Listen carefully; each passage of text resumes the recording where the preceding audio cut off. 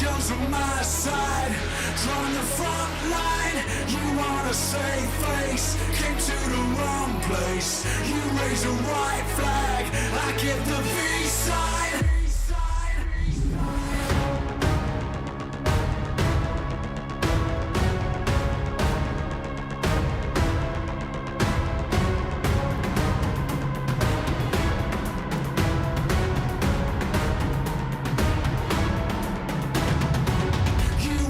Change me, rewrite our history. I chose my side, drawn the front line. You wanna save face, came to the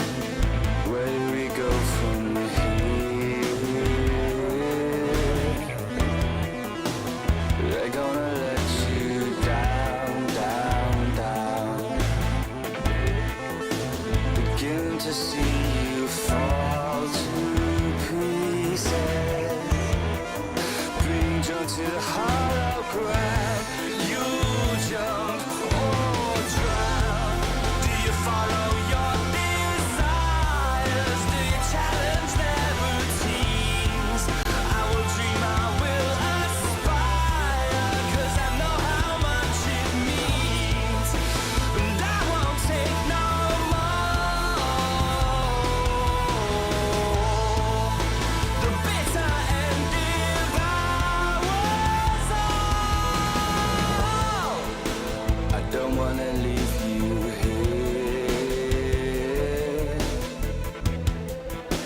The channel will drag you down, down, down. Living with vultures and naysayers. They're going to take your crown. I know where to go from here. I will not let you down, down, down. 'Cause I'm beginning to see you fall to pieces, being pulled to the hollow ground. Please stop, you'll drown. Do you follow your desires? Do you challenge their routines? I will dream, I will aspire, 'cause I know how much it means. And I won't take no more. The bitter end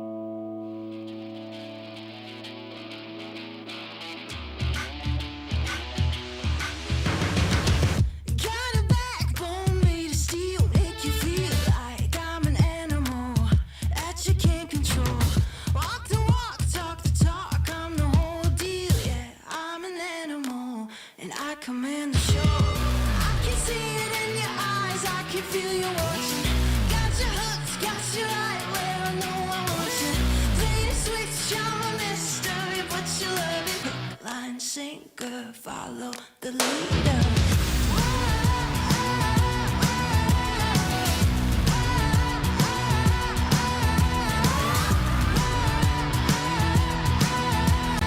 Hook, line, sinker, follow the leader. Bring you right there to the edge, make you sweat like you can never take the heat, but it's never too hot for me. I walk the walk, talk the talk, you know I'll never stop, 'cause I'm an animal. I'll just laugh it off. I can see it in your eyes, I can feel you watching. Got your hooks, got you right where I know I want you. Play the switch, I'm a mystery, but you love it. Hook, line, sinker, follow the leader.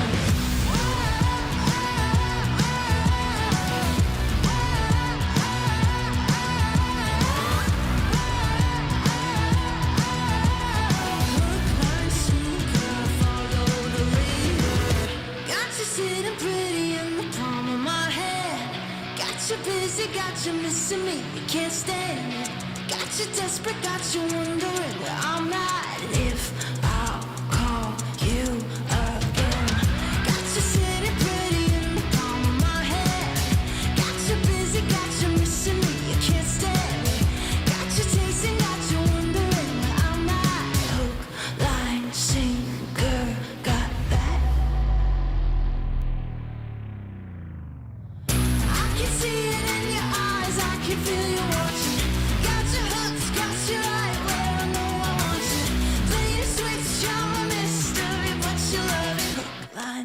sinker, follow the leader.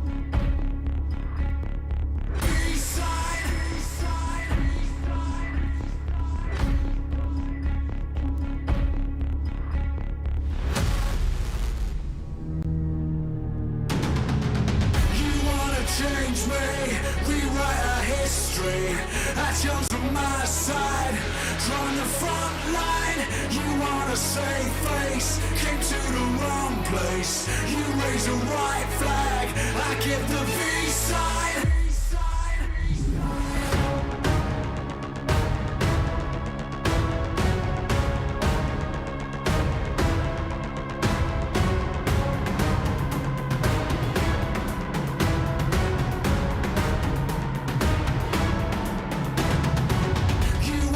Change me, rewrite our history. Actions on my side, drawing the front line. You want a safe face, came to the wrong place. You raise a white flag, I give the V sign.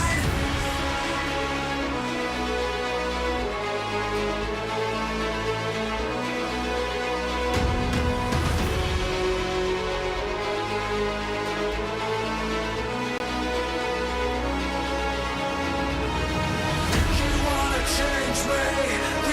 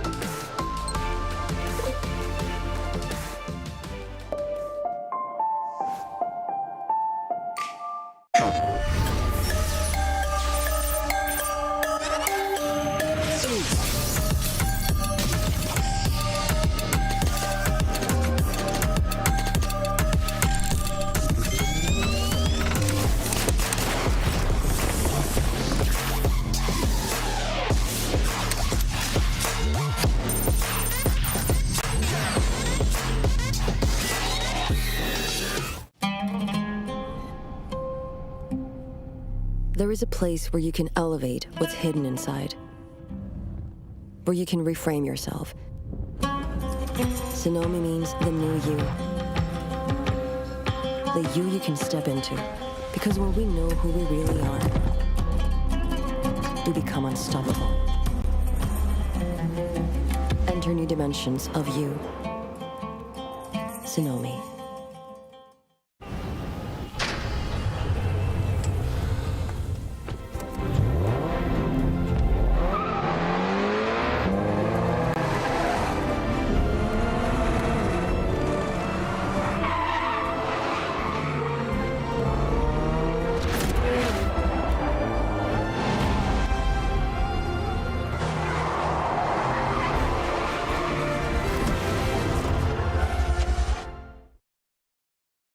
All new Honor Magic 5 Pro. Freeze even fleeting emotions in just milliseconds. Take marvelous night shots with lightning-fast exposure. The display reveals more details in bright areas with an astonishingly long battery life that just keeps going. The latest flagship chipset brings you exceptional performance. Unleash the power of magic. Honor Magic 5 Pro.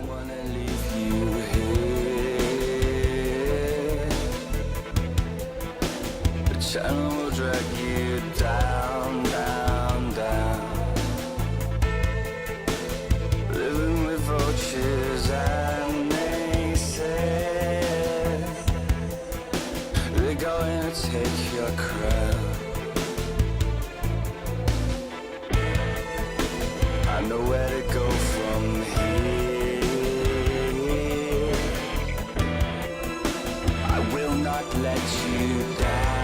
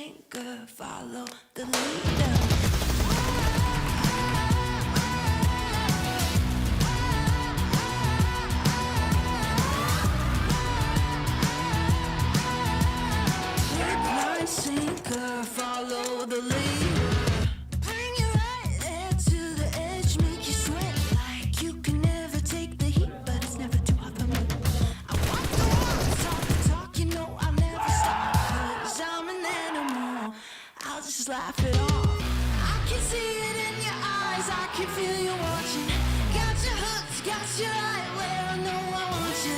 Please switch on my mystery, but you love it. Hook, line, sinker, follow the leader.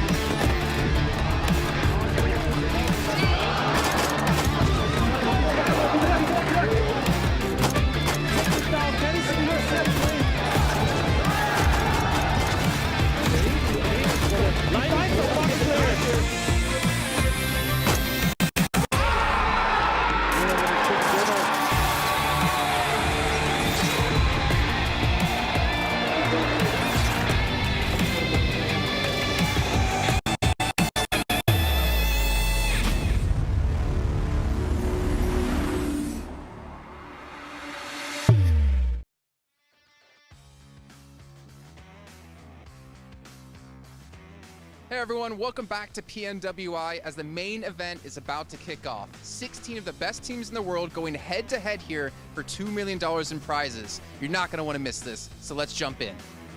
Go ahead and drop a comment below and we'll hopefully see you guys in the tournament. What's up, everybody? I'm Hot Jukes here with Kalaris. We're here live in Riyadh, Saudi Arabia, about to kick off the PUBG Mobile World Invitational Main Tournament. But before we get started, we gotta talk about the All-Star Group Stage that just happened. How do you feel about it coming into this tournament? I feel awesome about it. I mean, looking at how the team performed, you've got Vampires looking phenomenal throughout the days, and I'm really happy to see how Dplus KIA was able to eventually implement their playstyle. They're great at learning about the lobby, and then eventually adapting to it. So they were doing some great space control. Oh, 100%. You mentioned it perfectly. Like the way that they rotated, not too aggressive, not too slow, absolute to perfection. We saw one of the biggest clutches I think I've seen in a tournament from one of their players as well. But there's some monsters in the lobby coming into this stage. Yeah. You got Alpha7 who already qualified to the main tournament, right? So now we have 6 other teams joining it. But I know you got some eyes on some big squads that have already qualified here. Definitely. Of course, me and Max were stalwart fans, we're fanboys through and through. We think that they're going to be taking it home down the line. However, you can't count out some teams like Flux, of course, who used to kind of be that perennial second place to S2G in their region because they won the World Championship. But Flux won the championship in Europe and looked awesome whilst doing it. So I hope that maybe they can cause a little bit of an upset here. That'd be exciting to see. Another team I'm looking at is Alter Ego. They qualified through the SCE Super League, and they're going to be a monster squad coming to this. Who do you guys think is going to win this whole thing? Go ahead and drop a comment below, and we'll hopefully see you guys in the tournament. Well, thank you so much, Hot Jukes and Kalaris, for covering for me as I ran back here to the studio to get things underway for PMWI. I'm Jason Kaplan, and I'm so excited and ready to go here for our main tournament. 16 teams, $2 million in the line. I feel like I just repeated myself from earlier on today. We got Max Fed and Several Worlds Gaming here joining me on the desk. And gentlemen, this is what it's all about. It's do or die time here for all these teams. And these teams, they didn't get voted in by popularity. They earned their spot by winning. Yeah, same for the Allstars Stage team. Of course, able to make it into the top 7, of course, because Alpha7 did also really well in that event. But so many great teams. The lobby is absolutely stacked here, 7. I got a few teams I'm looking at in particular. Not going to talk about it just yet, but this is going to be a great... He's a team on his own. I'm like, He's such a good player. I have a team as well, but I'm going to hold off, and it might not be as positive as it usually is. Okay. Just say. So are you going to smack talk Alpha7? Is that what I'm hearing? We'll have to wait and see. Oh, wow. Didn't expect that. Okay. Well, you know what? I'm actually excited to see what's going to happen again. We all have our favorites. You guys all have your favorites at home. But you know what's my favorite? The Honor Magic 5 Pro, powered by Snapdragon 8 Gen 2, and Honor self-developed GPU Turbo X. So that's my big phone of choice. That's a player's photo choice. You're seeing played on the stage. And you know what, Max, man? I want to make it your phone of choice. You don't have a choice in this choice. I wanted a new phone, so you know what? I'll go get it right after today. Thank you very much for the recommendation. I want that Turbo X. Just take that one, Max. I licked it. Oh. That's how I make my claim on phones. I'm sticking over here. All right, so let's start to dive into this event here for you guys at home. If you missed out on the last 3 days, well, first of all, where the hell have you been? There's been already some crazy action happening, especially with our show matches we had yesterday after the show did finish. Let's get an idea of the format for you guys who might have missed it out. So we've had our All-Star Stage, which is across 3 different days. And now we have our main tournament, which is across another 3 days. Yeah, and as you can see, 16 teams, so maybe a little bit easier here, 7 to maneuver, drop into your position of choice on all of the battlegrounds, and especially the map rotation, the same, so we can see some improvements game after game on mainly Erangel and Miramar. And I think we're going to see a difference between those 16 teams in Sandhawk. I think we're going to be seeing it right away, because we saw some madness with Sandhawk, although I am hoping we don't end up with the same circles. I want a little bit of variety. No more gladiator circle, please. Move somewhere else. Though I do feel like some of the plays that were working for some of the squads in the All-Star Stage might not work as well here. So teams are going to be willing to punish you a lot more heavily. Yeah, I mean, the fact is you make any mistakes in All-Stars and maybe you get away with it because teams don't punish you. But that ain't going to happen here. As we can see, elimination, 1 point each. We saw a lot of teams putting up over 100 elims across our 18 matches. And then we also have the 10 points for a chicken dinner, which is going to be massive. And funny enough, like looking at the point system, if you guys haven't seen, PUBG Mobile in the last year and a half, placement points can still be really impactful because 9th through 16th, with, ignore the 18 for here, 0 points. And we've seen 1 point for a certain Pakistani team be the deciding factor of if they get into the main event or not. We have seen it. I mean, I feel like the big one, too, has become the elimination points, right? And you were talking about the Pakistani team. They showed it yesterday. They were able to take advantage of those elims. I think they ended up with 22 elims. Yeah, record-breaking game. Yeah, it was a little bit... A little bit too late. Yeah, a little bit too late, but nonetheless, I'm pretty sure we're going to be seeing something like that at some point here in the next 3 days. Yeah, I mean, 3 days, right? 18 matches are going to be happening here. It might just come down to a tiebreaker because unlike the All-Star Stage, here we're going to have an actual champion, so the race towards the top is going to be close as can be. So I'm hyped to see who's going to be there after these 18 matches. Of course, I am as well here. And this pre-show is brought to you by Savvy to remind you guys at home as we get things underway. Now, again, if you missed out on the previous days of action, it's okay. I know I was a little bit mean to you earlier on, but luckily John Allen's gonna be the nice guy here, and he's gonna get you guys caught up to date here with our 6 teams that made it through the All-Star Stage here to the main event.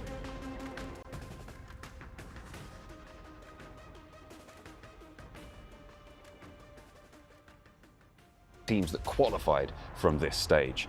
Let's take a look, first of all, at DRS. We're looking at some really, really strong players from the Nepal region, and they have done so well here, placing 3rd overall, just being eked out by a Dplus KIA towards the end. But this is a team that plenty will be fearing as we move deeper into this tournament. We've also seen some fantastic plays from plenty of these other teams, Vampire Esports probably most notably. This is the team that topped the tables, and the Titans, who return as champions from last year's PMWI, are not going to let off the gas. They are not going to let anybody step up to them unchallenged. Team Falcons as well, a great new addition to this year's roster. We have had a great time watching this team. They did get a little bit close to the wire towards the end there, but they did manage to hold on to that 6th place spot overall.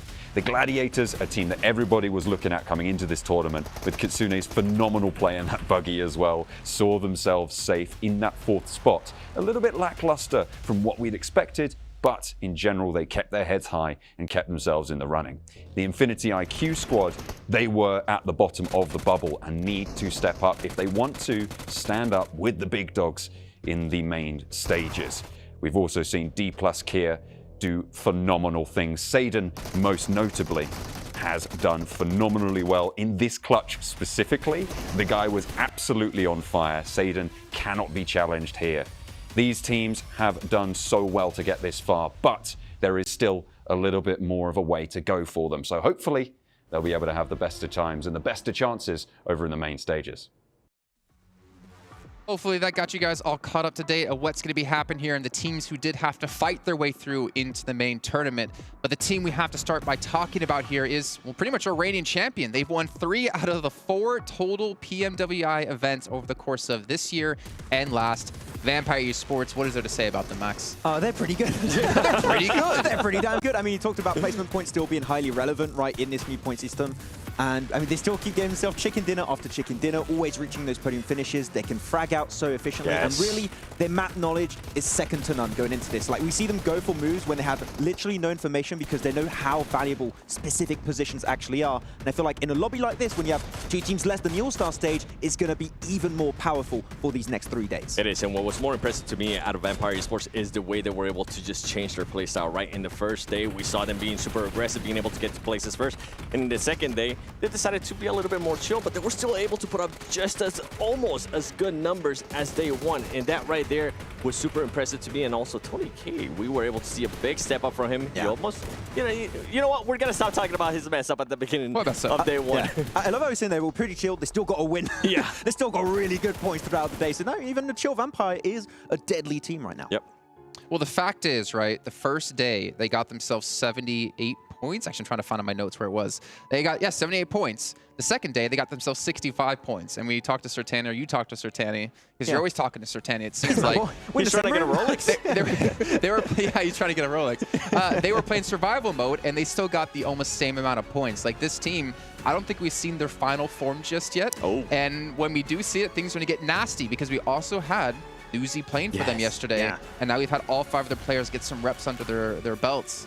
This is a very scary team. Yeah, I think it's perfect they got Nuzi to play towards the end where they were pretty much assured a spot in the main tournament. So if they do have to sub in Nuzi for X or Y reason, then he should be completely in the mood, in the zone to play in the main He's tournament. always in the mood, let's be honest. He really is. He's always in the mood to add to his collection of dubs. How many dubs? All of them. So many W's. Well, let's get an idea, though, of obviously the other teams. We obviously know these 6 teams who, well, technically kind of 7 who came in from the All-Star stage. Let's take a look at the teams in the main event, because we have a lot of big dogs coming in here that are going to be destructive. It doesn't get easier from here on out. We've got some replays of DRS. I want to talk about DRS almost. The most improved team, I would say. No? Day 3, I felt like they definitely had a slowdown.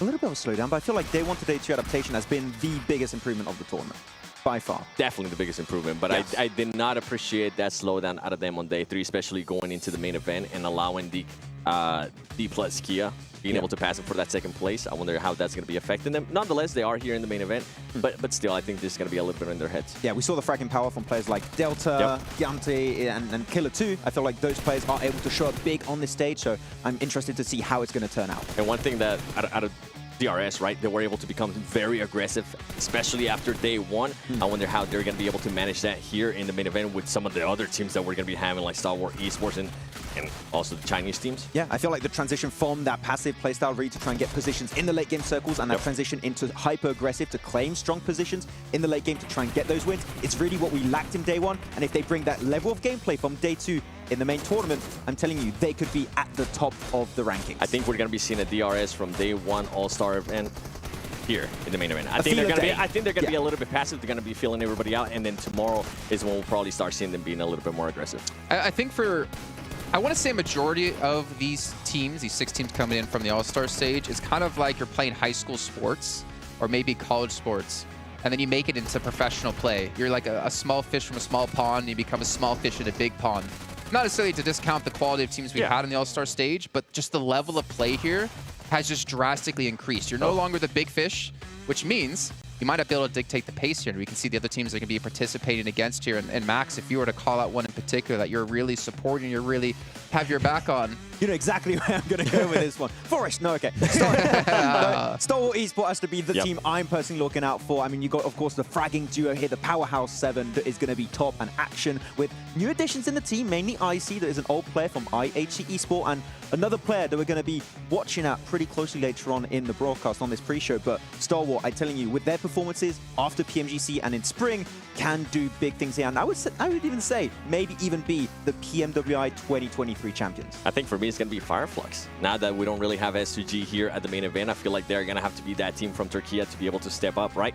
Last time we saw Flux in an international event. They ended up 15th place in PMGC, and I'm pretty sure they're looking to get back at that and show a better image out of themselves, because I mean they are currently the reigning champions out of the European Championship. And I think they still are the record holders of most eliminations with a chicken dinner. I think it was 27 last year, so still record to be beat currently. Yeah. Oh. Okay, well, I got to bring up another. I mean, actually, before I bring up the other team, I want to talk about Fireflux a little bit more, right? We talked about the All-Star Stage, a little bit of a popularity event, because you obviously get voted in by viewers and people who are watching at home, which are viewers. That's what viewers are. Yes. Nice. It's been a long day already, and it's, we just started. No, I think for them, it's also like for the pride of Turkey. This is also, if they can do well here, it's a lot of popularity they gain in their own region too, which can be very important just to have supporters, to have fans, to help build you up as a player. And obviously a majority of this roster previously within Football List, they've had that before in the past, and they want to gain that back. Yeah, I think all the S2G supporters have just taken their jersey away. I don't know back in the drawer, and they put the Fireflux jersey back on right now, because really we saw the potential of this team, and really what sets them apart from a majority of the teams I would say in this lobby here, Seven, is how aggressive they can truly be. I mean, I mentioned the 27 elimination chicken dinner last year, and they got remotely close to that actually a few times in the Championship of Europe in spring 2023. So I feel like their playstyle fits perfectly in this kind of position. Is going to be down to the research they put together, and if they're going to be ready to make those adaptations with our 16 teams in this lobby. And you mentioned it perfect. I love the aggressiveness style. Oh yeah, it's Turkey. That's what they do. It is. It reminds me a lot of Brazil, and you know I watch a lot of the Brazilian teams. Oh, really? But for Fire, yeah, I didn't think you know. Yeah. We'll get to that one at some point. But with Fireflux, the utility, the way they're able to use those nades, I think we've seen it over and over again. And kind of what Jason was saying, was what I was alluding to as well, is that I feel like it's their chance to be that Turkey team, especially since the PMGC finals are going to be in Turkey. They want to be that team that's, you know what, I think we're going to be there in the finals. Yeah, it would be so great to have them defend, like potentially with STG and Fireflux on home ground. That would be such a great storyline. So I hope to see if that might be happening. Because potentially with STG? Maybe. They have if they fault play to like make this, up. maybe not. We'll see. Well, another team I did want to bring up really quickly actually was Twisted Minds, because we have to talk about this in particular, because imports is something that's becoming more and more popular in PUBG Twisted Mobile. imports, yes. I mean, pretty much, I mean, you got yourself Raucus and the team that's been all over the place, it's fair to say. And Crypto, like an absolute superstar team that was in the Pakistani region and MVP top player multiple times in a row. I feel like he's had a hard time adapting to the teams he's joined. I feel like this is kind of the most successful iteration of Crypto in a team we've had since he has left the Pakistani region. But after winning the Saudi E-League, we haven't seen much from Twisted Minds, so I want to see what they are truly going to bring to the table on this opening day. And maybe for Crypto, it's going to be like a chip on his shoulder, right? He's going to be a Pakistani player. His team wasn't able to, in regards to Aegon IA, they weren't able to make it here to the main event, but he might be looking to be shown why he was that top player, right, in 2022, why he was that MVP out of that Pakistani region. Yeah, and obviously we got to move along here because we don't have too long before we kick off our event. Let's actually take a look at the prize pool for you guys at home, because it's $2 million. $400,000 for first place. That's a massive chunk of money. But also, you got your calculator out, you added up all those numbers, it doesn't equal 2 million, because we also have some side prizes. We have our record breakers, which is going to be extremely important. Now, to keep in mind for you guys watching at home, this is all about the first team or first player to cross that threshold. It's not about who ends the event at the highest. It's about the first person or first team to do so. And there's a lot of money to win. And we can see our current records here with Vampire holding 3 at the moment. This is going to be tough to beat, but it is very doable. I mean, with what we've saw from Vampire Esports in the All-Star stage, they could be their very own record set back in 2022's main tournament. So I'm telling you, these are definitely achievable. You can breach these, but it's going to require a lot more than just individual performances. You need to be as a squad consistent and working together at another level. I think if we had a chance to break any of those records, it would only be most rescues. We'll just be rescuing each other over and over again. We would cheese it. We're last place. Let's just keep doing it over and over. But there's also a big topic coming up as well here down the line. We have PMGC. Let's take a look at an extra special prize you get for winning PMWI here. Now, one thing that needs to be clarified, obviously, PMGC points is going to be a massive factor to this. You can see how the slot allocation works as well. There's some people that get into league stage, some people that get directly into the finals. It all determines on different factors.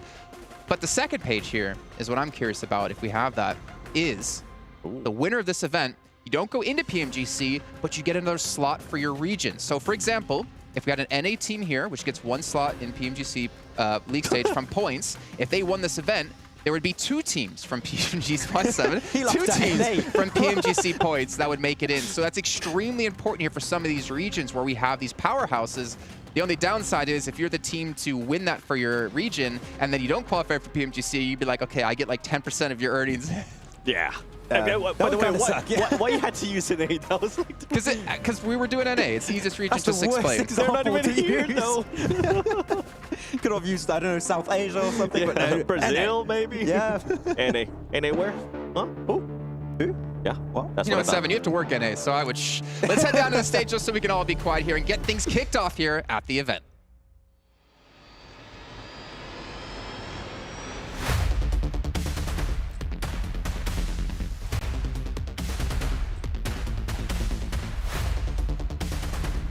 It's about that time. The scene is set and our players are ready. PUBG Mobile esports fans around the world, welcome to the 2023 PUBG Mobile World Invitational. اللحظة اللي كلنا سمعناها، اللحظة اللي كل اللاعبين تجهزوا عشانها، لحظة بطولة PMWI الرئيسية اللي راح نشوف فيها أبطال هذه النسخة.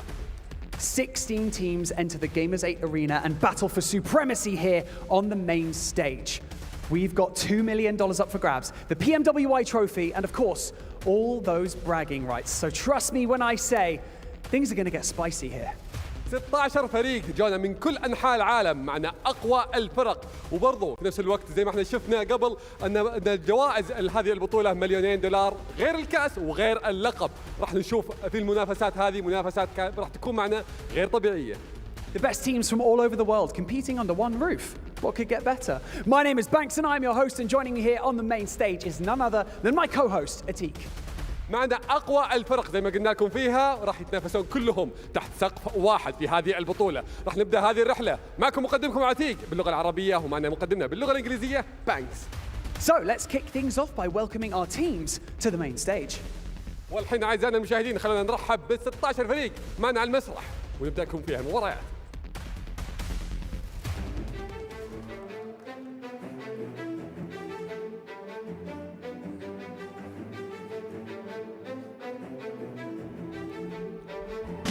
Kicking things off, the winners of the Middle East and Africa Championship, GK Esports. ابطال الميدل ايست والشرق الاوسط، ابطال الشرق الاوسط شمال افريقيا رحبوا معنا في فريق جي كي اي سبورت.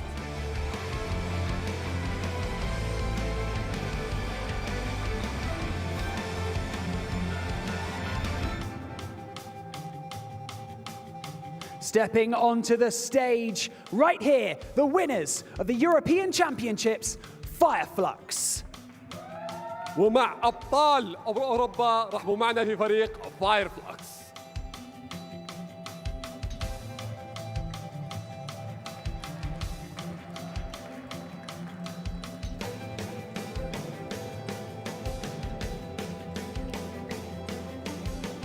Next up, placing second in the 2022 PUBG Mobile Global Championship and qualifying via the All-Star Stage, DRS Gaming.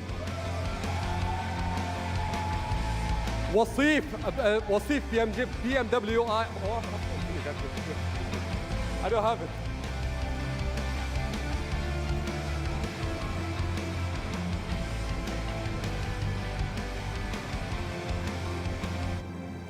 Winners of the South Asia Championships, can they continue their dominant streak? Stalwart Esports.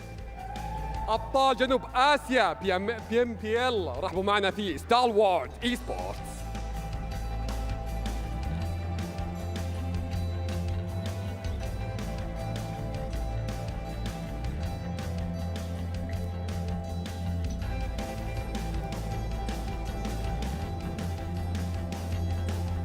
Winners of the Southeast Asia Super League, Alter Ego Airs.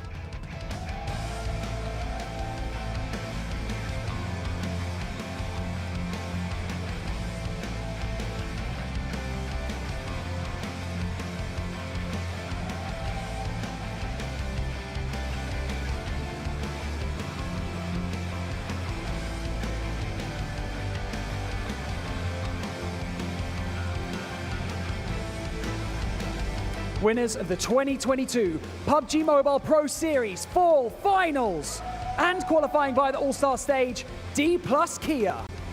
أبطال ببجي موبايل برو في نهائيات خريف 2022. رحبوا معنا في Dplus KIA.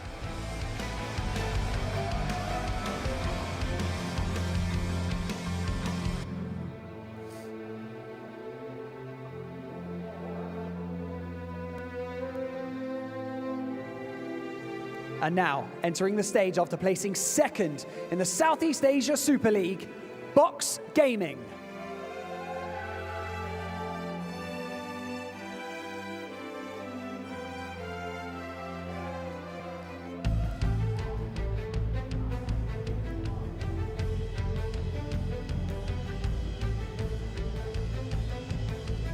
Stepping on to the PMWI stage for the first time, winner of the PEL Spring Finals, Tianba. أبطال PEL الربيع، أعطونا تحية لتيامبا.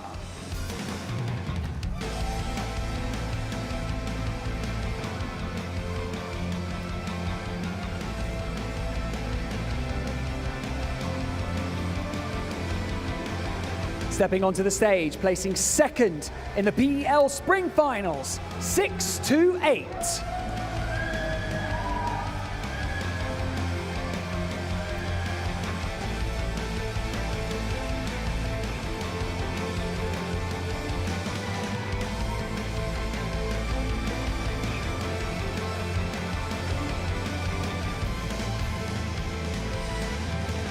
Please welcome to the Gamers8 Arena, winners of the PMJL Season 3, Reject Tokyo. أبطال PMJL الموسم الثالث، أعطونا تحية لريجكت طوكيو.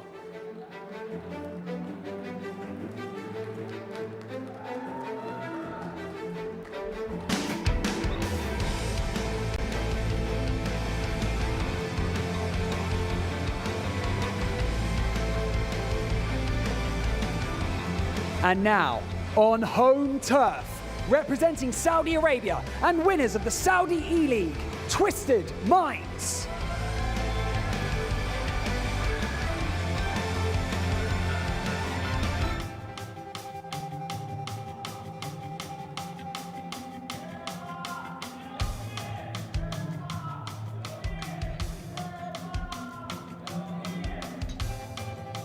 Placing second in the PUBG Mobile World Invitational last year, our All-Star Stage qualifiers, Team Falcons.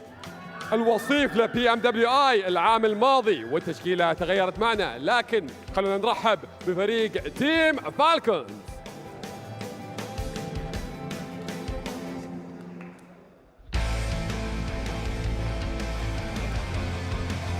And now, stepping onto the stage, qualifying for our main tournament via the All-Star Stage, welcome G Gladiators.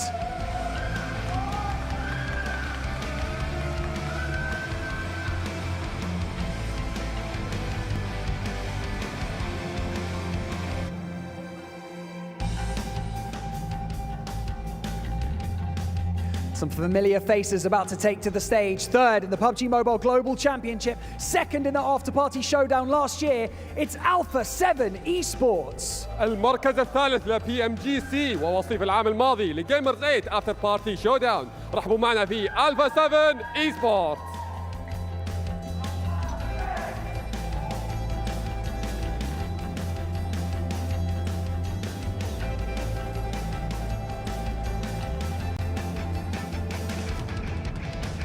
An impressive performance throughout the All-Star Stage means that they are here to do the same. Make some noise for Infinity IQ.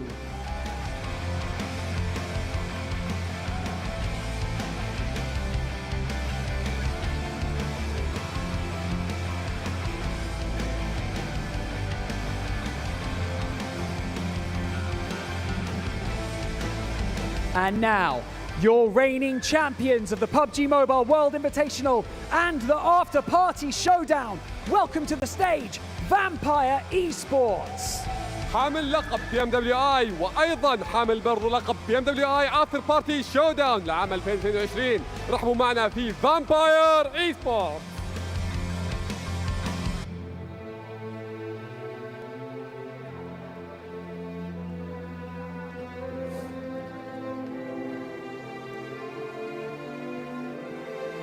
So Tani, welcome to the main stage, coach of Vampire Esports. You know, my voice is going to go. That was a lot with all those welcomings, but I had a great time.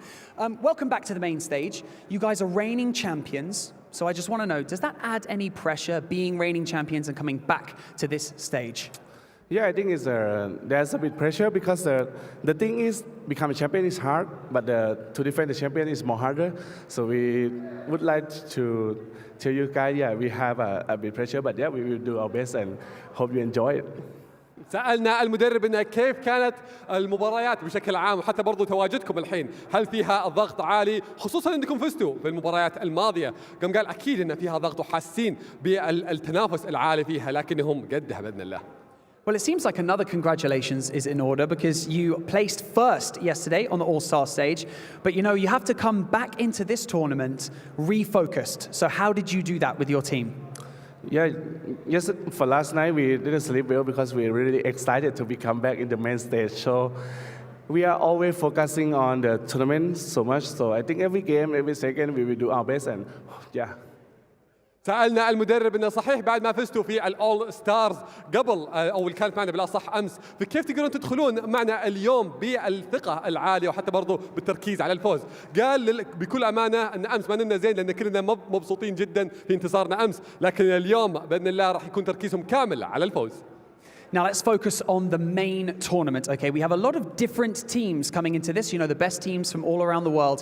Are your strategies going to stay the same as you did throughout the All-Star stage, or, you know, are you going to shake things up? Yeah, we have a little change. Yeah, you will see in the game, but yeah, we have to prepare for anything can happen in the game. We have a strong team for now in the main stage, so we will do our best and let's see what our strategy can do. سألنا المدرب إنه كيف راح تدخلون معنا في البطولة الرئيسية وراح تنافسون فيها ضد فرق جدا قوية. قال لنا احنا كلنا واثقين في أداء اللعيبة عندنا وبإذن الله راح نحقق النصر فيها. So Tani, thank you so much for joining us here on the main stage and best of luck to the reigning champions, Vampire Esports.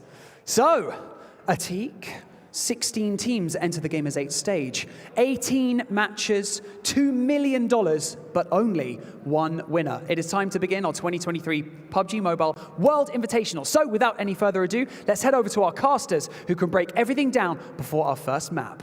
بالضبط 16 فريق دخلوا معنا على المسرح وشفناهم كلهم مستعدين انهم يبارون معنا في المباريات، واحد فيهم بس راح يطلع من هذه البطوله وهو حامل اللقب. راح نستمتع في مبارياتنا اليوم، خلينا ننتقل مع المعلقين نبدا لكم فيها المباراه.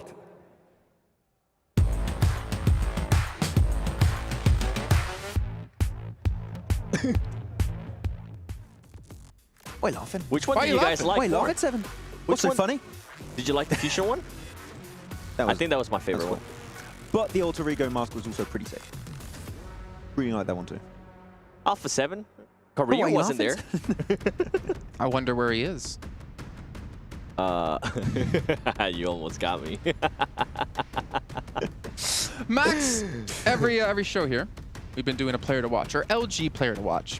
And we decided to let you pick the player for today. Who's it going to be and why? It's Nazerd. No, it's not going to be Forrest this time. It's Nazerd, actually, from Star Wars Esports. So, just in case you guys are not familiar with the old team, of course, we know all the old players. You've got your Top, your Action, Scry, Pika, but they got 2 new additions, one of Icy and Nazerd more specifically, and this joined, I believe, in December, right, of last year here, Seven, and has had one of the most incredible rises to fame in PUBG Mobile Esports in South Asia.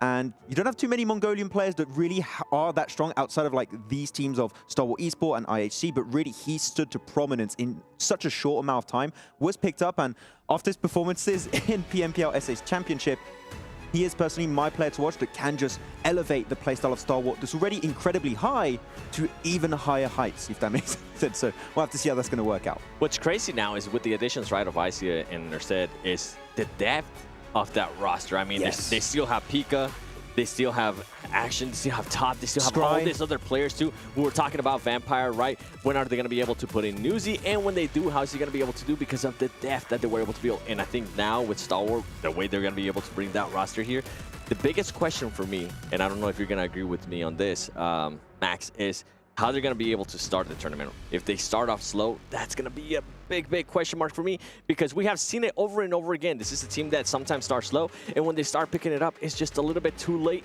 But they do have that fragging power. They do have that it factor, right? That they can get a chicken dinner and also back it up with a bunch of villains. I mean, I do agree with what you're saying.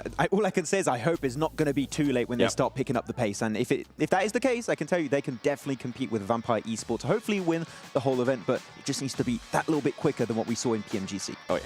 I mean, the thing is, if we saw Vampire, right, they had a strong start, 2 chicken dinners back-to-back. Obviously, it did fall off a little bit in the day, but again, trying to maintain that kind of level of play is extremely difficult. The thing is, you also don't know what you're going to come into here because you have teams from so many different backgrounds, so many different regions. Even if they did scrims, it doesn't really tell you the true tale of what's going to be going on here. I'm imagining maybe we even have some, not hot drops, but some contention for some location potentially. But with only 6 matches a day, like, you really don't have that room for error. Yeah, and you're going to have a lot of question marks, especially for some of the teams as to how they're going to approach this. One in particular that comes to mind here, Seven, is Jumba. This is the first time we're seeing this team outside of their home region, and there's a lot of questions of how are they going to approach this one? Are they going to struggle on the first day? Do they have a game plan entering today that's going to surprise and shock all of the lobby and everyone at home? I'm not sure, but Jumba is a team that I would say I would be very cautious about because we just don't know how it's going to work out with them in this lobby. Yeah, it's such a big question mark. You were talking about hot drops, something that we actually have 2 teams from All-Star that they were kind of hot dropping. I'm talking about G Gladiators and Alpha7. We saw them back off after they won. Gladiators backed off. Yeah, Gladiators backed off. I wonder if that's going to be the case or if they're going to try to just waste some time in a way and try to go back to the North George drop. I hope that's not the case in Erangel. I hope that they continue to do what they've been doing because it has actually worked out for them so well. Yeah, I actually like their solution. Instead of going for Northern George and dropping on Mozexis, that also didn't work out in Severny. They went to the west and did a big west split on Hospital. Forget about that one match. If we're forgetting about what Tony K did, we're forgetting about that one. Pretty much, but it was Mozexis. So he went for the Hospital split, which is a good northern-western drop, keeps them in like similar rotation path, and also they can just go for the southern-western bridge of Samnufka Island. So there's good options. I don't feel like that hot drop is going to happen. There's no reason for it to. Well, something we can discuss as well is that not necessarily all these regions have come in with the same Battleground order that we're doing here at this event, right? We have to keep in mind it's going to be the 1 Sandhawk followed up by 3 Erangels followed up by 2 Miramars. Now, some of these regions actually did use this map order, so they're kind of accustomed to it. But I'm curious for the regions who haven't done this. I still feel like, even though it's so simple as just changing the order, I feel like it's such a big change because it changes your whole downtime between Battlegrounds. You don't have to think about, okay, now we're going to Sandhawk, what are we going to do? It's, okay, now we're going back to Erangel. What can we change and what just happened? And what can we learn from this last match that we can improve on? I mean, I think we've seen it in All-Star event, right? Well, I'm thinking from the All-Star event, we saw teams being able to adjust on the fly in a way from one Erangel to the next Erangel. And even we saw that in Miramar as well. I think the caliber of these teams are definitely going to be able to adjust fairly fast. Yeah. And I hope that's the case because they're not going to really have that much slack, right? They're not going to be able to have 2 or 3 bad Erangels in day 1. That's going to be half of your day gone. You don't want to be put in that position. Yeah, I still believe it is the superior map rotation because you can make those changes, make those fast, quick reactions to every single battleground that happen in a row. So especially Erangel, if you're doing good there, half of your matches are pretty much in the bag. We saw some teams do that relatively well in the All-Star stage. So yeah, the map rotation is going to be a big thumbs up for a few of the squads. Does that mean, Seven, you've been converted Sandhawk first? You're a fan of now? Because I know you were kind of... I was against it at first. Were you against it, or were you just kind of like, I'll see how it goes? I just I just always enjoy Sandhawk like midway because of the madness. And I felt like it always allowed teams to have that spark. If stuff wasn't working for them right in the previous matches, I felt like they were able to turn it around after Sandhawk used the craziness and then being able to maybe have a better day. But I'm glad that we're kind of getting the madness out of the way right away. Yeah. I think the one change I would make, actually, is put Miramar before Erangel. So Sandhawk, double Miramar, triple Erangel. Oh. Because End on Erangel always has some hype plays. But ladies and gentlemen, as you can see, unfortunately, we are having some technical difficulties here that we are trying to sort for you. But in the meantime, we're going to head to a break here when we come back. It's going to be the casters. It's going to be the first match of the day. And you're not going to want to miss it.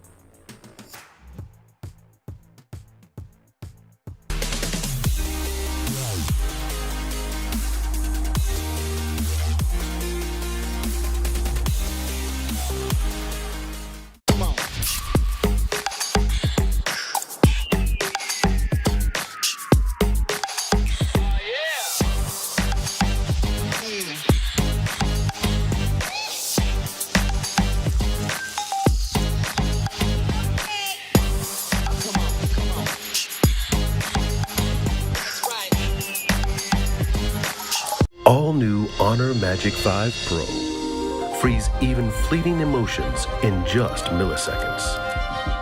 Take marvelous night shots with lightning-fast exposure. The display reveals more details in bright areas with an astonishingly long battery life that just keeps going. The latest flagship chipset brings you exceptional performance. Unleash the power of magic. Honor Magic 5 Pro. Open your eyes. When you look into my eyes, tell me what do you see? Tonight I'm gonna show you the wonders of them all. Hey, I got nothing to lose. I got nothing to lose. I need warriors. So is this what you want in?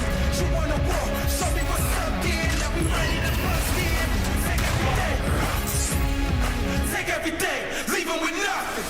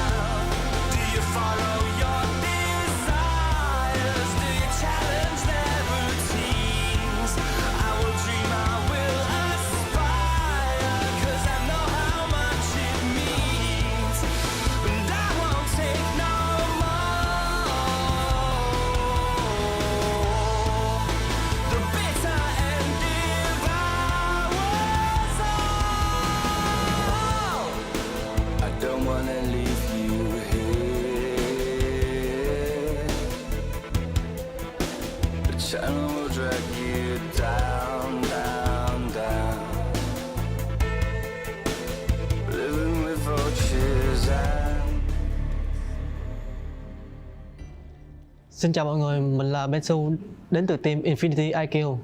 Mình đến từ đất nước Việt Nam. Mình cảm thấy rất tự hào khi được đến tham gia giải đấu này và mình đại diện cho quốc gia của mình. Có lẽ team mình chuẩn bị tinh thần thật là tốt và thoải mái để thi đấu hết sức mình trong giải đấu lần này. Player hình như trong team em là 4 người đều có thể là tạo nên đột biến nên khó mà đoán trước được ai là người gánh team. Tại dòng Monster này hình như tất cả 17 team còn lại có thể là sẽ là rất khó khăn cho mình, không chỉ riêng team nào hết. Mình xin gửi lời hết tất cả các team còn lại là chúc các bạn thi đấu may mắn và đạt thành tích tốt nhất trong các giải, và nhớ đừng quên ủng hộ bọn mình trong giải đấu lần này nhé.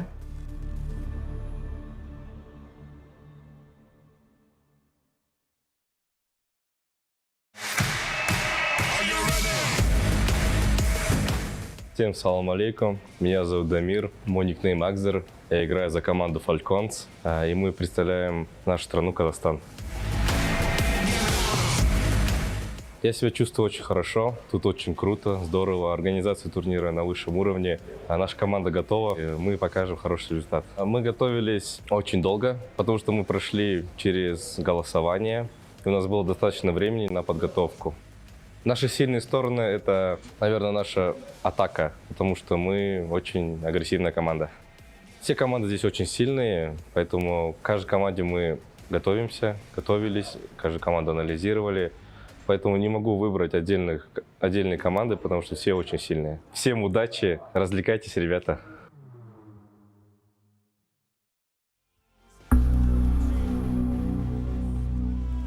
Meu nome é Lucas, meu nickname é Carrilho, meu time é Alpha7.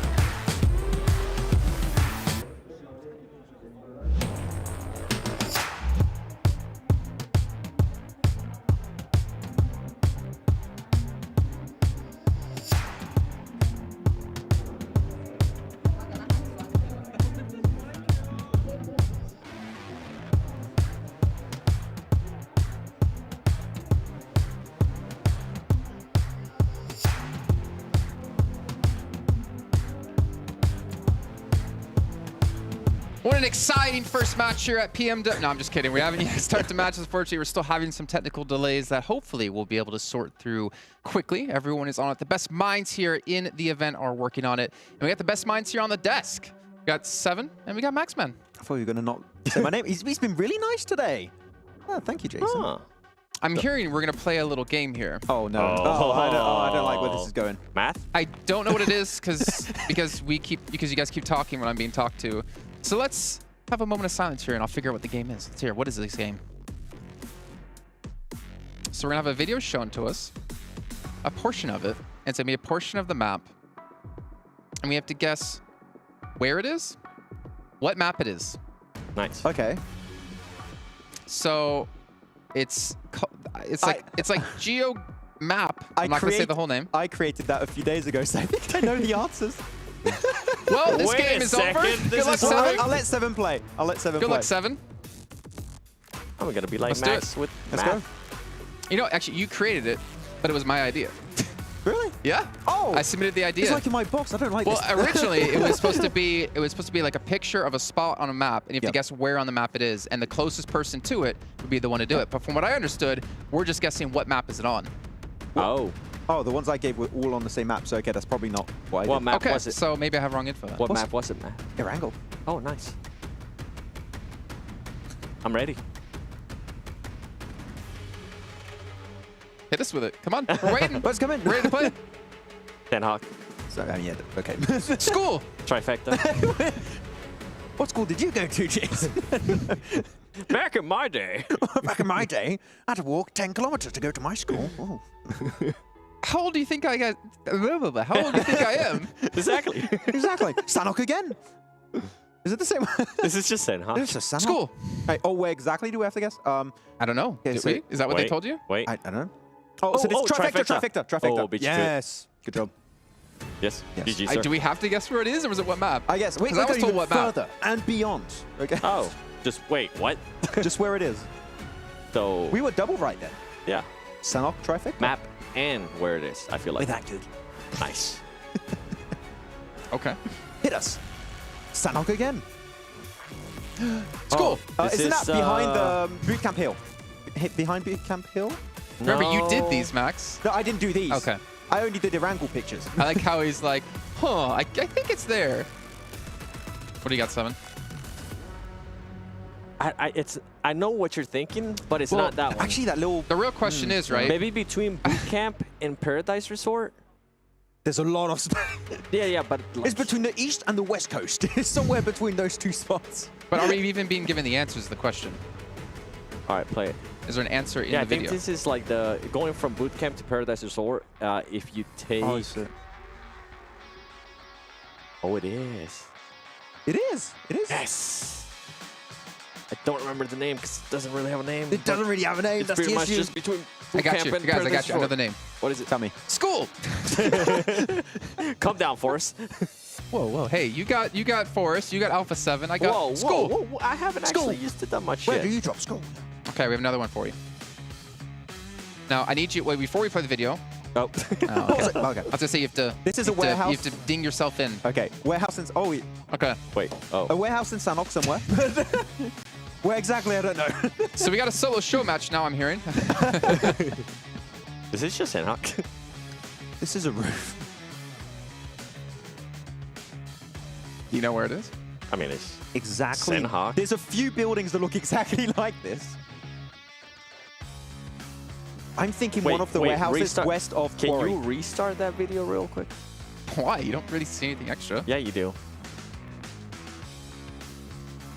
What extra do you see there? That is... I remember that tree exactly. Outside, Yes. Actually, I think it's like outside Paradise. That's a part of, I say west of Quarry. Okay. That doesn't help. Keep going. It's a floor. Keep going. I think I'm right. I think it's outside Paradise, no? I feel like you should just zoom out all the way. Yeah, it's one of the... Well, no, it's a video, right? So what would make this video better is if at the Paradise end... Resort, right? Yeah. At the end, you you're have right. the name pop up. He's correct. One next to Paradise. Good It's job. like I've only played this game So for 4 or that 5 years. is 8 points for 7 and 3 7 for Max. points for me, What? actually. How Well, it counts in points? What is it? I'll take 1 point away. Keep it at 7. Thank you. I'll give you a point. Thank you. So Max Man is now at 8 and 7 is at 7. I'm winning. Nice. We have another one. Wait, I'm next staying at map 7. or next clip? Okay. Oh, he said You next gotta be very map. It's a different map. Salt mines on Sandhawk. I don't know the exact. I think it's salt mines. Just salt mines. Salt mines. Yeah. Salt mines. Salt mines on the coast. There's multiple spots. Actually. I don't know. That looks like my chair at school. Sandhawk. That's the chalk pile on the board. Sandhawk. They've all been Sandhawks. Good job catching up. Okay. And then the one time you say Sandhawk, it's like, no, this is Livik.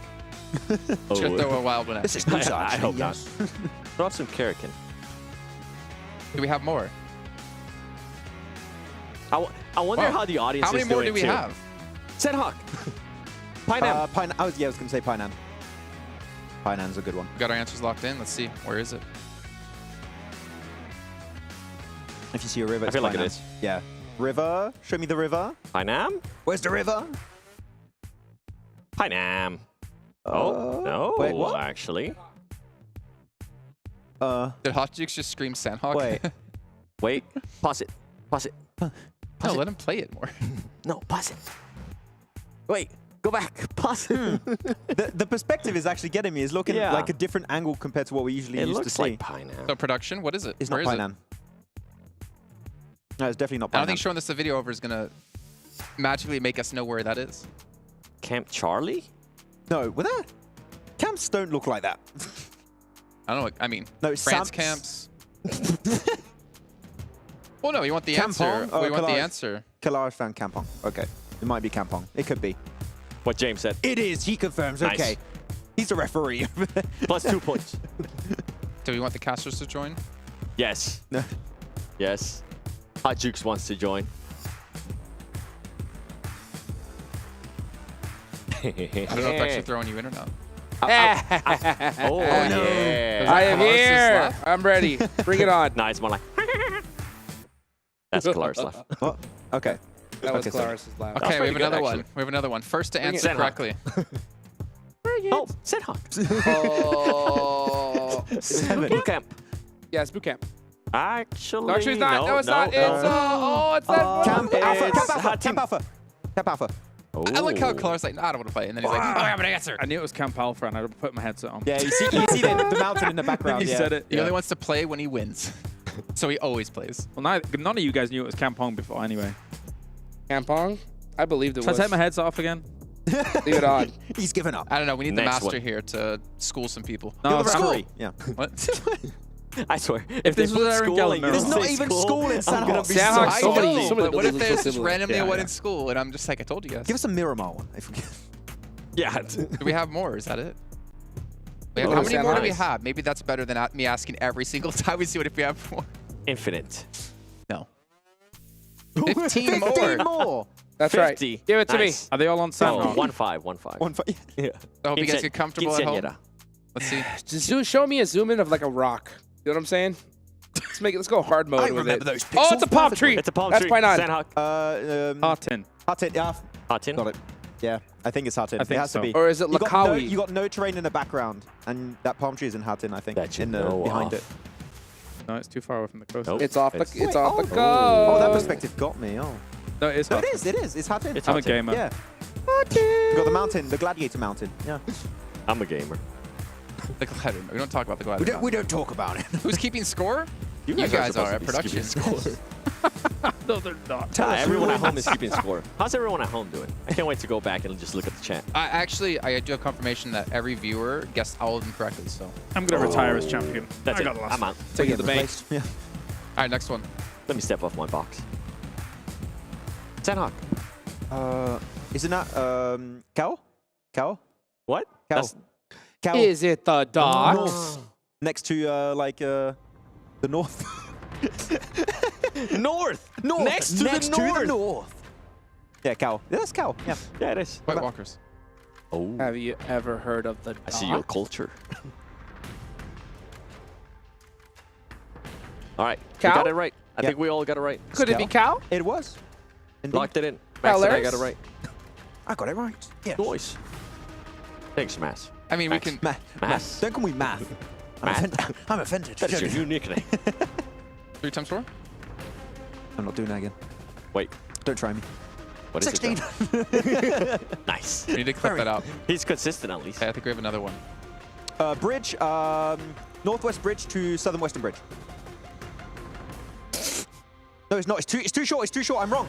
It's the one from northwestern bridge to on the north, up there. I've never seen Max so competitive. Wait, is it? I mean, Tin Bridge. Yeah, Wait, it's is that it? one. My second guess was correct. Sorry, we only take first guesses here. Northwest I'm bridge, actually find the really south. into this. I'm actually enjoying this. This is cool. I mean, you did a create the beautiful game, bridge. so good job. Actually, no, Jason created the game. Good job, Jason. I created a worse version of the game than this. My original idea was we were actually going to have a telestrator, and we would be shown just an image, and you would put a ping where you think it is, and then we would see where it is, and it'd be the closest person gets the point. We should do that. I like that. That was the idea I had. PMGC, here we come. Well, some of us.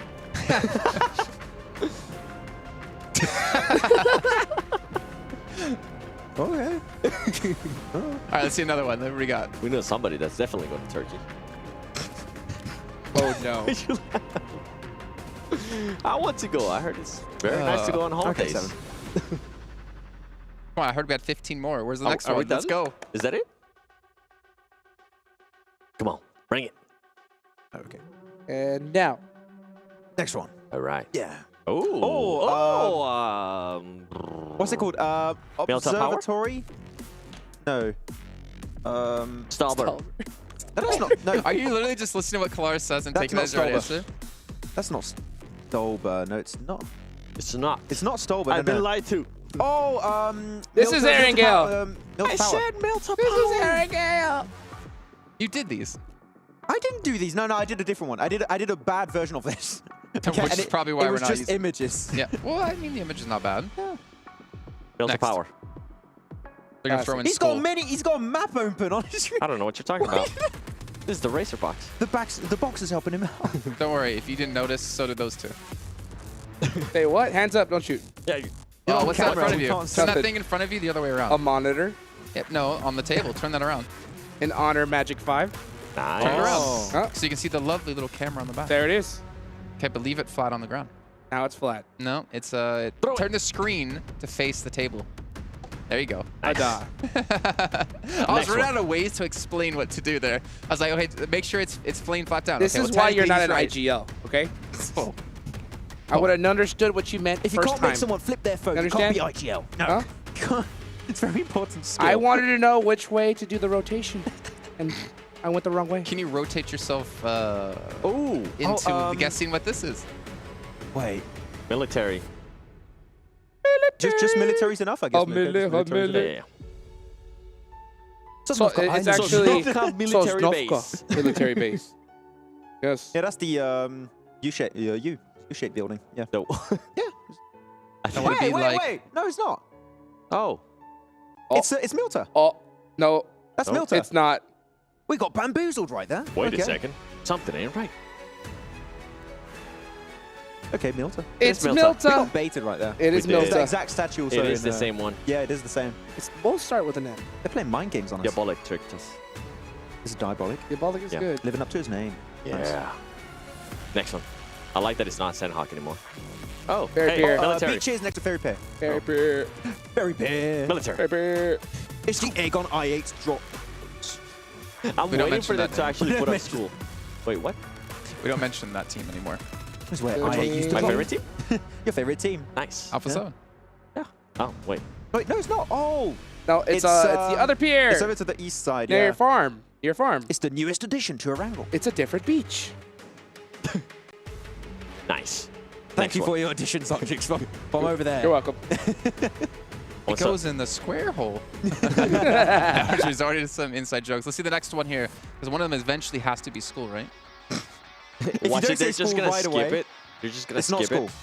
it. It's not school. You didn't have sandbags outside your school? Very fair pier. Yeah, it feels like Fairy Pair. Yeah. If not, it's going to be I like... think you're correct. I remember Ketch getting a clutch here back in the And championship Fairy It's Pair. good. last It's year. good. 100%. It could have been a different one, No, it's actually, Fairy Pair, but yeah. it is fair pier. Didn't have Literally these as soon as I saw the buildings stairs. everywhere. GG. Yeah. Good job, 7. You still want to remain on with 7 the ledge. points, or? Yeah, I'm staying at 7 points. Thank you. I'll take them. I hear we have 11 more. 11 more. 11 more. I hear we have a break coming. I don't know who you're hearing, but that must be a voice inside your head. Yeah. Let's see the next one then.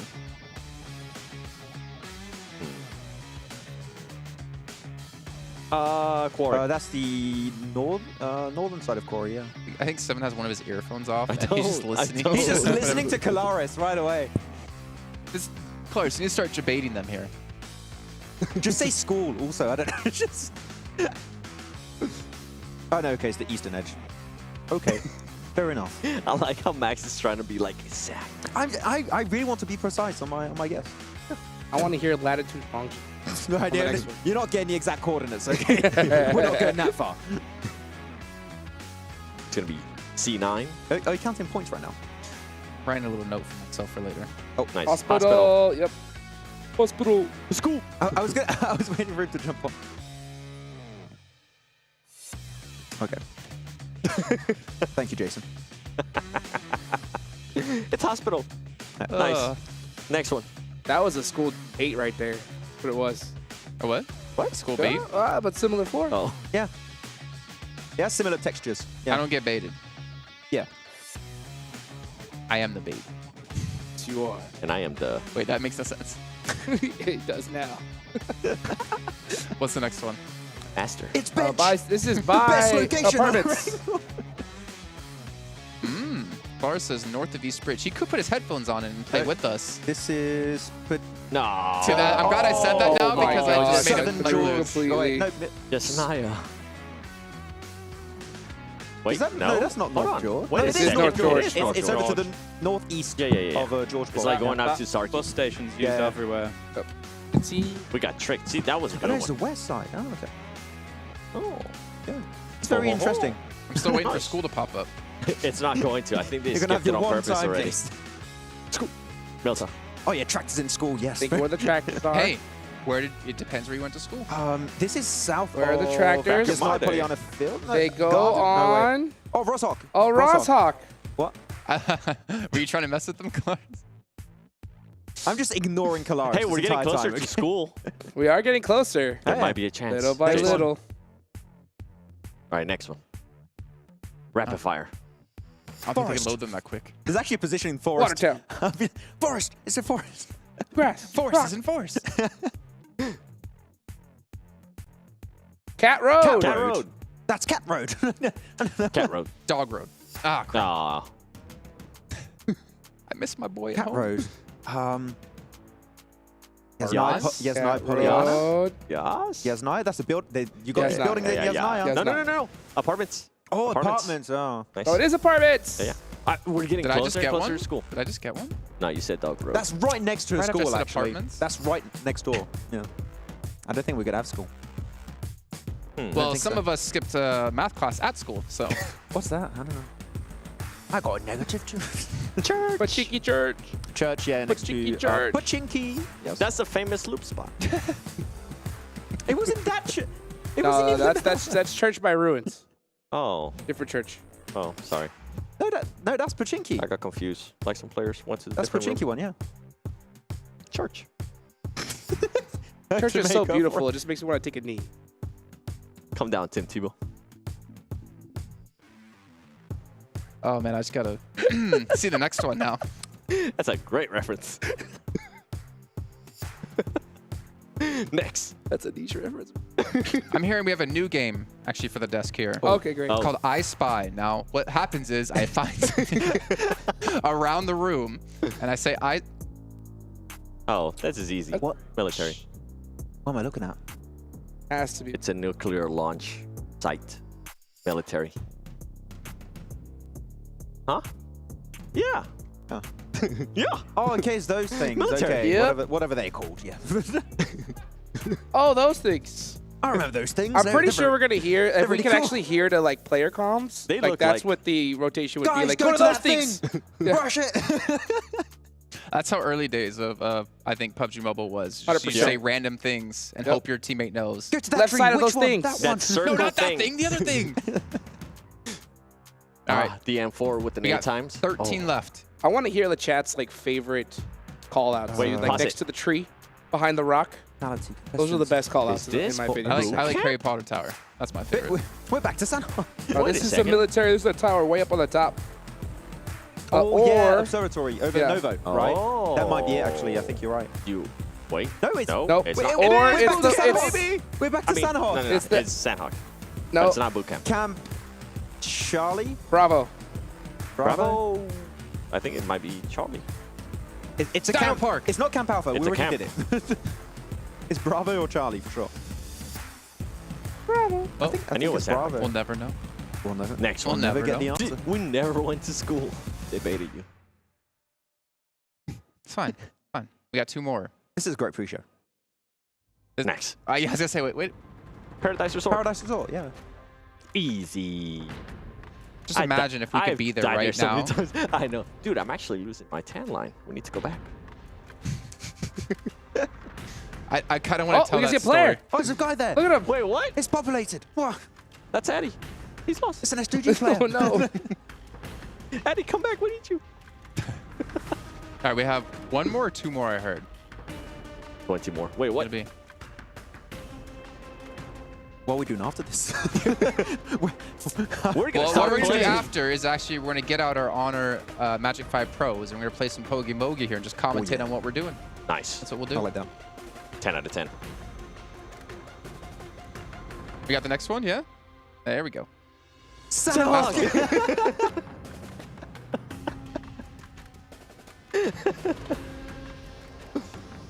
Did we have this exact one earlier? No. Nope. No? Different one. Okay. Okay, we already had it. That's what I thought. Just play along. I get an extra point. No, that's a new Oh, one. where is that No, position? it's a different angle. It got mirrored. Yeah, well, obviously, as you can see, we are having some technical issues with the... Well, I don't even know actually what exactly it is, but hopefully they will be solved shortly. There's not much we can do, unfortunately, here on the desk. We're trying to entertain you by also retaining our jobs because we don't want to go too off topic. If you guys watch a show match, you might know what we're talking about. I don't think we're allowed to play with our voices either, so what we will do is head to a break instead. We'll save our voices because when we come back, possibly, most likely, maybe, we're going to have a match coming your way. There's a chance. So you're saying there's a chance? All new Honor Magic 5 Pro. Freeze even fleeting emotions in just milliseconds. Take marvelous night shots with lightning-fast exposure. The display reveals more details in bright areas with an astonishingly long battery life that just keeps going. The latest flagship chipset brings you exceptional performance. Unleash the power of magic. Honor Magic 5 Pro.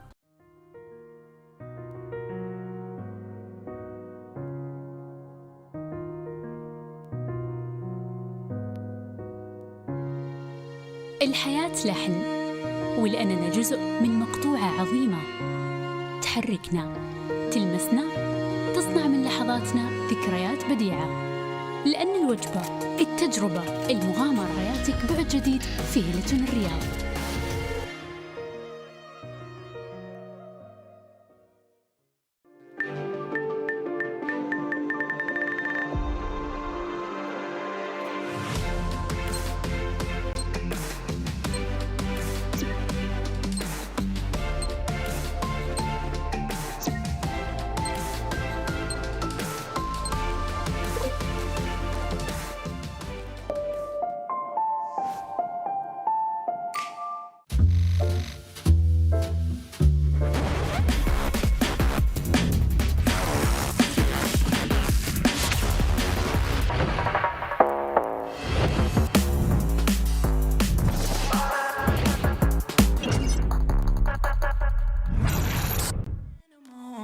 I'll just laugh it off.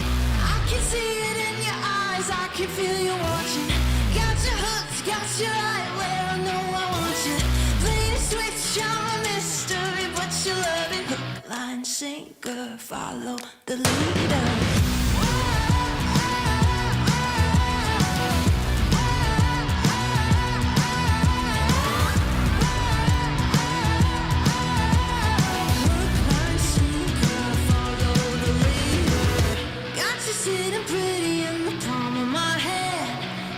Busy, got you missing me, you can't stand it. Got you desperate, got you wondering where I'm at. If I'll call you again, got you sitting pretty in the palm of my hand. Got you busy, got you missing me, you can't stand. Got you chasing, got you wondering where I'm at. Hook, line, sinker, got that. I can see it in your eyes, I can feel you watching. Got your hooks, got you right where I know I want you. Play the switch, you're a mystery, but you love it. Hook, line, sinker, follow the leader.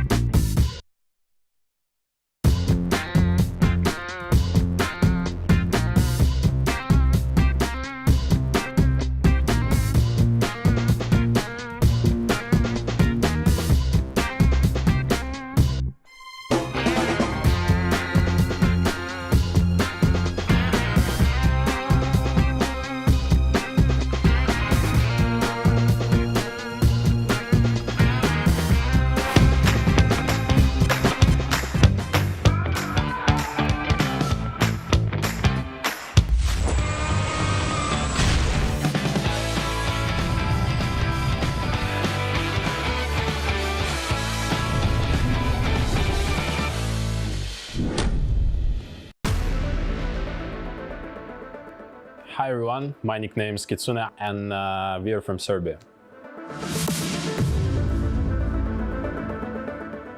Yeah, I'm very excited to be here, especially that last time I was in Riyadh, I won the tournament here. It's a LAN tournament, so of course it brings like warm like memories from here. And I'm super excited to meet all the people from the PUBG Mobile community, and it feels great, you know.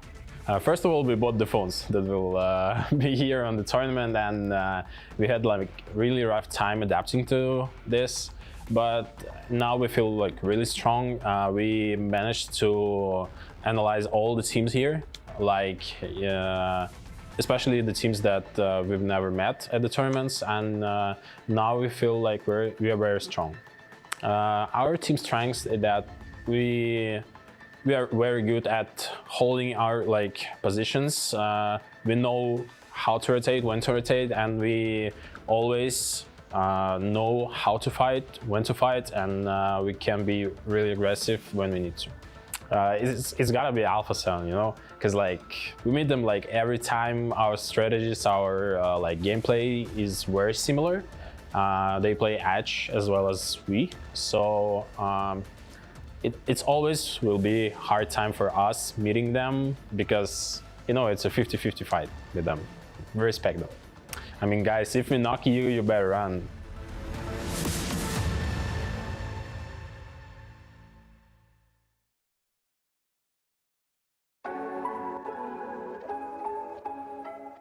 สวัสดีครับผมเชเวฟจากแวมไพร์อีสปอร์ตครับตำแหน่งแอทแทคเกอร์ครับมาจากประเทศไทยครับ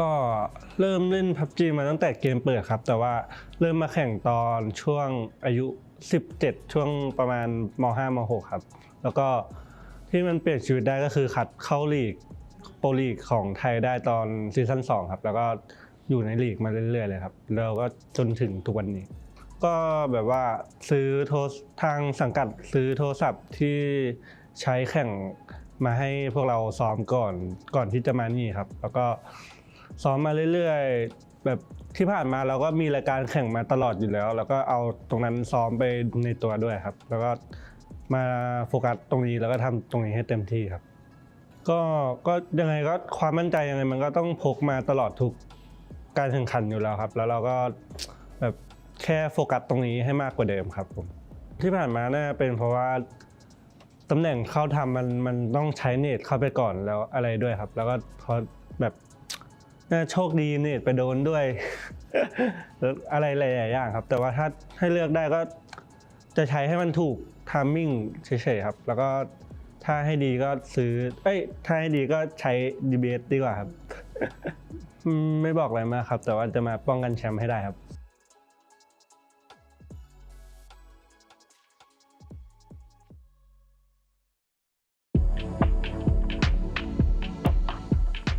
मेरो नाम सुबिन कुमार प्रजापति हो म Tim DRS बाट हो अनि हाम्रो Tim चाहिँ नेपालबाट हो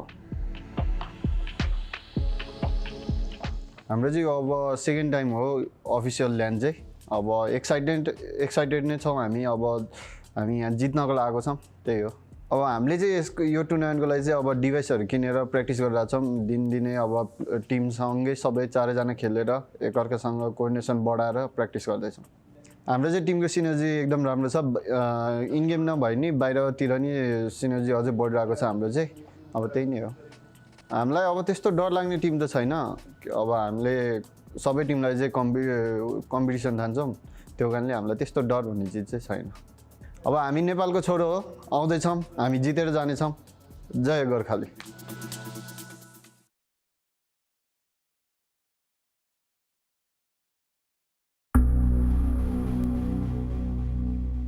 Halo guys, nama gue Raizan, gue dari tim Bigetron Red Villain dan gue dari Indonesia. Yang pasti rasanya senang banget, masih banyak yang percaya pada gue dan juga tim Bigetron Red Villain buat ngevote kita main di PMWI ini. Ya semoga pas main nanti hasilnya bisa kasih yang terbaik. Yang pasti gue percaya diri dan gue yakin gue pasti bakal bisa. Dan let's see. Gue selalu percaya sama teammate gue karena apapun hasilnya kayak kita menang bareng, kalah bareng. Di umur yang sekarang sih I just having fun lah. Good luck and see you. Abis itu semangat, hati-hati ketemu kita.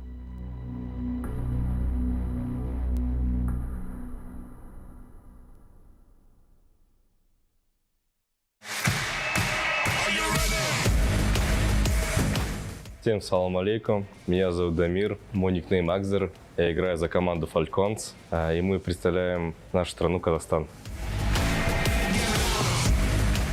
Я себя чувствую очень хорошо, тут очень круто, здорово, организация турнира на высшем уровне, наша команда готова, и мы покажем хороший результат. Мы готовились очень долго, потому что мы прошли через голосование, и у нас было достаточно времени на подготовку. Наши сильные стороны – это, наверное, наша атака, потому что мы очень агрессивная команда. Все команды здесь очень сильные, поэтому к каждой команде мы готовились, каждую команду анализировали. Поэтому не могу выбрать отдельные команды, потому что все очень сильные. Всем удачи, развлекайтесь, ребята.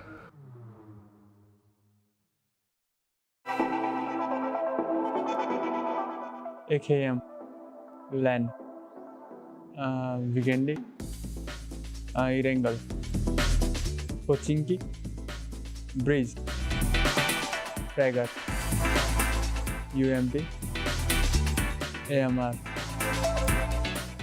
Dacia.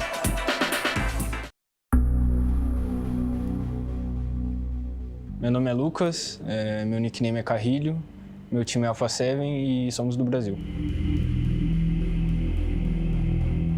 Bom, é um evento muito importante para a nossa carreira. A gente já esteve aqui ano passado e é muito bom estar aqui de novo, é uma cidade que a gente se identifica. É um pouquinho calor, mas não tem problema. Bom, a preparação ela vem de 6 meses para cá. A gente treinou para PMPL Brasil, para PMPL Américas, mas consecutivamente a gente estava treinando para PMWI, para estar aqui hoje. Eu acho que o que faz a gente ser tão forte é ter jogadores individualmente muito bons e não ter um padrão de jogo. Isso é o que nos faz forte. Bom, eu acho que não tem nenhum time específico ou algum jogador específico. Acho que todos têm muita chance de ganhar e a gente é mais um time aqui em busca do título. Bom, o que eu tenho a falar para eles é que tomem cuidado com a gente. Sempre vai ser assim, essa sempre será a mensagem e é isso. Tomem cuidado.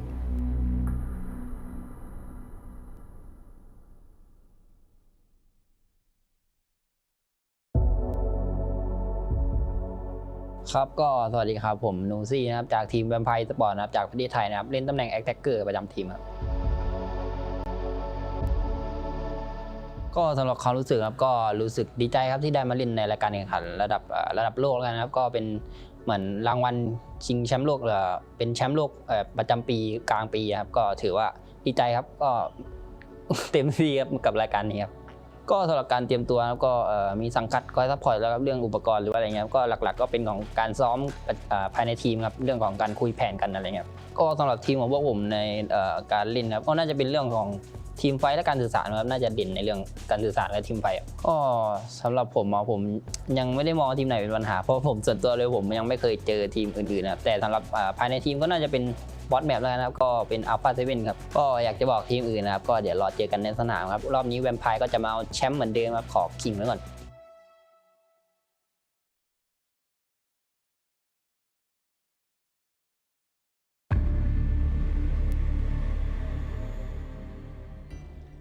Xin chào mọi người, mình là Bensu đến từ team Infinity IQ.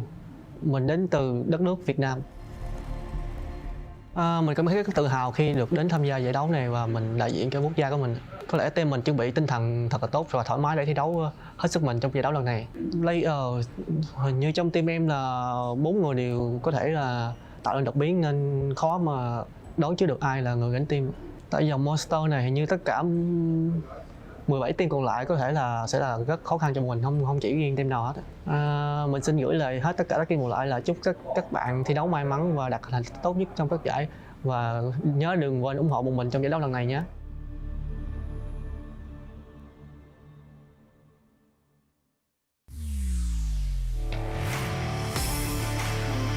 In the 2022 PMWI, VPE and Falcons achieved 3 chicken dinners in the main tournament.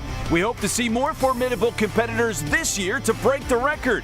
STE seems to have a good chance of breaking records as completed 7 chicken dinners during the PMPL SA Championship. As for you, who do you think can break this record with a prize of $25,000 US? Stay tuned in the 2023 PMWI. In the 2022 PMWI, RSG and VPE achieved 2 chicken dinners in a day, and VPE is still the holder of this record in global tournaments. They achieved 3 chicken dinners in a day during PMGC 2022. A7 completed 3 chicken dinners in just 1 day during the 2023 PMPL Brazil Spring Final, indicating their potential to break the record. As for you, who do you think can break this record with a prize of $25,000 US? Stay tuned in the 2023 PMWI.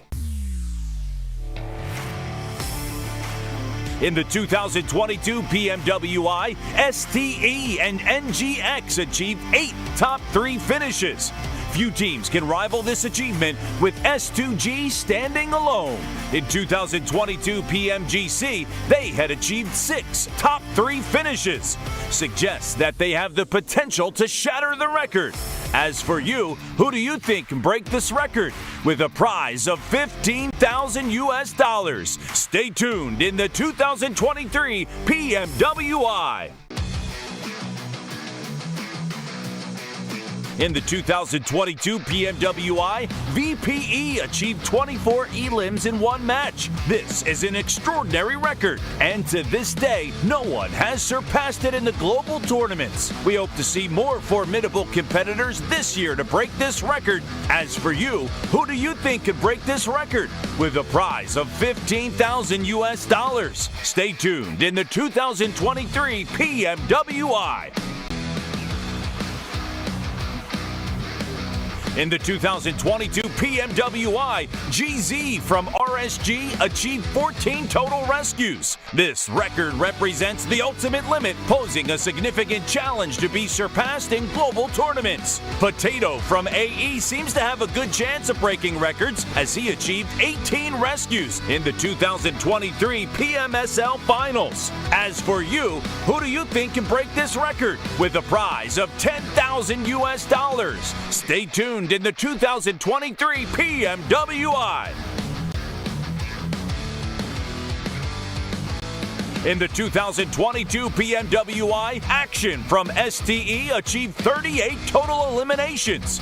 We hope to witness a player with even more power, capable of surpassing this record. Ragnar from PMWI Esports seems to have a good chance of breaking records as he achieved 37 elims in the 2023 PMPL MEA Championships. As for you, who do you think can break this record with a prize of $10,000 US? Stay tuned in the 2023 PMW.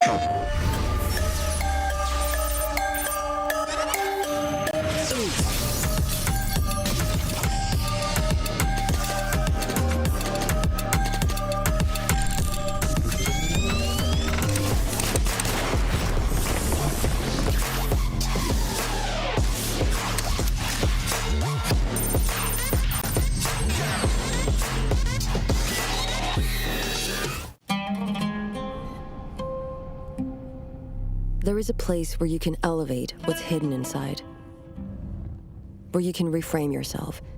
Sonomi means the new you. The you can step into.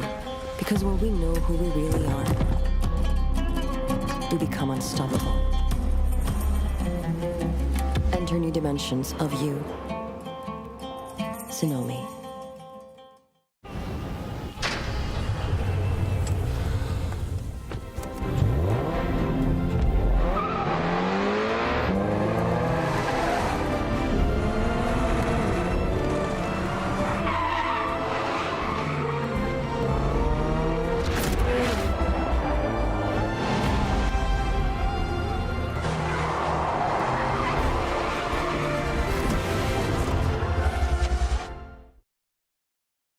All new Honor Magic 5 Pro. Freeze even fleeting emotions in just milliseconds. Take marvelous night shots with lightning fast exposure. The display reveals more details in bright areas with an astonishingly long battery life that just keeps going. The latest flagship chipset brings you exceptional performance. Unleash the power of magic. Honor Magic 5 Pro.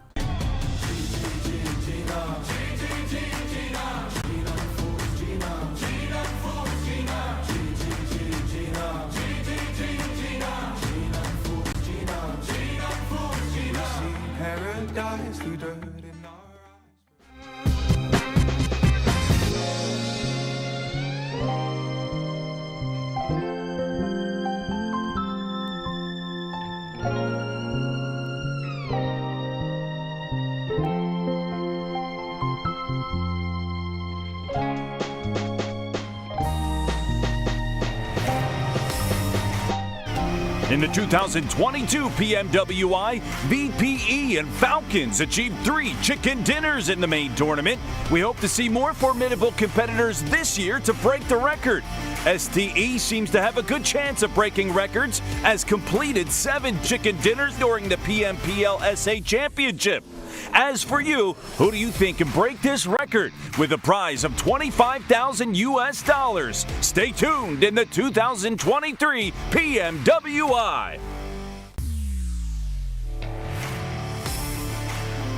In the 2022 PMWI, RSG and VPE achieved 2 chicken dinners in a day, and VPE is still the holder of this record in global tournaments. They achieved 3 chicken dinners in a day during PMGC 2022. A7 completed 3 chicken dinners in just 1 day during the 2023 PMPL Brazil Spring Final, indicating their potential to break the record. As for you, who do you think can break this record? With a prize of $25,000, stay tuned in the 2023 PMWI.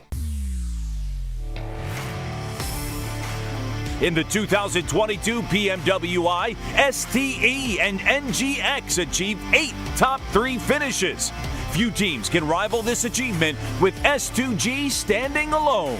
In 2022 PMGC, they had achieved 6 top 3 finishes.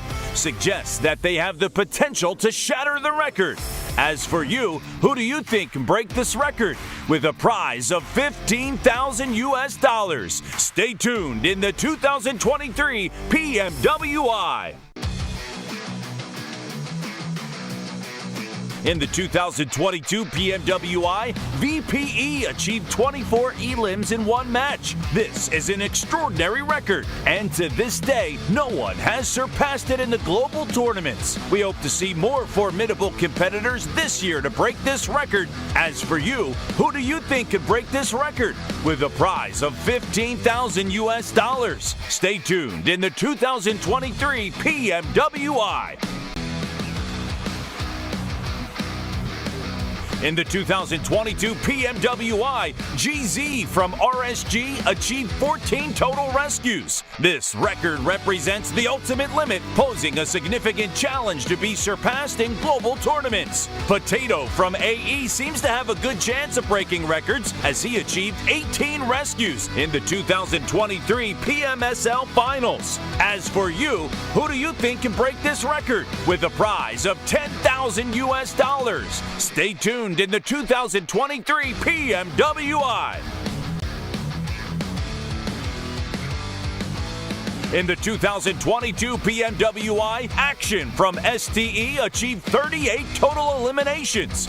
We hope to witness a player with even more power, capable of surpassing this record. Ragnar from PMWI Esports seems to have a good chance of breaking records, as he achieved 37 elims in the 2023 PMPL MEA Championships. As for you, who do you think can break this record? With a prize of $10,000. Stay tuned in the 2023 PMWI.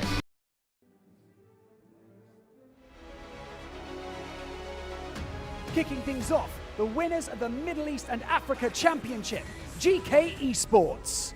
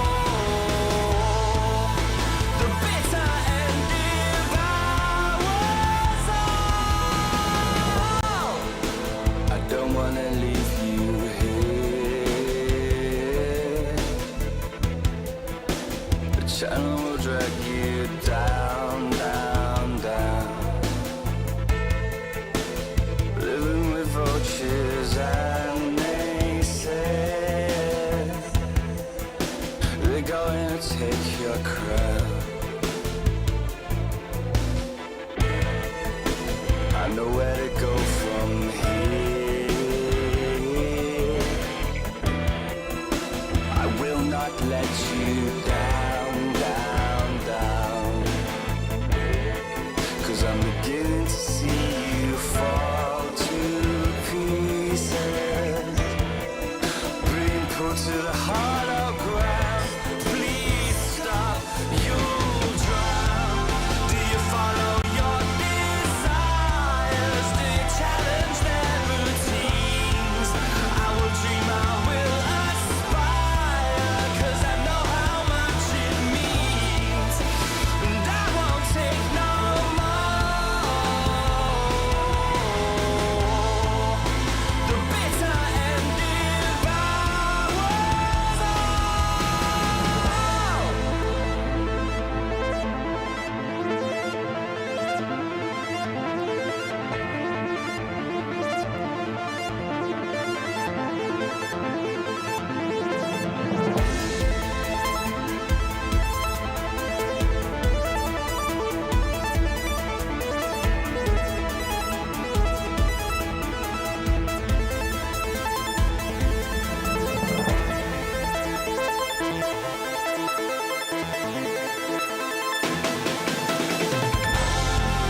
Do you follow your desires? Do you challenge their routines? I will dream, I will aspire, 'cause I know how much it means. And I won't take no more. The bitter end devours all. Do you follow your desires? Do you challenge their routines? I will dream, I will aspire, 'cause I know how much it means. And I won't take no more. The bitter end devours all.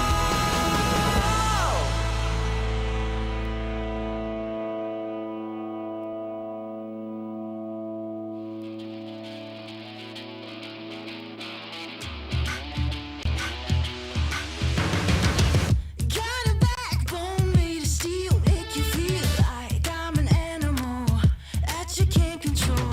Walk the walk, talk the talk, I'm the whole deal. Yeah, I'm an animal and I command the show. I can see it in your eyes, I can feel you watching. Got your hooks, got your eye where I want you. Play it sweet, show a mystery, but you love it. Line sinker, follow the leader.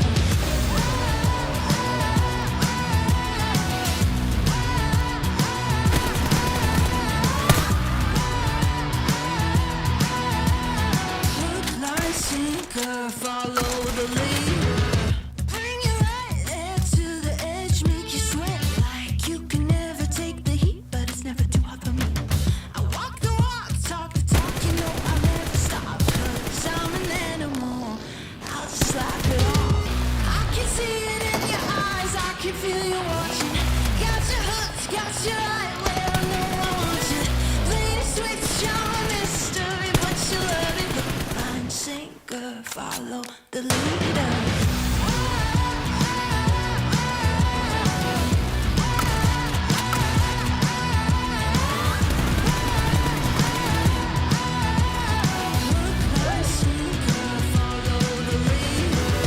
Got you sitting pretty in the palm of my hand. Got you busy, got you missing me, can't stand it. Got you desperate, got you wondering where I'm at. If I'll call you again. Got you sitting pretty in the palm of my hand. Got you busy, got you missing me, you can't stand it. Got you chasing, got you wondering where I'm at. Hook, line, sinker, got that. I can see it in your eyes, I can feel you watching. Got your hooks, got your eye where I know I want you. Play the switch, show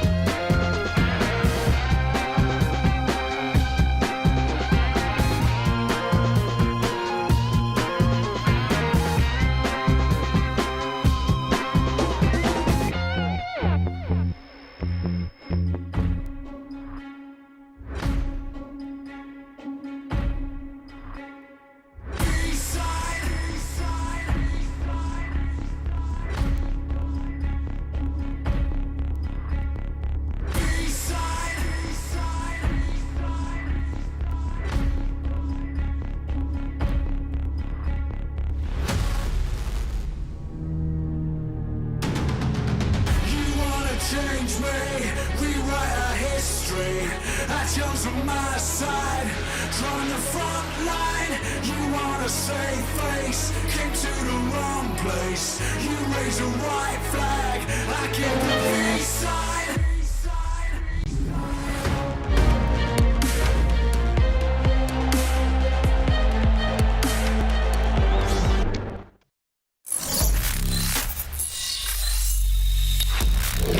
Open your eyes. When you look into my eyes, tell me what do you see? Tonight, I'm gonna show you the wonders of the mall. I got nothing to lose, I got nothing to lose. I need warriors.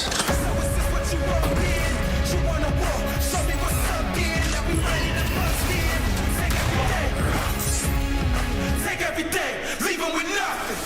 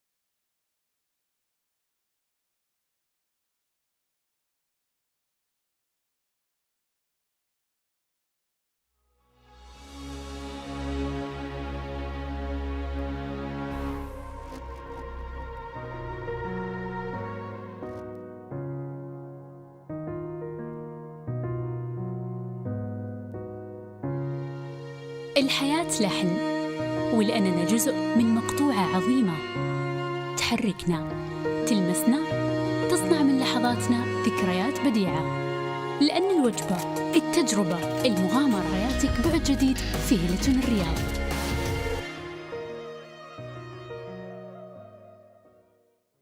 All new Honor Magic 5 Pro. Freeze even fleeting emotions in just milliseconds. Take marvelous night shots with lightning-fast exposure. The display reveals more details in bright areas with an astonishingly long battery life that just keeps going. The latest flagship chipset brings you exceptional performance. Unleash the power of magic. Honor Magic 5 Pro.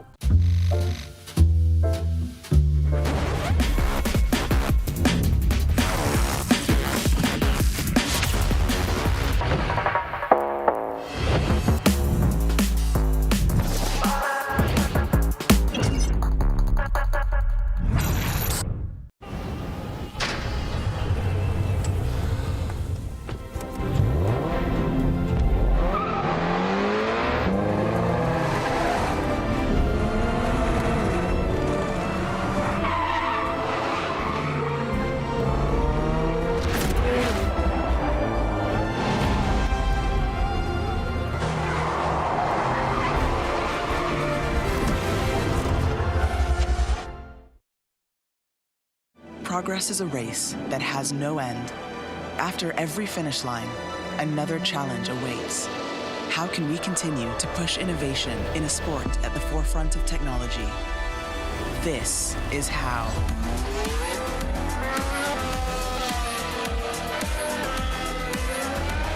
Discover how Aramco and the Aston Martin Formula One team aim to meet Formula One's sustainable fuel targets. Aramco, powered by How. Hi everyone, my nickname is Kitsune and we are from Serbia.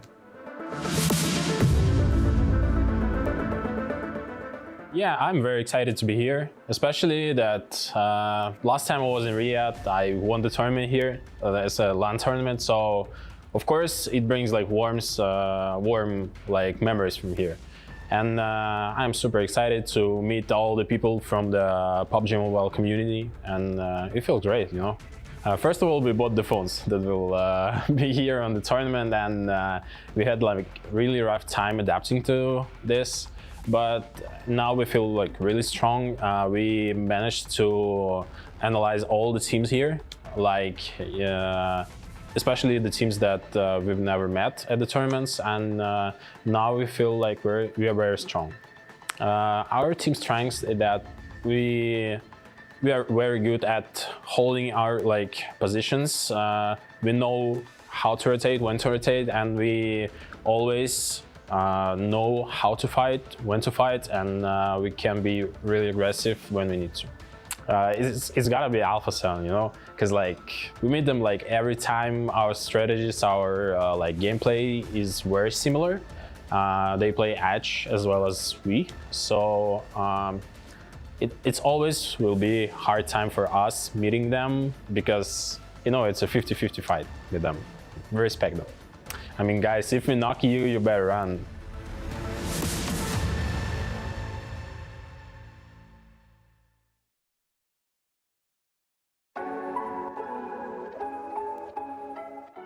สวัสดีครับผมเชเวฟจาก PMWI Allstars ครับตำแหน่ง Attacker ครับมาจากประเทศไทยครับ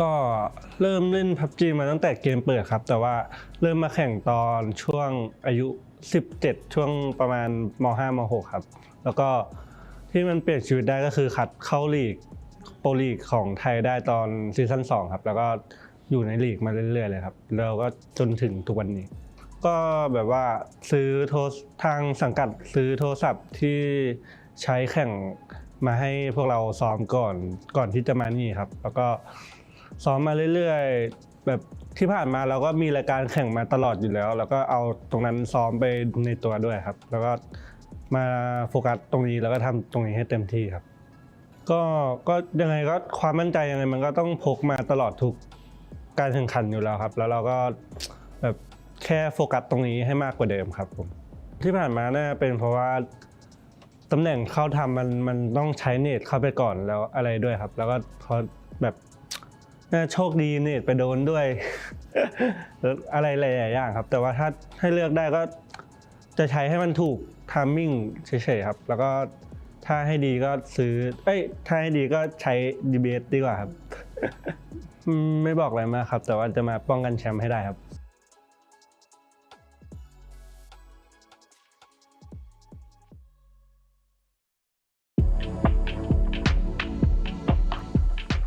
मेरो नाम सुबिन कुमार प्रजापति हो म Tim DRS बाट हो अनि हाम्रो Tim चाहिँ नेपालबाट हो हाम्रो चाहिँ अब सेकेन्ड टाइम हो अफिसियल ल्यान्ड चाहिँ अब एक्साइटेड नै छौँ हामी यहाँ जित्नको लागेको छौँ त्यही हो अब हामीले चाहिँ यो टुर्नामेन्टको लागि चाहिँ अब डिभाइसहरू किनेर प्र्याक्टिस गरिरहेको छौँ दिनदिनै अब टिमसँगै सबै चारैजना खेलेर एकअर्कासँग कोअर्डिनेसन बढाएर प्र्याक्टिस गर्दैछौँ हाम्रो चाहिँ टिमको सिनर्जी एकदम राम्रो छ इन गेम नभए नि बाहिरतिर नि सिनर्जी अझै बढिरहेको छ हाम्रो चाहिँ अब त्यही नै हो हामीलाई अब त्यस्तो डर लाग्ने टिम त छैन अब हामीले सबै टिमलाई चाहिँ कम्पिटिसन ठान्छौँ त्यो कारणले हामीलाई त्यस्तो डर हुने चिज चाहिँ छैन अब हामी नेपालको छोरो हो आउँदैछौँ हामी जितेर जानेछौँ जय Gorkhali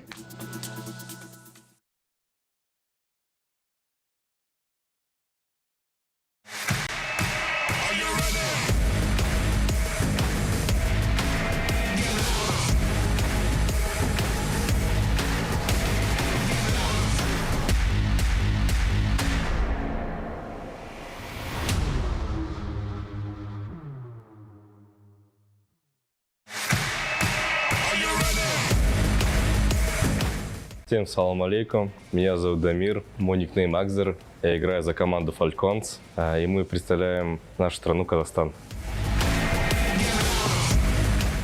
Я себя чувствую очень хорошо, тут очень круто, здорово, организация турнира на высшем уровне, наша команда готова, и мы покажем хороший результат. Мы готовились очень долго, потому что мы прошли через голосование, и у нас было достаточно времени на подготовку.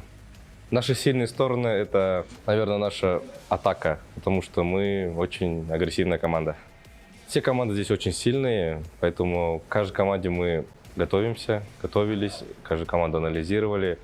Поэтому не могу выбрать отдельные команды, потому что все очень сильные. Всем удачи, развлекайтесь, ребята.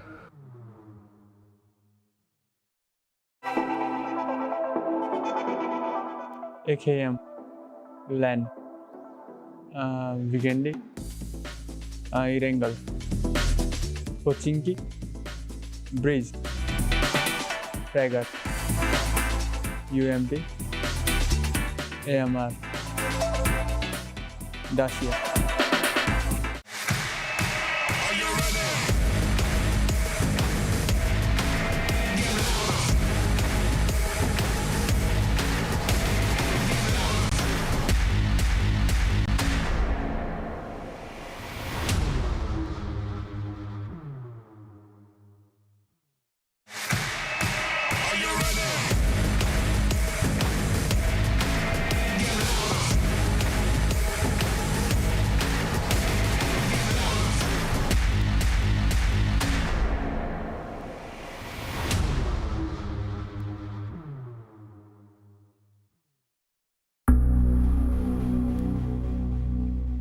Meu nome é Lucas, meu nickname é Carrilho, meu time é Alpha7 e somos do Brasil. Bom, é um evento muito importante para a nossa carreira. A gente já esteve aqui ano passado e é muito bom estar aqui de novo, é uma cidade que a gente se identifica. É um pouquinho calor, mas não tem problema. Bom, a preparação ela vem de 6 meses para cá, a gente treinou para PMWI Brasil, para PMWI Américas, mas consecutivamente a gente estava treinando para a PMWI, para estar aqui hoje. Eu acho que o que faz a gente ser tão forte é ter jogadores individualmente muito bons e não ter um padrão de jogo. Isso é o que nos faz forte. Bom, eu acho que não tem nenhum time específico ou algum jogador específico. Eu acho que todos têm muita chance de ganhar e a gente é mais um time aqui em busca do título. Bom, o que eu tenho a falar para eles é que tomem cuidado com a gente. Sempre vai ser assim, essa sempre será a mensagem e é isso. Tomem cuidado.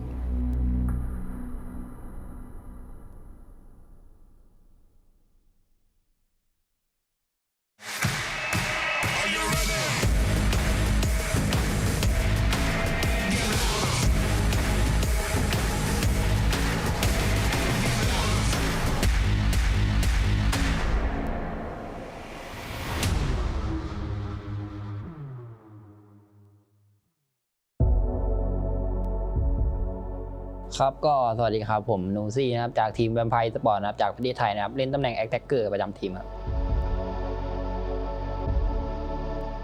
ก็สำหรับความรู้สึกครับก็รู้สึกดีใจครับที่ได้มาเล่นในรายการแข่งขันระดับโลกแล้วนะครับก็เป็นเหมือนรางวัลชิงแชมป์โลกเป็นแชมป์โลกประจำปีกลางปีครับก็ถือว่าดีใจครับก็เต็มที่ครับกับรายการนี้ครับก็สำหรับการเตรียมตัวก็มีสังกัดคอยซัพพอร์ตแล้วครับเรื่องอุปกรณ์หรือว่าอะไรเงี้ยก็หลักๆก็เป็นของการซ้อมภายในทีมครับเรื่องของการคุยแผนกันอะไรเงี้ยก็สำหรับทีมของพวกผมในการเล่นครับก็น่าจะเป็นเรื่องของทีมไฟและการสื่อสารครับน่าจะเด่นในเรื่องการสื่อสารและทีมไฟก็สำหรับผมยังไม่ได้มองทีมไหนเป็นปัญหาเพราะผมส่วนตัวเลยผมยังไม่เคยเจอทีมอื่นๆนะครับแต่สำหรับภายในทีมก็น่าจะเป็นบอสแมปแล้วนะครับก็เป็น Alpha7 ครับก็อยากจะบอกทีมอื่นนะครับก็เดี๋ยวรอเจอกันในสนามครับรอบนี้แวมไพร์ก็จะมาเอาแชมป์เหมือนเดิมครับขอคิงไว้ก่อน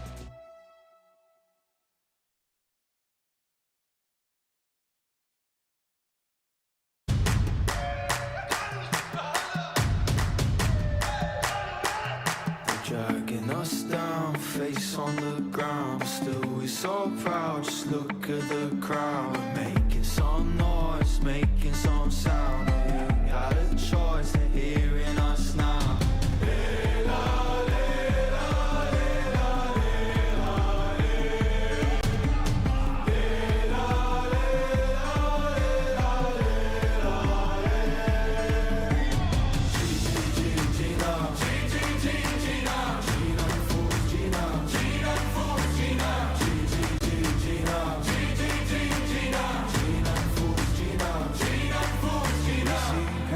paradise through dirt in our eyes for us. Oh, actually, I'll try, actually, I'll fight for us.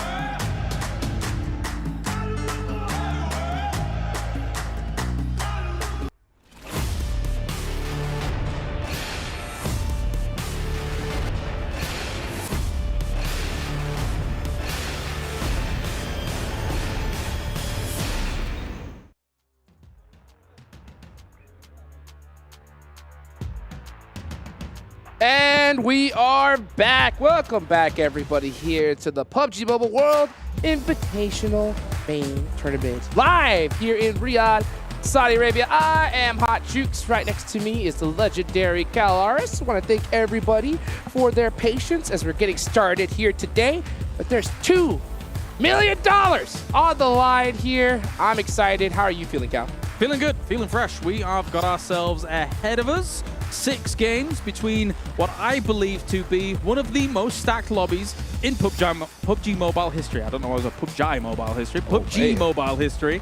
It is going to be a good time, especially with these main event tournament teams coming in looking good to go. But the teams coming in from the All-Stars, they're going to have had significant warm-up. So maybe that gives them a little bit of a leg up. We'll see, we'll see. And you know what? They're going to need it, to be honest, because the teams that have qualified here already are some absolute monsters, some legends of PUBG Mobile, and we're looking at one of them right here. So let's see how this is all going to turn out. I know you guys watching are as just excited as I am. One thing I really love about this tournament, as well as I like the additional little perks here. We have the record breakers as well, whoever gets the most chicken dinners. A lot of incentives for these players to pick up some extra cash. Definitely so. Definitely here as we have everybody getting good to go. It will be Sandhawk to start things off. As you can see, all these teams getting ready here for this. Now, one big thing compared to the All-Stars is that we're back to 16-team lobby compared to the 18 here, Hot Jukes, which means everybody's kind of going back to the idea of how much room that they're going to have usually on those drop spots. We could see some hot drops, of course, but it's going to make those rotations a little bit easier for these teams to try and get used to and adjust. 100%. Well, let's see how adjusted they are as we're starting to see these teams lock up. One thing that's really advantageous for these squads, too, is the fact that we're back to a 16-team lobby. That's going to make this Sandhawk a lot nicer and a lot sweeter. Definitely so. All right, let's get into it, Hot Jukes. Let's do it. Here we go. Match number 1 of the PMWI Main Tournament, presented to you by Honor Magic 5 Pro. We can already see these players. They're dropping into the lobby, and always, every time we have the first tournament of the day, first game, I am looking to see if we were going to see any hot drops. Usually these teams have already done their homework. They've already kind of done their handshakes before the match, because you really want to avoid those hot drops at all costs. It's just not worth it at this level. Even if you do beat that team, you're most likely going to lose a player or two, and that's going to make things that much harder for you. That's for sure, that's for sure. I did wonder how they were going to remedy the STE tagline versus STE tagline. So we see SZ STE up at the top here for 628.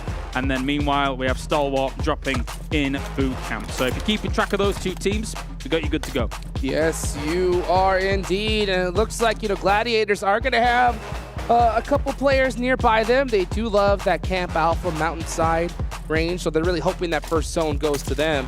But so far, so good. Doesn't look like we see any teams really getting too close to each other. Yeah. Oh, and a mainland circle to get things going, as mainland as you can call the big island. But one slight change we've seen here, whilst we have this Paradise Resort going down, is that Gladiators had to move their drop spot a little bit, but I can talk about it in a moment. Yep, we'll talk about that in just a second as we're watching GK go up against Dplus KIA in Paradise Resort. Ragnar up on the roof.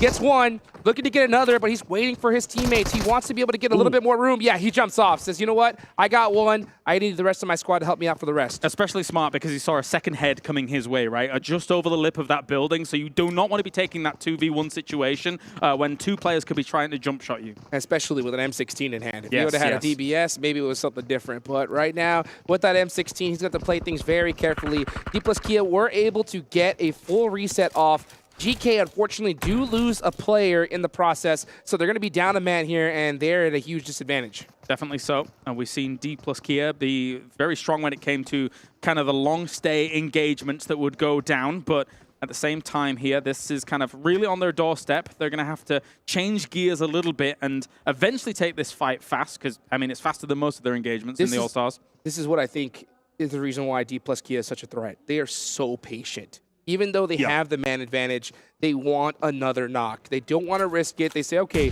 we know that we're up. Let's just take our time and slowly creep on GK, hopefully get another knock, and then it's going to be easy pickings from there. Definitely so. Okay, if there's a lull in this for the moment, actually, no, I still can't talk about the Gladiators situation until this one is concluded. So we do have a QBZ in hand, and Height will be able to get Forrest straight away.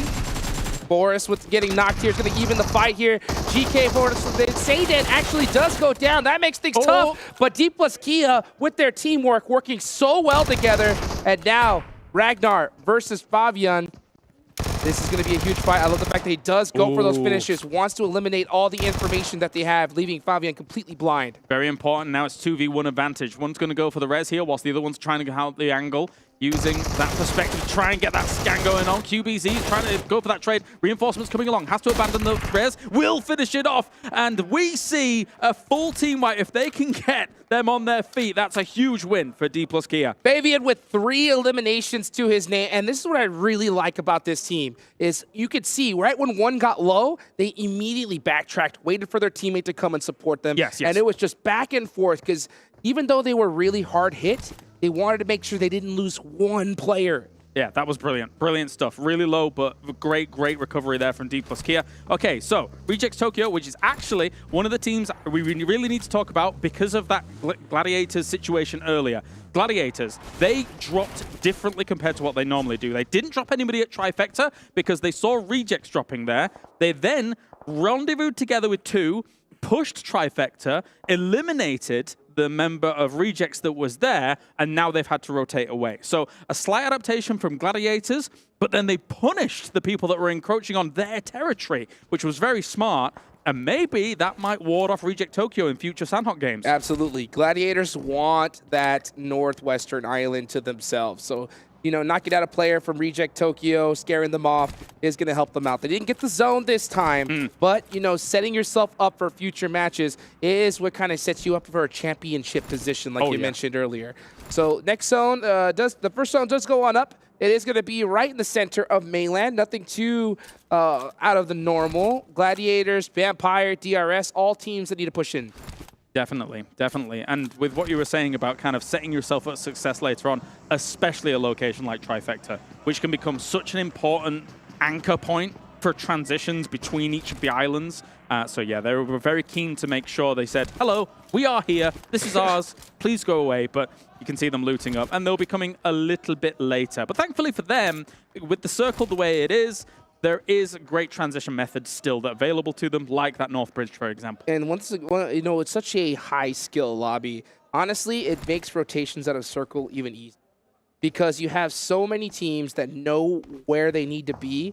The second that zone pops, they automatically leave those edges. They take those center positions. So those teams on the edge have a little bit more room to breathe as opposed to some of the earlier stages where some squads may be scared and linger on those edges for a little too long. Yeah, you can compare it to day number 1 of the All-Stars, right? Where we saw a lot more edge play compared to confident center sends. But in a lobby like this, where, again, I'm going to reiterate it, I think this is one of the most stacked lobbies of all time.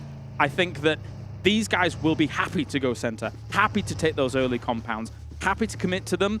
And on Sandhawk, sometimes the transitions are a bit difficult, but you know what? Sometimes you just got to gamble for it. You know, I was talking to the coach from Alpha7, and he was just elaborating just on that himself. You know, how his team is so comfortable, and we've seen it before plenty of times, where Alpha7 could have another squad pushing another, and say, you know what, even though we can take them out right now, it may be better just to let them push and then we'll third party later. True. As opposed to a it. lot of other nervous teams that are just like, see something, shoot at it. Yes, you know, yes. these teams, even though they're so close together, they know the big picture and they're comfortable being so close together. I love hearing things like that because, as you say, trigger discipline in those moments can oftentimes lead to that team dislodging a problem for you elsewhere. So you kind of use the lobby against itself a little bit here. But we're going to get that shift coming in. Where are we going to go? Then we can get down to the nitty-gritty of some of the terrain that we're going to end up in. Oh, yes, we are. You can see these teams locked and loaded, already kind of placing their bets of where this next zone is going to go. We'll see where it is. I love this new zone system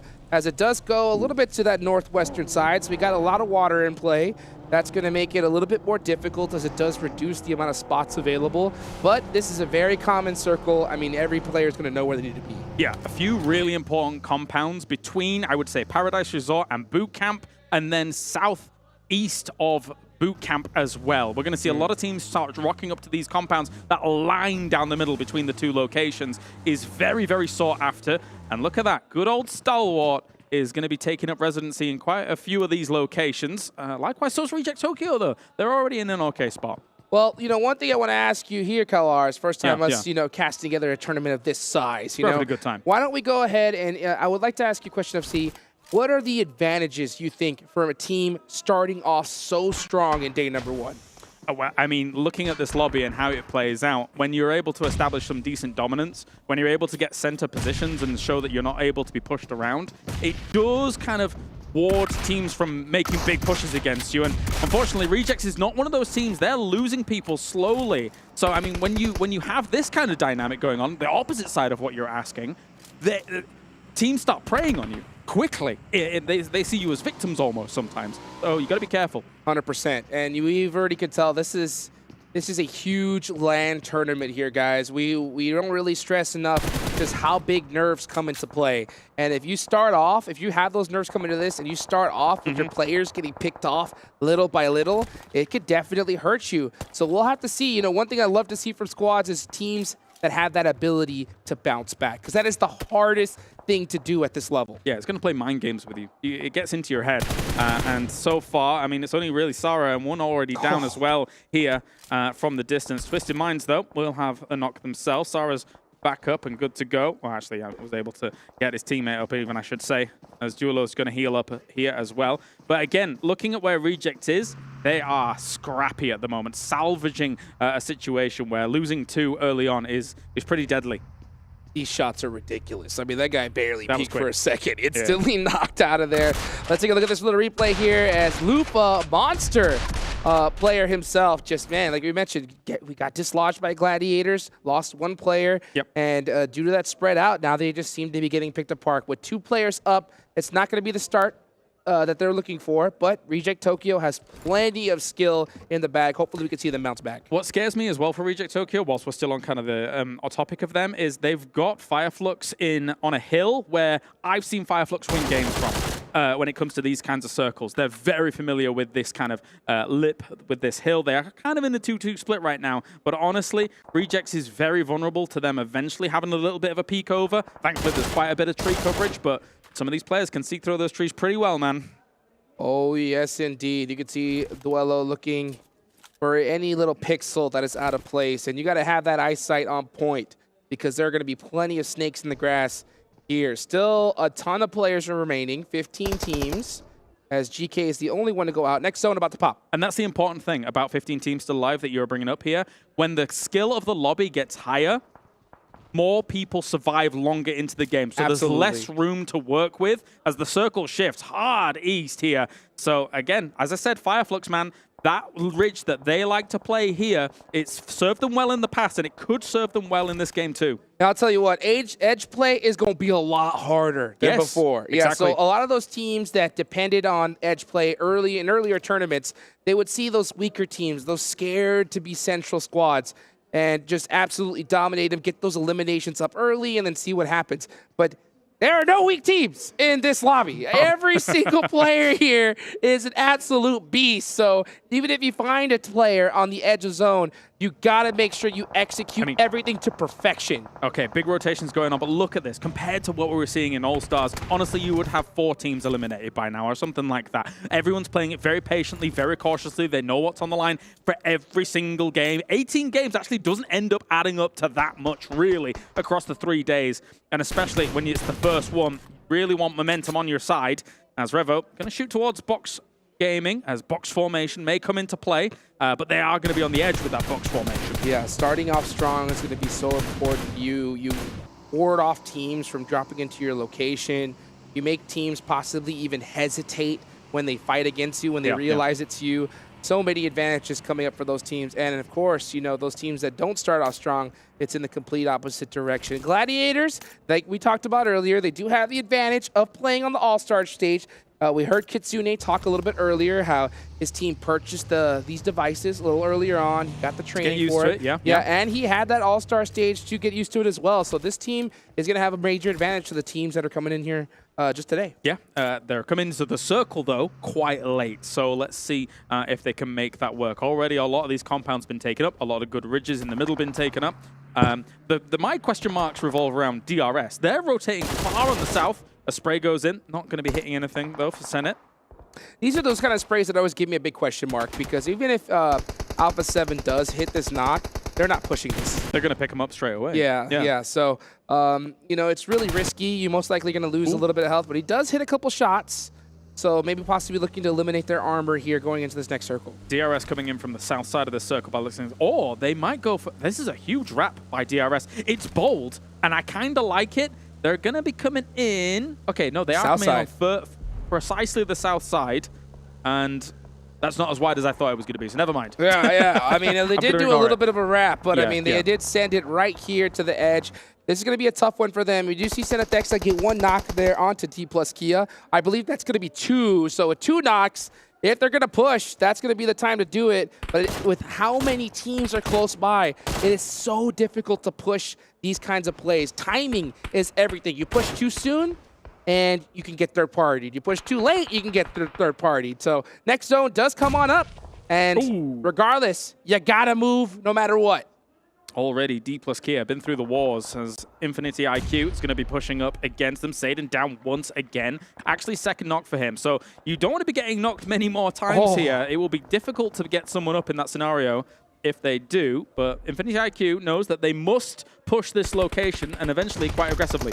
Vampire going up against Twisted Minds. Here comes a big battle here. 4v4. Schweppes does have those angles. He's going to throw that jump nade. Ooh, gets beat up pretty bad, but he hits the nade onto Dami. That leaves 1 player up for Twisted Minds. We should see a full send here from Vampire. Difficult to deal with this as another nice nade was going their way. Didn't quite connect with as much as I thought it would, though. A bit of a push-up. 2 trying to push on this. Crypto not with too much opportunity here to get this going. He's sticking the res. This is very bold. He's now going to have to remove, considering Ravenclaw was looking for the off angle. DBS is out. Here we go. Ravenclaw. He's got the advantage. Oh, and Nade does it, though. And that is Twisted Minds out early. And our All-Star Stage champion starting off strong.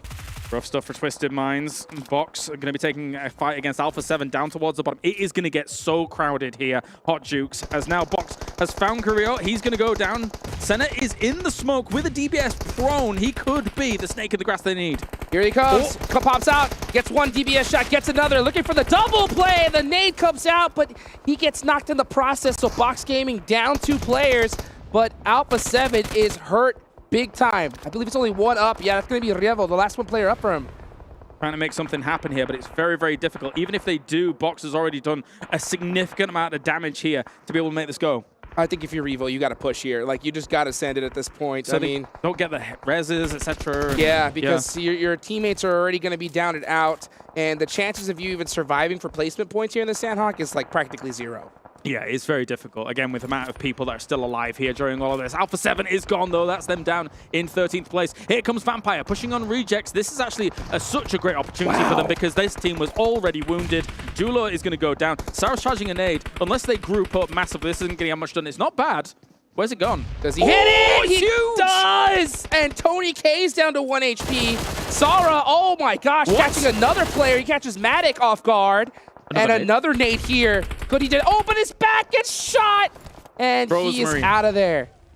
A lot of words about Rosemary. Pundits looking at him as a great player here to be able to knock it out of the park. Tony K, though, in the distance. There was a molly on this rock, not actually catching him off. And then Smoke even blocking a little bit of vision, but 3 players here. Rosemary completely out of utility, so he is stuck in a position, but here comes the rest of his team. Potato coming up close. You see he's got that nade locked in hand. Vampire on the back ropes. Gonna have to hit some major shots, but they're actually getting helped out from all sides. That's gonna be Stalwart there with a huge off angle onto Alter Ego. Makes it all the harder when teams survive this long, and they will be taken out here on the push. Vampire shut down. Oh man, center circle being so advantageous here. Stalwart holding it down, but look at this. This is 628 with the DPS, getting the double knock on the Infinity IQ. Kaidula gonna have to make a play here from this tree. He has to watch his teammates go down, but you can see Falcon Esports in the back looking to clean this up. Yep, you've got to take all these third-party opportunities whenever you can, but the problem with Sandhawk is sometimes you can even be fourth-partied, etc. With how many teams still alive, the terrain, the way it works on out here. Ferrari charging up that nade, going across the hill. He was hit as well by a nade. Punching King takes a bit of damage. Sunan going and getting that secure. Very, very important for his team. He has 3 eliminations, so he is definitely starting things off for 628. Meanwhile, you got Falcons on the edge of the circle. Papa Blue coming in hot. This is stage number 5. Blue zone hurts real bad.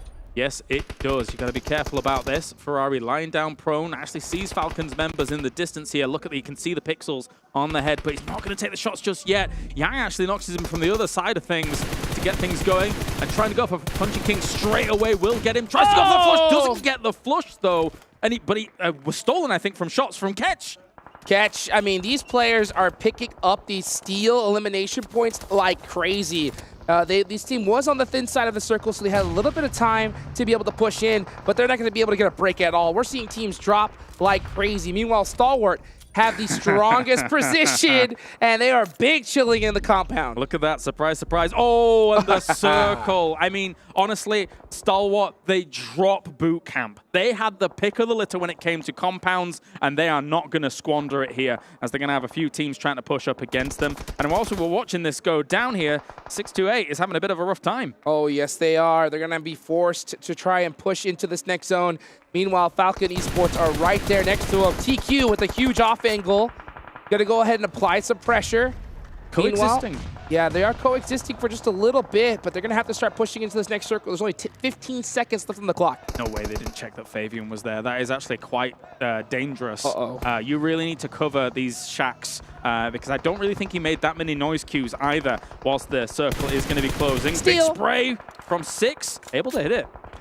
Taking up all those points he can get. Meanwhile, Stalwart refusing to give up this location. Doing a great job of holding this down, that YOLO push. Oh, I thought we were going to see a little bit of shenanigans there from that nade. This is actually quite dangerous for Stalwart because, of course, they were separated across this compound. This big push in by Tiamba could cause some problems, but they're holding well so far. They're also shooting at Gladiators from the opposite side. DBS coming in at hand here for Stalwart, trying to clear them out. They completely crush them. Stalwart doesn't even take a knock. Bang! 4 eliminations for Stalwart, and the best position in this zone is definitely their game to win. Meanwhile, we're seeing a lot of action here on the edge of the zone. Falcon Esports down to 1 player, but they do have 7 eliminations. Alter Ego with 2. Nice. Meanwhile, having 7 as well, so that's going to definitely offset their finish here. Man, Rosemary was just shooting everything, and he continues to do so. Kitsune in the distance will get absolutely obliterated from across the way, and that's quite the distance there across compounds. So Stalwart's in the circle again, but they're hearing these shots zing across them from side to side. They must be so content with this. 100%. They're looking for that chicken dinner, but you know, this is one of those dream zones that you get. You want to be able to get that chicken with a lot of eliminations, but these teams on the edge, like Alter Ego with 8 elims to the name right now, they are crushing it. Honestly, at the same time, though, for Sandhawk, sometimes you're just content with getting the victory and a handful of elims here and there. It's the kind of game that you're like, well, thank God we didn't get caught on the edge of these zones with all of these other teams, right? As Ketch has actually pushed up for Flux, but I don't know if anybody's going to deal with Stalwart here. Yeah, 628 was definitely one of those squads. Meanwhile, Gladiators forced to push in the middle of that. Blow the play zone. Papa Blue taking down McHugh is going to make things very difficult. Tixie misses those shots. That is going to hurt. and Stalwart makes him pay for it. They're gonna destroy everybody on every angle here. Stalwart keeps escaping at low health. They just keep falling back to cover. They're taking the angles they need to. They're not over-aggressing on this. If the circle goes their way once again, they couldn't be more blessed. And Gladiators knew the situation. They stayed in the blue zone, and they denied the points to Stalwart. In that scenario, that is the best thing that you could do. I'm so impressed by Stalwart's ability to hold both sides of the road on this compound. They've been so good about it. At the same time, though, this could cause problems. Fireflux and them have been able to push up against this, so maybe this divide and conquer tactic might work. Well, Potato is up close. Top is completely separated. They can take the advantage here with a 2v1, but now it's turned into a 1v1. Oh. Potato is going to get a finish. That is 9 eliminations. Huge game here for Alter Ego. Massive, massive here, especially as I say on a Sandhawk, where usually it's all very spread out. The elims flying in thick and fast. As Fireflux here, they've turned their attention towards Alter Ego, trying to shut them down just in case they can only scrap for a second place. Solus going down. Fireflux going to have to jump out that back window if they want to get the res. Meanwhile, Potato hard chilling in the building. Oh, and he does go down. So Solus getting picked underneath the building. Meanwhile, Fireflux, here comes Papa Blues. This is stage 9. It's going to go down to nothing. What a shot from Lutz.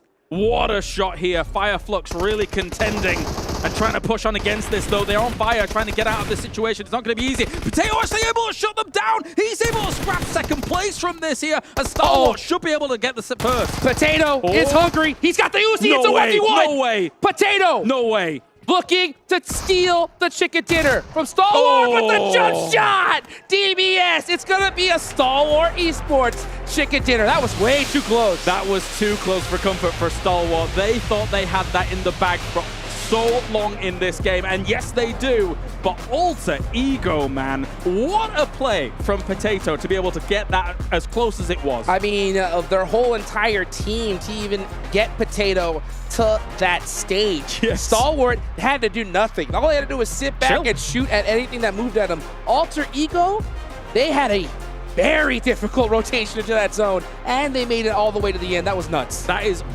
relatively difficult, very, very difficult, I'm going to say, on Sandhawk especially. To be playing the edge like that, to be down to 2, to be able to kind of eke out each situation as it comes their way. Very impressed by Alter Ego, but Stalwart, man, they held this down in Stalwart fashion. They held it down like a fortress. They eliminated threats in kind of that 2-2 split across the road again, which is very impressive. Oftentimes you have to get together on one side of the road to hold it down. 100%. Yeah, usually you have to go ahead and group up, focus on one team at a time, but they made that 2-2 split work for them. Absolute insanity here to start off our main stage tournament. It's exactly what I expected. Absolute insanity. Let's go ahead and take it on over to Jason Kaplan and the rest of the desk to see them break it down for us.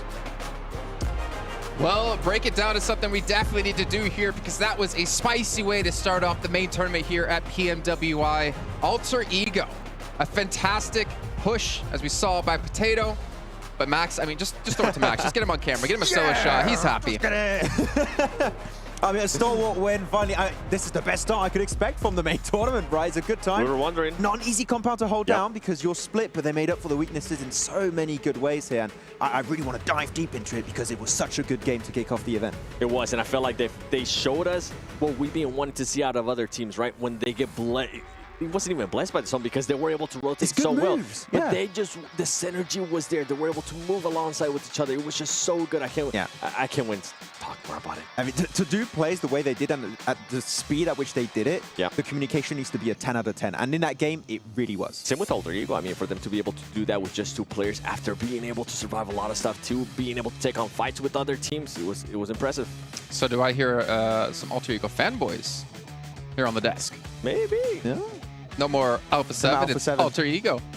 We'll get to Alpha7. Alter Ego 7? Alter 7? Oh. A7. It's still A7. I think we're onto something, just like we're onto the Honor Magic 5 Pro, powered by Snapdragon 8 Gen 2, and Honor self-developed GPU Turbo X. Big shout out to them as all the players are playing on one of these awesome devices. And well, it helped Stalwart get the victory. Which, honestly, Max, I mean, we were watching it together, and he was just getting jittery. He was getting excited. He was like, they did such a good rotation. Then they did this, and now There's a lot to talk The about. whole game was really good. There's a lot to talk about here, so I should take a look at the match rankings so we can dive into some of these teams in particular, because it's all about the points. And Alter Ego had a lot of eliminations behind that second place finish. Yeah, actually, I thought at some point they somewhat saved Vampire Esports from Sora, from Reject, and I was like, okay, they kind of helped out the team. It's not going to be that easy to take away, but man, they're still scoring here. 10 eliminations on the game 7. Alter Ego coming in with a bang, which I would say aggressiveness is some, well, aggressivity, if you, well, that's my word, which both work. Was something that was lacking from this team back in the PMGC Grand Finals. But adding Rosemary and Potato more specifically is looking even more aggressive in these fights is exactly the change we expected. I was just so impressed the way they were able to play that edge. It was so wonderful, especially when DRS tried to push on them. By the way, DRS tried to do a very, very wide rotation, and it backfired when they ran into Alter Ego. And looking at here, which Vampire, man. Yeah. 6 eliminations, and they went out in 11th place. Like, we're talking about the defending champions.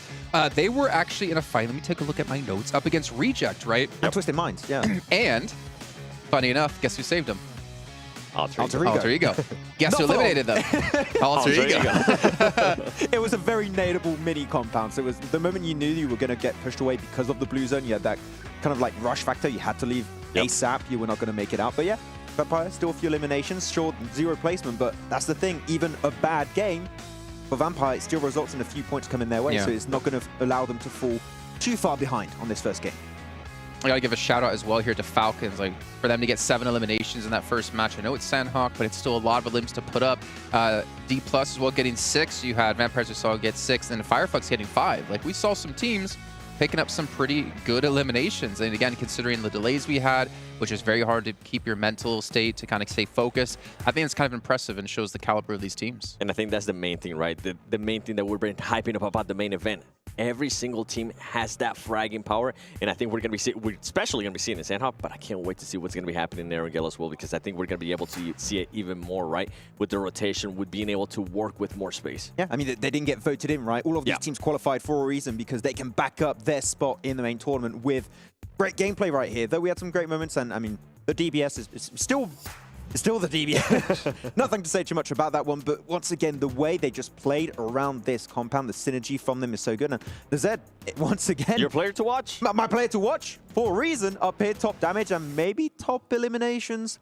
They're all pretty close to one another. Oh, actually, Icy's up there. Okay, the other pickup. But you can see the big impact that those 2 players, the ones that we're talking about, the new addition, I mean, Icy and Nerset, 4 elims, being able to back it up too. And I mean... Top, you know 0 healing for top. He's really not moving from that one compound. I mean, they barely moved. They were from boot camp, went to the hilltop northeast of boot camp, then into that trifecta road compound. It's good movement. I actually like the rotation out of them with North Boot Camp. They had that 2-2 split, and then they decided to move on together, which I really appreciate, especially here in Sandhawk, and especially with how compact everything was. Not only that, also, the moment they moved to that hilltop, after they close up that 2-2 split, they send the Zerd into the trifecta of the road, and the moment they see Gladiators get close enough, they just instantly pull back. No, they don't want to take that fight head-to-head into the compound, which, luckily enough for them, the circle ends up going, but the execution after that was absolutely magnificent.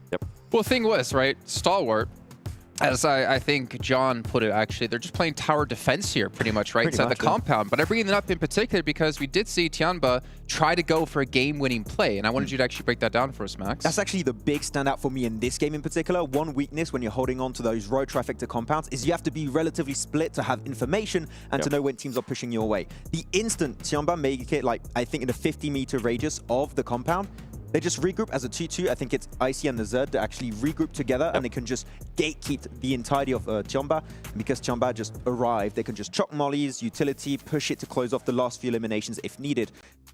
The communication set of it, I really have to say, it was just so on point, and that compound is not easy to defend. Actually, go ahead, and then I'll bring up my point. It's pretty much what Max was saying, this synergy and then being able to just be on the same page. If somebody is going to be pushing on them, being able to back up your teammate, and that's something that a lot of teams tend to lack. They just kind of leave that player alone by himself, and we kind of see that out of Gladiators, right? Even Nitsuna was able to tell me. It's the opposite, almost. Yeah, Nitsuna was able to tell me, you know what, we're not going to send all our players in, we're going to be just sending 2, but you can see Stalwart Esports, they will send 1, and if the needs for it, they're going to be sending the other players as well. Well, you did also say, Max, though, looking at that crash again that we saw at Tianba, Gladiators could have actually crashed that as well around the same time, and that would have decimated Stalwart potentially. I was expecting it to come out from all Gladiators or Fireflux. Actually, no team was actually willing to go for that move. I think Fireflux did try to initiate something once Gladiators started to go for the push, but the defense system, well, the tower defense really, as John stated earlier in the green room, that was set up by them was just too strong that you just didn't have the time to third party, because even after they eliminate gladiators, there's still 4 players alive. Yep. Nobody goes down, so they can instantly be on the pivot, on the pivot. On the pivot. On the pivot for another fight versus 5 Flux, and they're just an absolute force to be reckoned with. Yep. Well, we can see here some highlights from the last match as well, and honestly, it was kind of a bloodbath off the beginning. We saw Dplus KIA, Dplus KIA. Oh man, they changed the name so many times, it's a headache. Yeah. Up against GK, yeah, and they were able to eliminate them pretty quickly, but I feel like we got to a point, I don't know what zone it was, I want to say like around 4, where we had like 15 teams left alive, and then you like blink and you open them again. It's a very long blink, obviously. And then we had like 7 or 8 left. Like there's obviously a very slow play in towards some of these later zones. You were saying, Max, that it's going to be hard for any team to survive the push. I think the moment you're mentioning like phase 4, 5, something like that, there's a lot of dips of hiding spaces for those teams, but the moment the circle's centered towards that road trifecta, you don't have those hiding spots anymore, so you're going to be forcing fights. I think in the south you had 5, 6 teams, something like that, and pretty much the everybody circle was shifted. in the north. Exactly. The moment that circle shifted, all those teams got eliminated, because if you're on the high ground or in the compound, you're just going to win. And that's something that ended up helping Alter Ego, because Alter Ego, once they clear Vampire Esports, they had that southwest to themselves, and it ended up benefiting in a big way, especially with just 2 players playing the edge and letting everybody in the north just take care of each other. Real question for both of you.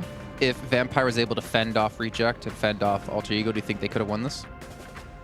Obviously, there's a lot of things that could have happened, right? I think Star Wars, they positioned themselves so well that they would have been able to defend it regardless. Yeah, too good. Okay. Well, I'm starting to hear the music going, and I'm hoping I'm not being teased this time, as it looks like the players are about to kick things off. Going into Erringa, though, for our first time of the day, I want to hear your predictions of who's going to take this match. Maxman, go. Dplus KIA, let's go. Really? No, I'm not the only one that said it. Vampire Esports. Vampire? Yeah. Oh, okay. Okay. Well, you know what? Maxman, I'm going to go for the back-to-back. I'm going to go for Stalwart. They're going to pull a Vampire. Well, keep in mind, we have the record breakers, right? If they can get 3 in a day, they win, I believe, about $25,000 for themselves as well, to add to the tally of their soon-to-come $400,000. Whoa. That's it.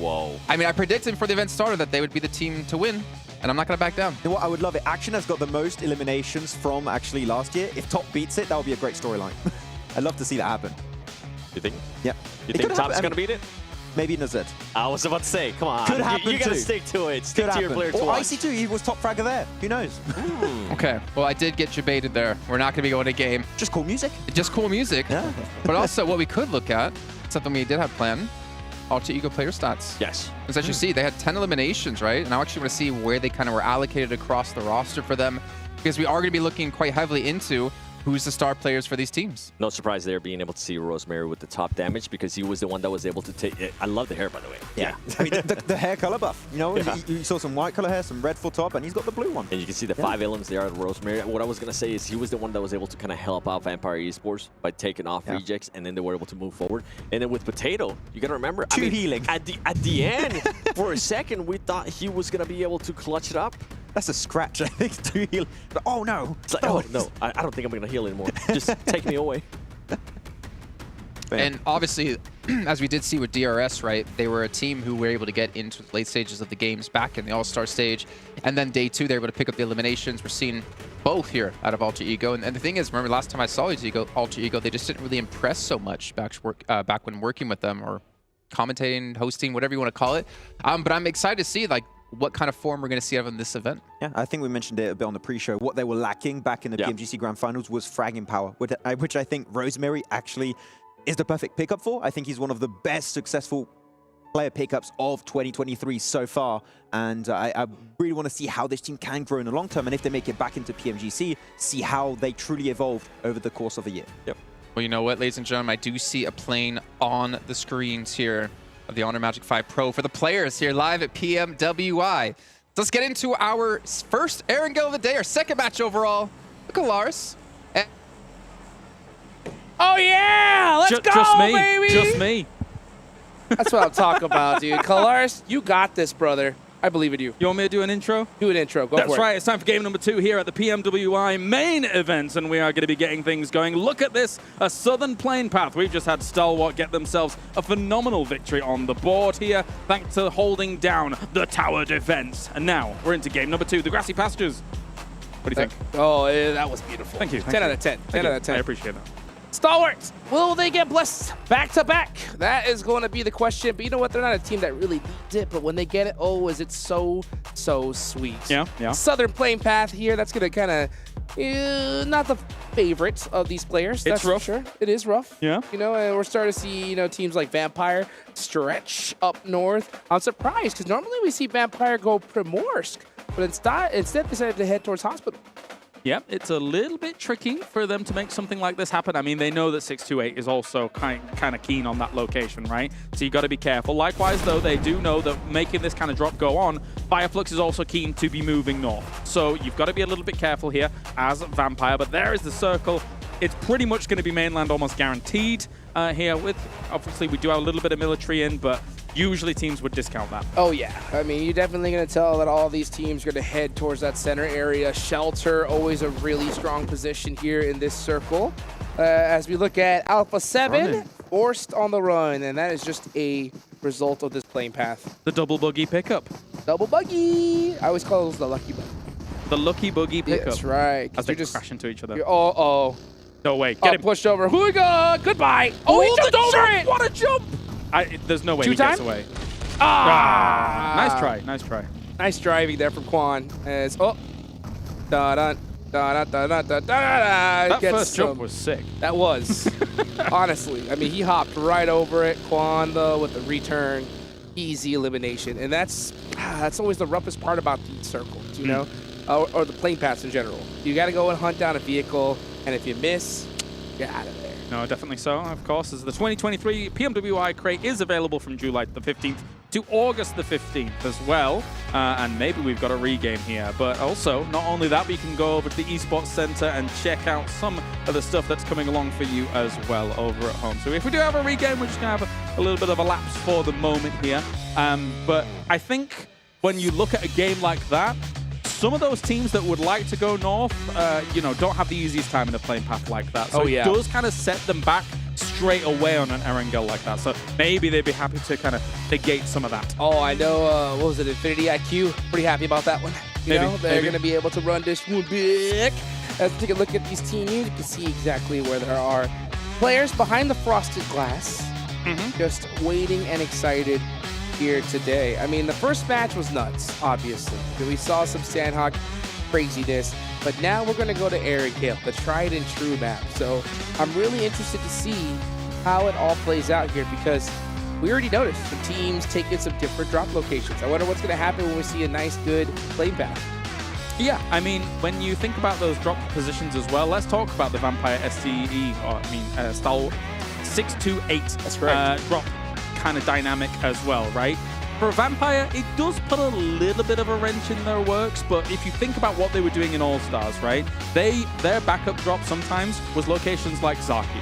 So if you think about them trying to drop north on a plane path like that and then trying to rotate in from that northwest side, they clearly have some experience with it regarding kind of that backup drop location potential. So coming in from that side, they're probably very well versed at rotating from that angle. Yeah, 100%. I mean, at a tournament of this caliber, with this much prize pool, guarantee you, these teams have all had a little chat prior to this, before entering here in the lobby, and they're saying, you know what, we're just gonna land on this side, you guys land over there, and we'll see who all battles it out in the final zone, because like I talked about, having these hot drops, they destroy your chances of a championship. Oh yeah, don't incredibly. Yeah, it is absolutely brutal for both teams involved. Even if you're on the winning end of it, oftentimes you might lose one player, you might lose two players. Yeah, you won out the hot drop, and yeah, you've got yourself 4 eliminations on the board, but it really does not help your chances in order to convert to a win, things like that. And speaking of converting to a win, let's briefly talk about what we saw from a good point that they brought up on the desk was the Tiamba win it or lose it play. Yes. I love seeing those kinds of plays because honestly, if you send, and when we saw them send into the Stalwart compound, you either win that fight and you potentially put yourself in a winning position, or you don't win it and that's like that. But it sometimes, especially on Sandhawk Dukes, and you know it as well, is better than just committing to the third parties, the fourth parties of edge play, right? Yeah, I mean, you're having to roll the dice if you're just sticking to the spot where you're at. You're hoping that another team fights another, you catch a lucky third party, but they wanted to take their whole entire you know, future in their own hands. Agreed, right? agreed, So yeah, they said, you yeah. know what, we take this day, we get it, we do. If we go out, we go out. But we'll find out. Let's go ahead and bring it on over to the desk to hear their thoughts on that. Well, my thoughts are actually thinking towards the teams who came in from the All-Star stage where they are used to this happening and they get to keep their mental focus, whereas the teams coming in, this might throw them off a little bit. You know what? You got to stay focused because you only have 3 days of play. You know what? Which team actually just got rolled over? At the start of the game? I think that was Infinity, wasn't it? Was that It Infinity? was, yeah, yep. Good for them. Yeah. They're like, start. yes, Yes, saved. another chance.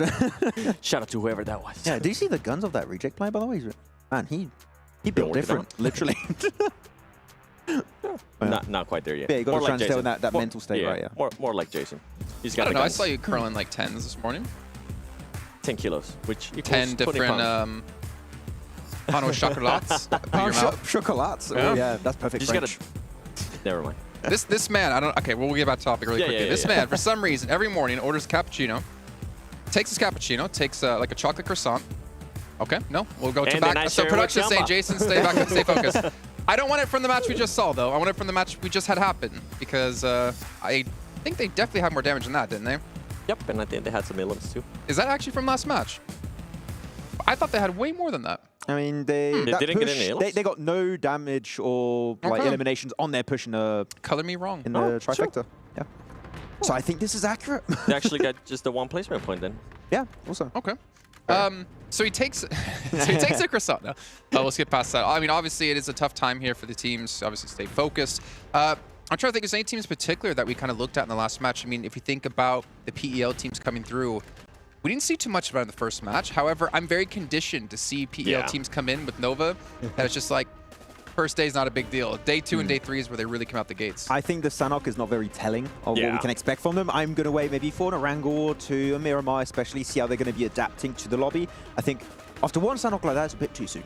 Yeah, I want to have a little bit more time. They're actually bringing up one topic for Sanhok in particular and see how that's going to devolve in the next day and next 2 days actually of the main tournament is are we going to see that hot drop happening in bootcamp that we saw of Geek taking that fight versus Dplus KIA. Dplus KIA completely Paradise. dominated it, but in Paradise. I hope it's not going to happen again because it's just, as we know, not really worth it. I think it'll probably happen one more time. And Takes I 2 think- days. I think, I don't know if it will happen tomorrow, but depending on where GK is at, depending on where Dplus KIA is at, I think they'll probably land on each other one more time. What, $3 million? We saw it, right? We saw it happen, I mean, during the All-Star stage between, what was it? I think it was Dplus KIA.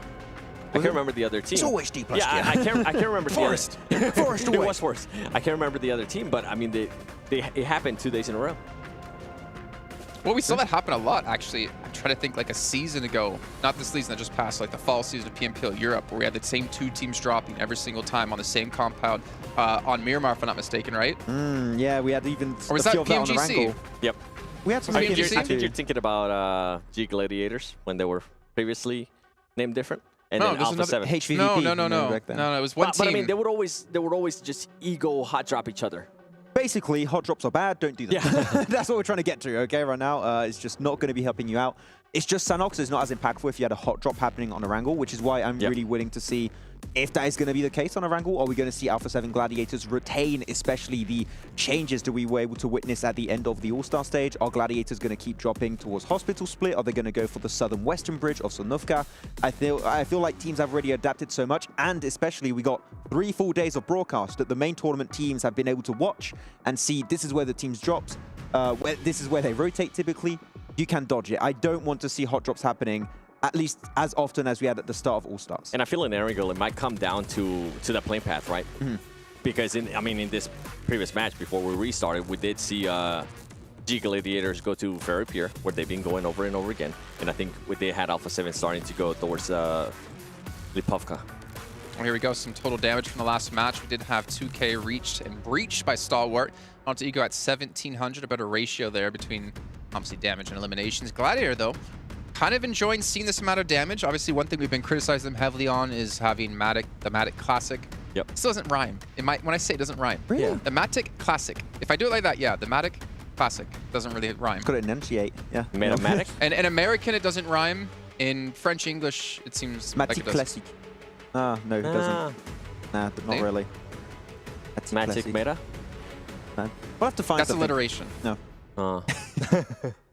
We'll think of some. We'll think of something. Don't worry. I mean, we got the Terminator. We got Darth Dante. We got to figure out a couple more. But what about Alpha7, since I'm looking at you? Not a strong first match, but not necessarily a big deal for them. We always know they start slow in tournaments. The only weird thing is that this is technically like day 4 for them. You're going to set me up for it? All right, I think it's time. I think it's time. I actually wanted to talk about this at the beginning of the show. I don't want to see a slow start out of them. I feel like they don't have any excuse now. They were using the excuse of, okay, we already qualified to the main event. We're going to be able to try different stuff. And I feel like it is now time for them to not be using any excuses and actually show up here and not be like, okay, you know what? It's usual Alpha7. They're not going to be doing well here in day 1, but in day 2, that's when they start picking it up. I kind of want to just not continue to give them an excuse because that's what I feel like is happening. We just saw what World Esports was able to do, right? And they haven't been playing the previous 3 days. They were able to come in here. They were able to get a chicken dinner. They were able to back it up with eliminations too. So it's time we start getting off that narrative of, oh yeah, this team is used to starting off slow. They're going to come back in day 2. I'm just tired of that. I want to see Alpha7 show the caliber team that if they want to become the champions, right? We always talk about with Alpha7, they really want to become PMGC champions. At this rate, I just don't see it happening this year. Something needs to change. Yeah. I mean, I could see some people saying like, oh, but it's different teams than what you had in All-Stars, so they need to adapt a little bit more. And I mean, not really, because... You know what that's called, Max? It's called excuses. Exactly. Yep.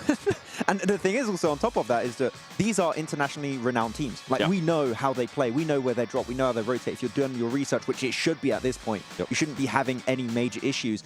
And you have 16 teams compared to 18. It should be technically even easier than what you had in the All-Star stage, except that the teams are a lot stronger coming into it. But at least you should not be going out as early for like reasons like hot drops or rotations, I feel. But even when the teams are stronger, if you are considered one of the strongest teams in the world for PUBG Mobile Esports, that shouldn't be an excuse. I feel like you should be able to maintain it. I just want to see something out of them. Coming in this angle, I think we were talking about this actually before the show even started. We were wondering, okay, how many matches are we going to be giving Alpha7 if they don't start pretty well? I think I was saying 3, and you said 2. And I went back on it. I was like, you know what? It's actually accurate. I think after the first angle, it'll set the pace for the rest of the day. What about, so we're talking about strong teams. I'm actually curious, and before any of us get any hate messages on Instagram again, what about the other end? Who do you perceive to be as the weakest teams in this lobby right now? And not necessarily, again, not in negative connotations, so don't hate on us. But in terms of like the power we've seen in the past, the raw power of the talent they have on the rosters, who do you perceive to be weak? Comparatively, relatively. You said one team earlier. Which one did I say? Starts with a T. Oh, Twisted Mind. I was like, where's he going with this? I don't know. I mean, yeah, Twisted Mind comes to mind then in this one. Well, you look at Crypto, right? I mean, back in North America, Crypto used to be one of the strongest players, I'd say, right? In Pakistan, yeah. No, Pakistan? Yeah. Okay, I thought it was Europe, right? Yeah, he did come to Europe, right? You're thinking right. back, there used to actually be a Crypto at NA as well. Because I was trying to think, like, how often has he played internationally at events like this? Because this is obviously a massive step up compared to just playing in a solo PMPL region. And there's a lot more pressure on a person like him who's supposed to be a star player. Yeah, and we did see them go out really early in this previous game, right? Right into Vampire Esport that were gatekeeping the southern-western edge of that circle on Sanhok. I feel like it was a little bit of lack of scouting. I don't want to judge too much on one game, especially at Sanhok, right? I want to see, as we stated, Miramar. I want to see Erangel, how it's going to be panning out, but it's not good for the mental state, especially after a rehost on your first Erangel too. So I want to see them get in the zone. Yeah, but something that we always think about, right? Previous PMPL MVPs, I feel like they always have a little bit of extra pressure on their shoulders. Just looking at you dancing on the I was jamming. It's a good song, but I always feel like they have a little bit of pressure on their shoulders because everybody's expecting them to perform. Everybody's expecting them to be able to put up the numbers. And if that doesn't start happening, then the player might start doubting himself at one point, right? And it's been a while since Crypto has been that MVP. I mean, by a while, I mean last year around this time is when he became an MVP for Pakistan. I feel like at one point, he's going to start thinking about it. People are going to start expecting those numbers, and they're going to want to see him. And I personally do want to see him being able to perform well here. Yeah, and their performances have been very volatile in a sense. Like you had Saudi E-League, and then he went straight back down when they played in their home region. So I don't really know what to expect. They can have really good results. I can see your phone already starting to get some pings. Thinking the same thing. I'm just saying facts. Okay, they did good. Ladies and gentlemen, Addy, put the camera on me real quick. The truth hurts sometimes, but it's true. You didn't wait for the... I know he didn't wait for the solo shot. Yeah. Nah, he did it. It's okay. Did Too it in late, mind. too late, too late. There you go. Now do it again. Do it again. No. Okay. Okay. The truth hurts. Aww. The truth hurts. We got it 3 times. Thank you. We got there eventually, Third right? time's the charm. What about Falcons, man? Honestly, when I start talking about weak teams, to me, Falcons was one of those teams that I had in my mind. I agree with that statement. Was. Do you have Would you elaborate? something else? Yeah. No. I was just enjoying the laughter in the background. But there were, I mean, I think they're sending messages to Max right now on Instagram. Before All-Stars, I think everybody was expecting Falcons to not even be here in the main event, and I think they were able to showcase in a big way what they are actually capable of with this new team. They're not the same Falcons that we saw last time at PMWI, and they were able to kind of back it up, right? They're a new team. It's a new team's Falcons. They're new roster. They were able to put up good performances. And the way they were able to actually start the match, start the day here, they were able to put up some elims as well, which, yeah, it is Sandhawk. Yes, there is some manage. You are able to take advantage of it, but it's still a good way to start the day. I would say you have a very few amount of regions where the transition from your home region to international events like PMGC, PMWI is really rough. Yep. One of those is NA, but also Africa, right? Yeah. Is it always going to do the same reaction? There's It's your nobody region. from an A here. It is literally It no- is my region, but I always tell them the same thing. I mean, if you're not going to be here, what do you want me to talk about an A? Okay, fair enough. And But hyper where? And then Miss Exodus then started replacing We were talking it, and about Team Falcons. Miss Exodus what? I know, but I'm saying you mentioned This NA, point. and I'm like, they're not even here. I don't know, man. I'm scared to touch the NA topic because I'm pretty sure I got to go back and do PMPL NA coming up, and I don't need any hate messages from some of the players. I mean, if they step it up, they'll be here. And then we'll Seven is actually just get a not chance gonna to be talk there. about them positively. I always tell them this, man. I've been doing NA for like, what, 5 You years know now? what? You know what? Let's go in. Let's go in. Let's just end our careers here. You know, you look at PMPL NA in particular, if we're going to talk about it, go ahead, Max, you're in the conversation. You're associated. Are we going to sugarcoat it? Because, I mean, we can't be biased. I don't care if you're the best team in NA. That doesn't mean squat on the global scale. You can have your ego all you want, but if you get to an event like this and you can't compete, not necessarily calling it Mizexis, there's a couple of our teams I have in mind. I'm not going to say their name, though. Say it. No. Then, you know what? Like, get good. Yeah. That's what it comes down to. When was the last time that we actually went to an international event and we're like, okay, you know what? NA has a chance not to win. Not to win. When to Zute end was up like playing, top 5. when Zute was playing, for me, Yep. it was like the first PMGC we had season 0 back in Malaysia in 2019. Oh, that's when he had his best move. And we had Carnage. Okay, yeah. Okay. I do miss Carnage as well. Yeah. And you had like Temple Storm back then. That's when I felt like, okay, NA has a chance. But the problem is NA's just fallen further and further behind. I think, in part, because of egos, but also in part because of the old guard kind of retiring and leaving PUBG Mobile behind, not kind of sticking around, training the new generation of NA. But then we had Hotchix looks like he agrees. Then we had Knights. Or disagrees. Then we had Knights, right? And then they ended up going to PMGC, and everything kind of fell apart, and then the team disbanded, and now we have Coops being able to dominate in a completely different region. That's the issue. If you get too good in NA, you're getting picked up by another region. Yeah, I mean, which is the right thing. And I always tell the players too, hey, do good, because there's other regions that are going to be looking, and if you can excel somewhere else, if you can make some money. Yeah, I mean, it's fair to say that NA and Africa, which was the initial point, is that they are regions that's really hard to transition to these big global events. So yeah, you don't get too many opportunities to play at this stage, but it feels like the level of play is just like kind of similar year after year, right? And it's not too many improvements to I've that been saying region. for years, it's Yeah. like you get to an event like this, you know, for Mizex's case, in this certain situation, you take what you learn here, you bring it back to your region, and you try to help the region improve, and you try to dominate the region. But I feel like a broken record. I've been saying that for like 3-4 years now. And at some point, you just have to wonder what's going to happen. That's why I was so excited to see what N-Hyper was going to be able to do in this event, and it didn't end up happening, and then it just well, we did crushed have my one of the dreams and players hopes. here last year, GK First. Yeah. Under TJB, right? Under the TJB flag, and it didn't do well. Yeah.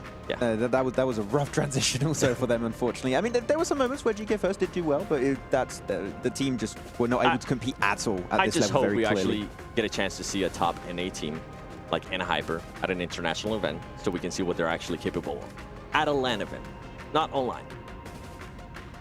Well, maybe next year that'll happen. To be fair, when you are playing like America's regionals or European regionals, some people are playing with higher pings than others, and it does make it a lot more difficult to play. So maybe some more offline events can actually help step up the game.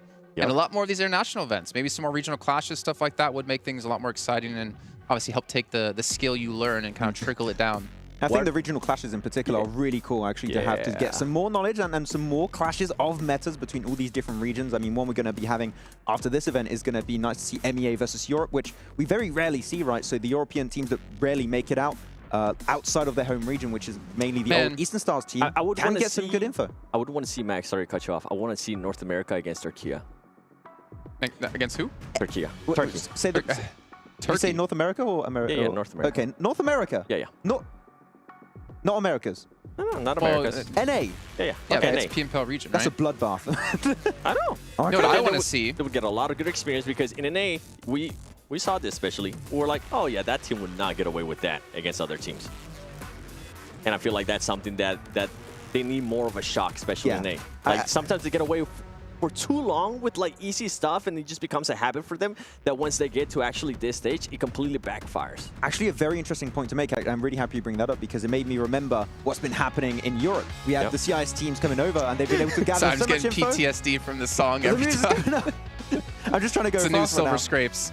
All right, it's time to head into game here, and hopefully I don't get cut off this time with Kalaris, and let's go, Hotjukes! Let's go! Here we go. Jeez, that was loud. We are headed into Air Gale. What can I say? I have one volume, and it's set to max. It's set to American. May I get it max? There you go. Oh, yeah, okay. Oh, yes. No, he's French, he's quiet. Oh, le bison. Oh, le petit bison. Le bison. That's right. You know, I'm sad, man. My premium limited edition intro was squandered on the regame. It really was. I'm It was so good. It was Ah. so good. Maybe that's what it was. Maybe it was too good. Yeah, maybe. They said, you know what? We just have to settle for the let's go.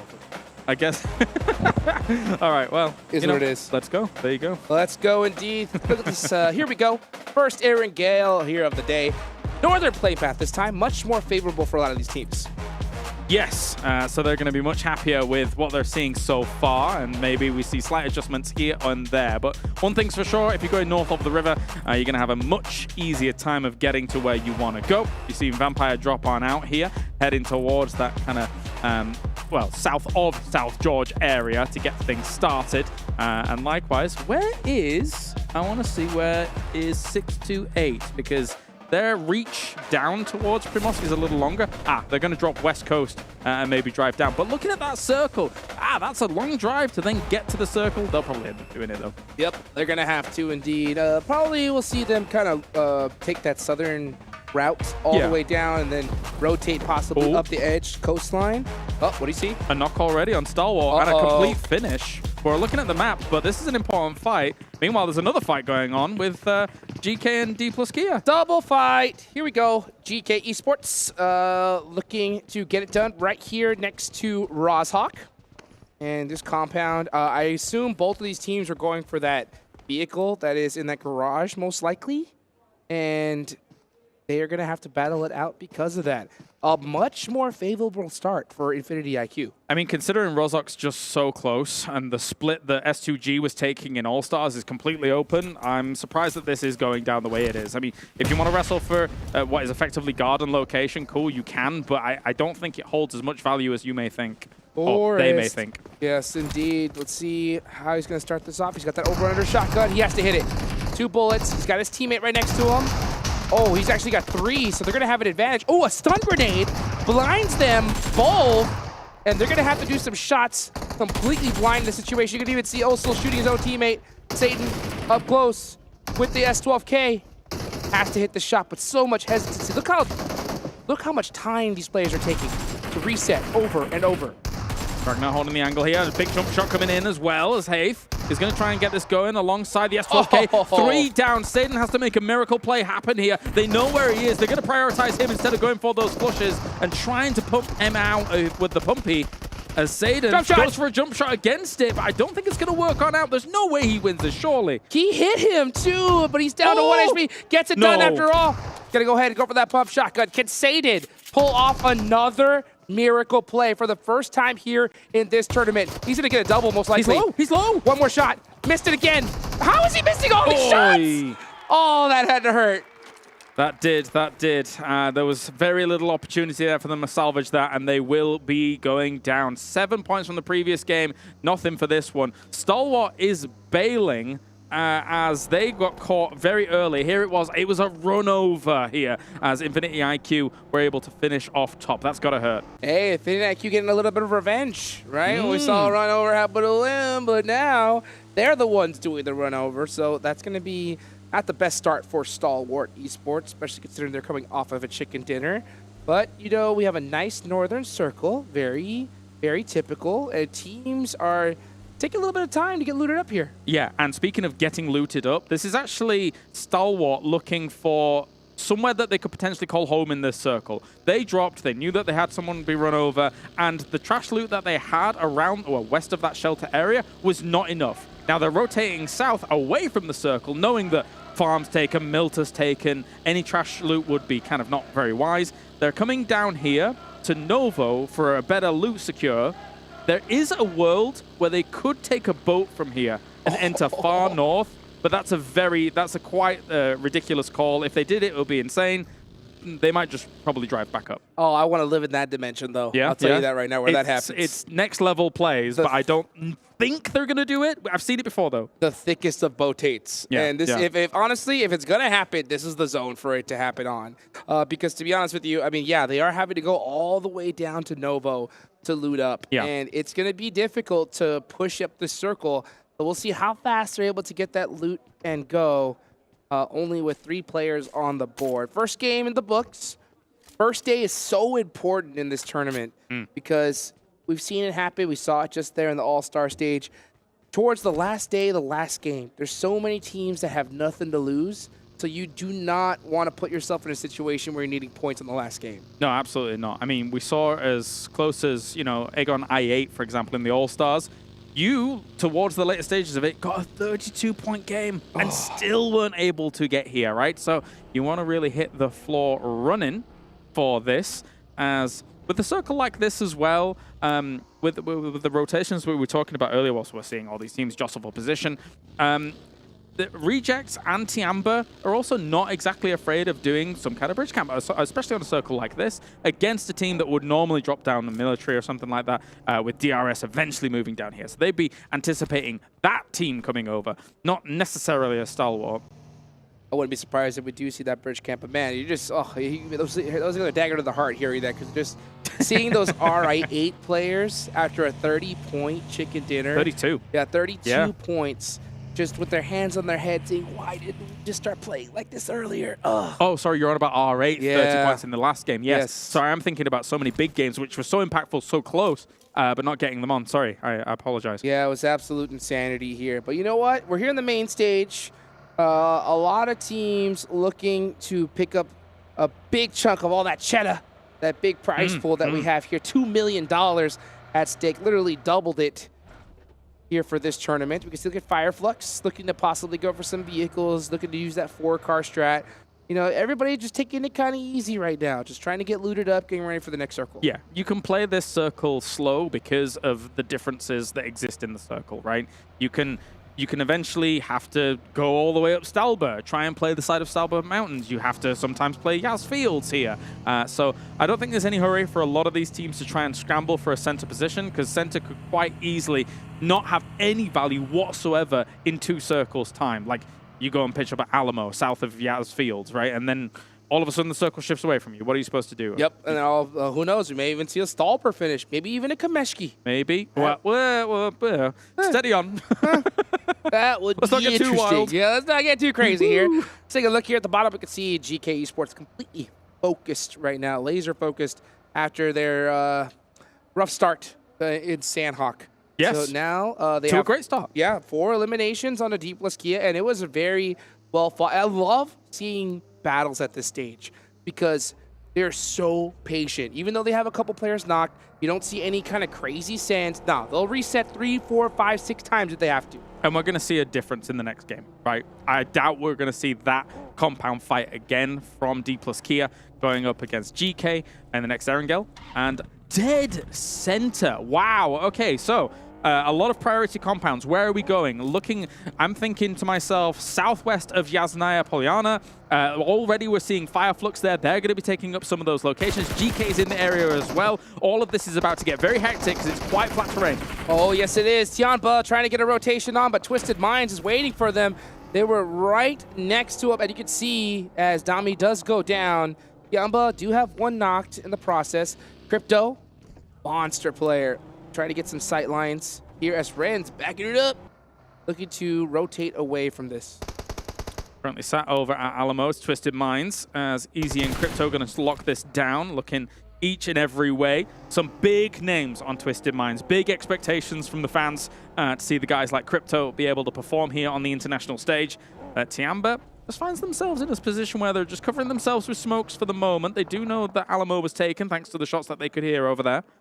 They did get an elimination onto Twisted Minds, so they are big chilling right now. Getting a nice little reset for themselves. Taking a look at Reject Tokyo. We saw them a little bit earlier, but now we got eyes on to 628. Oh, there they are now. They were the first team to really get eliminated in that Sandhawk match.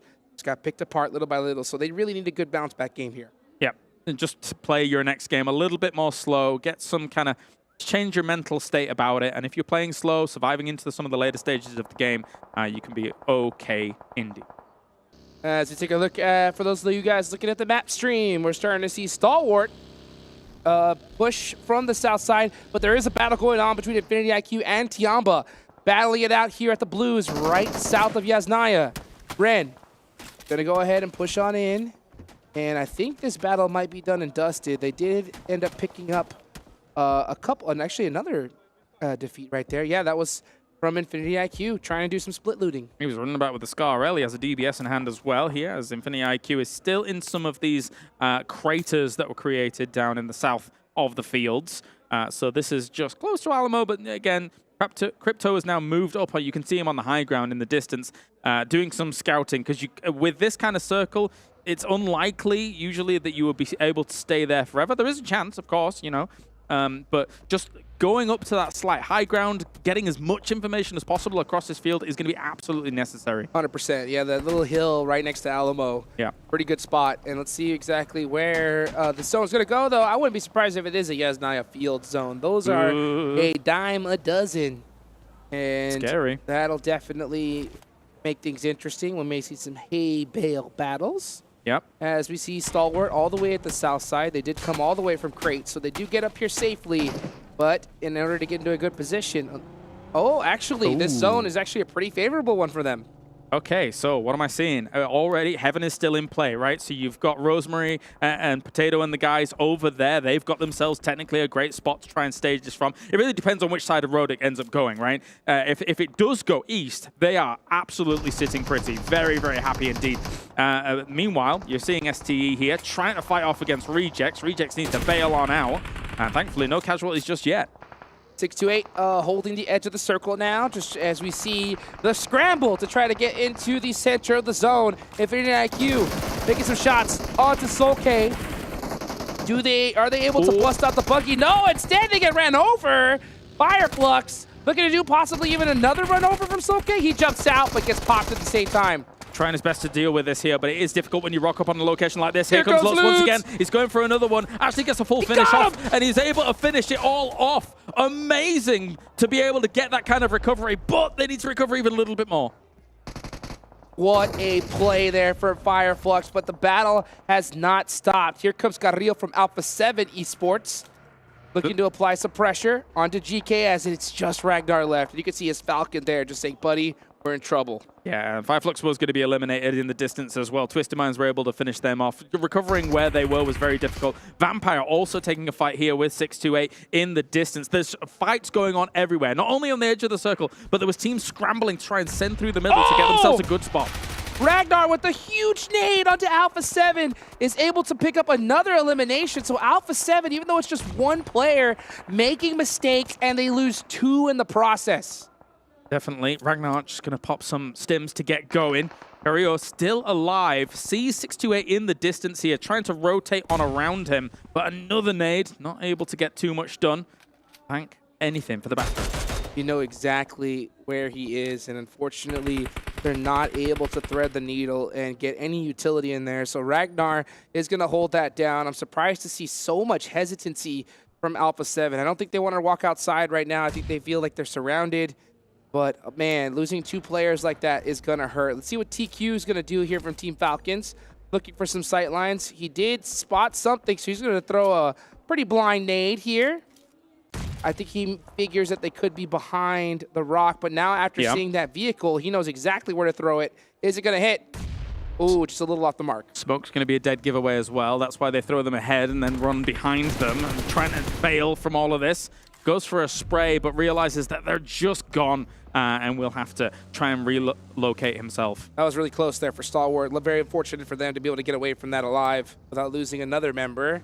As where are we of going? course, they did lose top early. Yeah, where are we going indeed? Where's that zone going? Nice hard shift again. So this zone is just hugging the edges every single time. Ping-ponging around. That brings Heaven out of the equation actually here, so Alter Ego are going to have to leave from there. And actually, I mean, for the rest of the lobby, this is absolutely great, because if you have to deal with a team in Heaven, it acts like an absolute watchtower across the rest of the area. So there's going to be some teams wiping the sweat off their brow. Oh, I kind of wanted to see some vehicles just YOLO send it up, see some jump out crazy plays there. But yeah, we're not going to see that. Land on the roof. Yeah, that we're not going to see that now. But for now, we're going to see some teams looking for all the best spots here in this next zone. Only a couple of buildings left. A lot of hills areas here. Let's see that nade one more time from Ragnar. Big. Oh my gosh. Very well done. Instant finish with the Bison. Lippy Bison. Lovely. 628. Oh, that's another player from Alpha7, so it's just Carrillo up left. And is he going to be able to hit that nade? Oh, Zing knocking it onto him. And that is Alpha7 eliminated in 12th place. Eliminated, but I'm sort of surprised 628 stuck around on this west side as long as they have done. I saw them in their vehicles. I thought they were going to rotate, but now they've put themselves in a bit of a precarious spot where they're going to have to move into a circle like this. I thought they were going to get ahead of it. But anyway, Gladiators here up on the north side. Box is just taking pot shots at them whenever they can. Whenever they come across this hill, they have to go past them. So somehow they have to figure out and solve the puzzle that Box is presenting them. And we'll see if that puzzle is going to be complete or not. You can see McHugh trying to figure out the puzzle of how to get out of here alive, and he does find the right piece. Gets in the vehicle with Kitsune. Meanwhile, 628 full sending it on a DRS. Maybe for some reason they thought that this was open. It is closed for business. The rest of 628 have no choice, I think, but to send it in that location. But instead, gonna just take this little hillside. They have to edge in some way. Oh, this is a blind rotation. It is not looking good for 628. The lateness of this makes it very, very difficult, although Killer is all on his lonesome, just ahead of the pack here. So maybe they weren't really expecting that. Spray's going to come in, tries to get in. They might have even got a wheel on that, but likewise, they're going to return fire, take him out. The rest of DRS not here to be able to support it. Kind of a misplay there from Killer. Do you think he was just kind of holding that position, waiting for his team to get there? Trying to, as an anchor point here, and not expecting 628 to really move in. If he's got an anchor position there and the rest of them rendezvous faster, it's a great spot. But, just a little bit too slow on the uptake. Yeah, a little bit of mistiming. It's crazy how much that could cost you. For all we know, for sure, that could have costed a few $100,000. Crazy to think about in the future. But you know what? That's what it comes down to. Let's take a look here at Reject Tokyo. Had a tough start, but now they have 4 up. Yeah. Good control. They have a nice spot. They do have full sight lines onto Vampire, trying to control this edge of the zone on the west side. Meanwhile, Falcons battling it out with Gladiators. Here comes TQ with a nice nade. Is it well placed? Oh, perfectly between them. Pieces them up a little bit. Doesn't get the knock, though. Here comes another, though. Do we have a follow-up? That's the question, yeah, because if that doesn't get anything as a conversion, it was a nice nade, but the guys are probably going to try and heal up. We've got ourselves, though, Falcon. In terms of their triangle position, they were looking for off angles against Gladiators where they were sending it to. So maybe they can completely dismantle them. They're driving in, actually. Yeah, I think if they realize that it's only 2 players, especially with this circle, I think they really want to control this southern side of the zone. So if you're Team Falcons, I think right now you apply the pressure, turn up the heat, and take them out. Because if you play this way too passive, you're going to let them buy way too much time. Big kind of blind sprays into smokes here to try and just get a tag wherever they can. And already hit, so it has to go prone there for a second. Yeah, I don't like this. I'm glad TQ backed off because he needs the rest of his team with him. If he gets knocked, he's going to get thirsted, and that would be a huge mistake for the Falcons. He has a beautiful angle, but he needs his squad. I wonder what they are doing. Meanwhile, you got Axer way far in the back, still in the zone. Maybe possibly they're trying to defend against a team rotating on the side. Yeah, well, thankfully for them, they don't have to move too much just yet, so they can still prolong this out for a little bit, take it slow against them. Mekuga will go down. Likewise, Kitsune's gone as well here. Falcons cleanups Gladiators, and meanwhile on the other side, Rejects trying to dislodge the Vampire problem. Very fortunate for Team Falcons to get that finish, and not to mention Kitsune running out of 5.56 right there at the end. That is going to bite them. Meanwhile, we're going to see Vampire give up their compound and start heading towards the center of the zone. They do notice that they're going to have to make some shots out of this vehicle, because you can see Stone popping out now. This is a really tough angle. This is still outside of the circle, but I think they just wanted to avoid the vehicle explosion.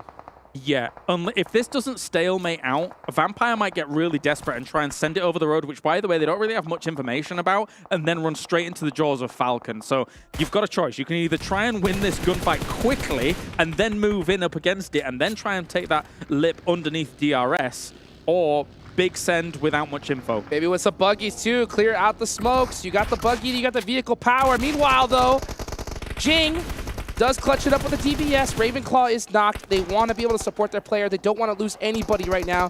I'm surprised we're not seeing another vehicle drive up. Maybe they're just thinking it's too risky with that DBS. Oh, there was a nade there, and it will shut him down. So they take the calculated play on this one. Stay on this side of the road, get rid of the two that were there, and they should be able to recover as a four-man. But again, they're edge-heavy here, so they've still got a lot of work ahead of them. Oh, yes, they do. They are straight up on the edge of this circle, but they do get a few eliminations in the process. Still 9 teams remaining here. As we take a look at Twisted Minds, possibly trying to get a nade onto Yante. He knows exactly where he is. I think Easy's going to probably hit this eventually, though. Bear in mind, teams here that have been able to leapfrog ahead of Twisted Minds have had the opportunity to do so at the behest of Twisted Minds, because they've had Alamo for so long. Not bad at all, but they need to get rid of these teams that have leapfrogged ahead of them. They should have shot at them as they came in, and I think that probably did occur, but they weren't successful to get rid of them, basically. That's one of the hardest things here at this stage, is you have to decide, do we leave our compound and take these players out as fast as possible? And sometimes you're just so comfortable where you're at, where you just kind of want to survive for a little while longer. And I can't blame them, because if you go too early, you open up the chance of a team third-partying you. So Twisted Minds trying to play this very safe. Definitely. Stone looking towards Twisted Minds as they're trying to find themselves a little bit of a closer location towards the end of that circle. And the hard shifts continue in this one, Hot Jukes. That is rough for some of those teams in the south. Oh my gosh, straight goes to the other side, and it's a huge zone shift for Alter Ego, a team that had to really work for it in Sandhawk, finally getting blessed here. Let's see how many eliminations they're going to total up before the end of this. Yep, same time. Let's take stock of things. He's winding it up, man. He's winding it up. What's he going to hit? As Falcon's driving around near STE, actually. They're going to try and get rid of them and clear their backs even further. They're doing a lot of this clearing their backs tactic, which could work out for them in the long run. That is something you definitely want to do. You want to make sure that there's nobody ahead of you. Action, very worried about that Molotov. He's going to pop out of his US here. Meanwhile, TQ doing a great job of just applying a ton of suppressive fire. They need to make this a bit more strong, this kind of push. I don't think they realize fully it's just 2 people. That's the thing. They might have had a little bit of information, but they're kind of cautious as to whether or not there might be other off angles in the distance here for Stalwart. Stalwart is definitely in a weakened state. Uh-oh. Stone. Dead eyes on the Falcon. They 1-2-3'd them. They waited. They said 1, 2, 3, pow. Make those shots. Got the knot on the tee. Very nice. Very nice indeed. Box is also taking some shots at Stalwart from that north side as well here. So all these teams kind of sandwiched between 2 absolute giants as Ravenclaw is going to pepper a few shots into Falcons. Ace is going to go down. Falcons here is getting shredded up because of Vampire eventually pushing over the road.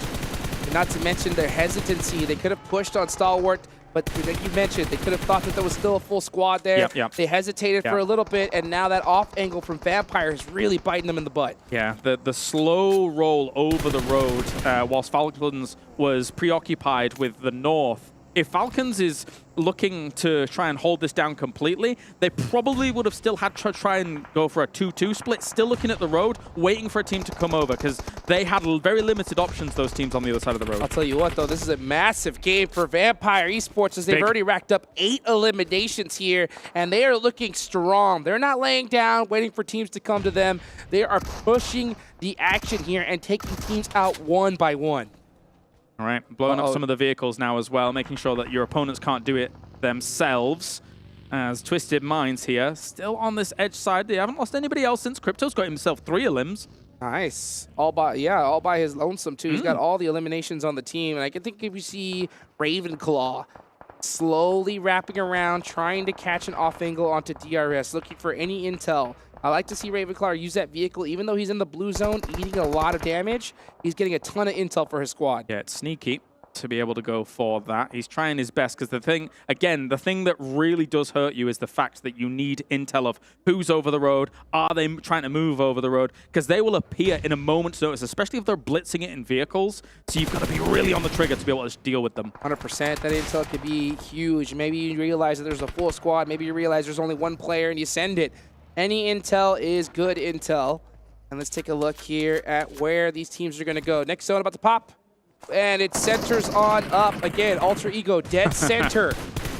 In a really good position here. And how many eliminated? They've got 4 eliminations, and I expect to see a lot more from them soon. Yep, they've been chilling in the center of this circle, man. I mean, it's a deceptively good area to take. You have to expend some smoke sometimes with the lines of sight we're seeing here. You can see them in the distance on the left, but car forts are super important at this point. And for for them in the middle, I mean, it's going to be a case of you need those vehicles to be able to give you a bit of cover. Yeah, those car forts are huge, but I'll tell you what, that is a very dangerous spot to take. Yes. I have a high likeliness feeling that they are going to be surrounded by these squads, and every single team is going to be looking directly at them. They're going to have to make something happen like crazy. Don't know why I couldn't scrabble together Alter Ego, but they're out getting knocked in the distance as well by Tiamber, who have now pushed on against them. Nade's going to rain down on their position here, and Stalwart is now gone. They will go down in 7th. So here we go. Let's see what Alter Ego could do. Can they defend this position? Beautiful. Nade there from Octa. Onto Tiamba, over with 1 HP, but he's going to go ahead and throw over a nade right on top of them. Meanwhile, we're going to see Ren with the drive in. He's got the DBS locked and loaded.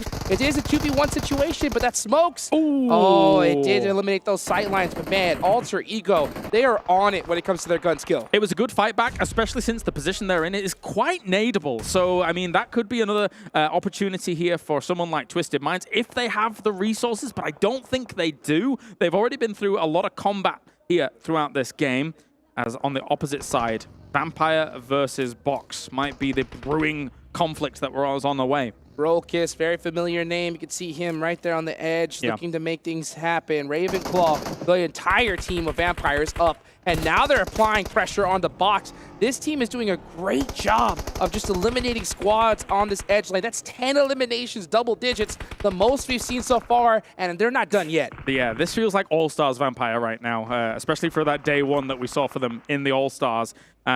Really good usage of smokes. They've been rolling from fight to fight, so they've been able to steal some utility from their opponents as well. If they deal with Box, they might have this in the bag.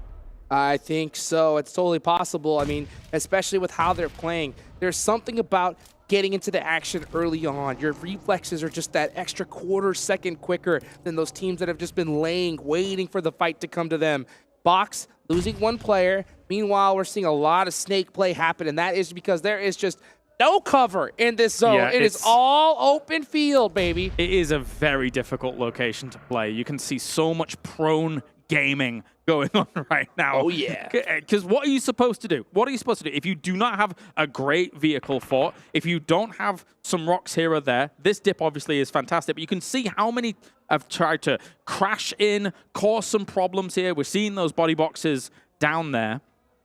I think Twisted Minds doesn't have any nades to be able to kind of punish them in that spot. Nope, tons of utility being expended just to get here in the first place, so I'm not surprised to see that happen. And Alter Ego, yeah, they do have that dip, but like you mentioned, they had to lose 2 players in the process. It's not one of those circles where you can just stand up and shoot everybody. You have to just survive because everybody is looking towards that center position. You can see Twisted Minds looking in this direction, Box on the other side. Vampire, I wonder if they are going to clean out this right side and focus on Box first rather than center circle. Okay, so Crypto had one nade. He actually was waiting, holding it. Oh! No, he was on the other side of the vehicle. Octa saved with a scrap of life there. Double molly. If they get whiff of exactly where they're, but Crypto's creeping up, man. Crypto is creeping up, and I don't think Alter Ego has an idea where he is. Octa is looking in this direction, but he's also focused on his back because there's so many shots happening here. If Crypto stands up, he's going down immediately. He knows it, so he has to snake it the whole way. He saw Potato. He did see Potato from his third person, unless he was looking in another direction. But anyway, we've got him now. Big push in here from Vampire. Here we go. Stone applying the pressure onto Box, looking to finish him out, and they do. Whoa. Vampire taking out every single player on the edge. They are on fire right now. Like that, a click of the finger, and they were gone. That was brutal to look at there. Vampire, what a great push by them. Man, I don't know how the other teams are going to be able to respond to this. DRS, Twisted Minds, Alter Ego on the opposite side of this. They're going to crunch down on one another, and Vampire's just going to clean up the scraps. I mean, look at the difference. Every single player is laying down, trying to survive. Meanwhile, Vampire standing up, just applying crazy pressure, saying, we don't need the tall grass. We just need this M4, baby. Tony K forwarding on in. Gante does get knocked, though. Maybe a double knock is tough, but Ravenclaw does pick him up in the meantime, and that is DRS out, so now it is down to a 2v2. Maybe too bold, though. Who knows? Because losing those two players really takes away a lot of your advantage. Going to try and get Schweppes up here, but they do have some nades in hand. If they're in nade range, this could be deadly here for Vampire. The circle's pushing them. They have to move away from this rock before Alter Ego has to move themselves. Octa applying the pressure. He's holding it. He hold the angle. Hold the angle. Just keep on that suppressive fire. Let Papa Blue do the work for you. And this should be an easy dub for Alter Ego. Meanwhile, Vampire going out at the end of it. A brilliant performance for them regardless. And honestly, that was one zone where you got blessed. That was not easy to win. No, definitely not. The Tiamba push was scary there for Alter Ego, but they were able to persevere through the oppression that was coming their way in a lot of this. And again, you've got to be really steadfast about holding on to your utility. I keep repeating it, man, but when it comes to a zone like that, and Vampire getting so eager about their advantage that they had, that was the end of them there. Tony K going down on that angle, it's... Vampire was too confident in that one, man. I think they tried to do a little bit of a heat check situation, right? They were like, hey, you know what? I'm going to stand up. I'm unstoppable. And then Ravenclaw just runs, gets bodied, and then all of a sudden it's like, oh, no, we're in big trouble here. And yeah, if they would have played it a little slower, they would have possibly won the game. But you know what? That is Vampire Esports. That's what got them here in the first place. Guys, a lot more action right ahead of you guys. Don't go nowhere. We'll be right back.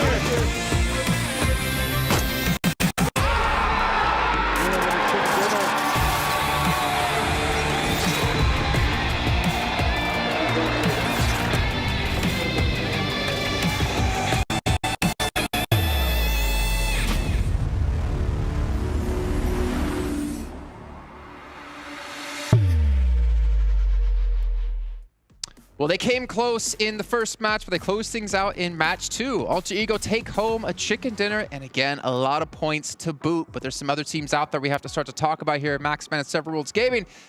well, other teams. It's pretty much just the same team. Yet again, Vampire, man, able to put in some serious work there, sweeping up the edge of the zone, while Alter Ego instead were cleaning up the center of the zone. And those two teams in tandem taking home a lot of points. Yeah, and that nade from Tony K, especially right onto 628, that was such a good play when they were trying to rotate around the southern western edge, and then they transitioned onto Falcon, a really good third party. And that's what we talked about on the pre-show, right? Vampire Esports playstyle we saw in the All-Star stage can very easily be successful against some of the best teams in the world in the main tournament, and it's already been proven here on this second match. And I feel like you mentioned too, the grenade from Tony K allowed them to be able to pick up his teammate, then have all 4 players still alive, and being able to just run through everybody. We were able to see, I mean, when they went up against Box Gaming, they were able to get rid of them just so quick. Close my eyes, open them again, Max, and they were gone. Pretty much, they just disappeared, poof, and they're gone. Actually, I'm surprised Alter Ego did not die to nades, though, because there were so many teams close to them. Their position is so nadeable, but there's so many cards you can somewhat dodge that. How many cards were there? Like 6, 7? Jason asked me this, but I can't say it on camera. There was way too many. There were 7 cars on brand. 7. Yeah, nice. I'm surprised you missed out on that, actually, because I instantly caught on. Why am I helping you? Can say on brand? You will. Nice. Okay, well, the Honor Magic 5 Pro, powered by Snapdragon 8 Gen 2, an Honor self-developed GPU Turbo X is the device they're using. A big shout out to them for helping sponsor this event. As we take a look at the match rankings as well here in just a second to see how many points, obviously, all the teams here in this lobby did accomplish. And look at that, Vampire actually coming out ahead with 22. Now are we surprised? I'm like, are we surprised with that one? Because they were just going through everybody. Look at the point difference, though. 22, 21, 8. It is very top-heavy. I think it's fair to say that Alter Ego and Vampire Esports setting a standard here for the very first wrangle. But Alter Ego, too, we're talking about how they wrapped up this game. We've got to talk about how they approached the early game, playing from heavens. If the circle went there, it was, I think, a possibility, again, for them to get the chicken dinner in case of an Eastern shift. So they were really making sure they were setting themselves up for success, because that position, heaven, impossible to breach in later stages. Yep, and with GK too, we saw once again getting into an early fight with Dplus KIA.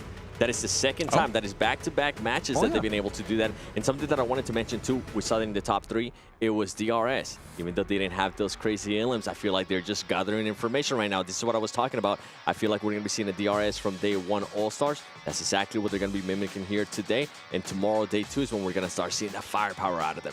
I'm surprised. How did they not see Giante when you had Vampire trying to cross the road? If Vampire don't lose that player and they're able to get the road cross, pretty much they have 2 angles onto Alter Ego. They win the game. But Giante just got that little surprise factor that was a bit too much to deal with at the time. Well, as we take a look at, obviously, Alter Ego taking home the bacon here, I guess the chicken, let's actually take a look at their player stats when we can to get an idea who was really standing out for the team, because we saw Potato do some serious work in the first match, obviously, the last man alive for his team, obviously able to close out the game. But we need to get an idea of, like, where are the stars? Where's the fragging power coming from? And we saw Rosemary as well, able to put up the big numbers, but this time it's Octa with the 1250 damage. Yeah, what's the transition from damage into eliminations I really want to see? Going to be 9 on the slow. That is a great conversion right there. Woo. I mean, most eliminations on the entire main tournament. He could be getting up there. He could try and beat top. Action, actually, sorry, from Star Wars. Yeah, we were just predicting at the start. It's okay. I read the script. We really want him to get it. Not just kidding. I look at Rosemary, yeah, and I think of one thing. Oh. But I can't say it on air. But you know what I'm talking about. Something related with the collaboration currently going on in PUBG Mobile. That's why I did the earlier. I was like, oh, that's a good. That could be a reference. Wait, but that we can't use. We can't use. It's a reference. There's your reference. I don't know what you're talking about. Everyone understood. Go ahead, Seven. What were you going to say? I cut you off. What? You were going to say something. I cut you off. No, that was the reference. Okay. Well, Rosemary, though, putting in some serious work this event. I do have something to say. They're playing the fight. This is what we're talking about. I wonder if these 2 teams are going to keep doing the same thing, because they just keep hot dropping each other. I'm going to put you on the spot, Max. Do we think they are going to hot drop each other again next match? Please not. Please don't. Just don't do it. They got to concede at one point, right? Yeah. I mean, the thing is, right, you're already 2 games in. You've got 18 matches. 2 times they drop on one another. Game number 1 in Paradise Resort. DK, unfortunately, falter. Do not make it out of that fight, and it's still eliminations going the other way. Now DK win it.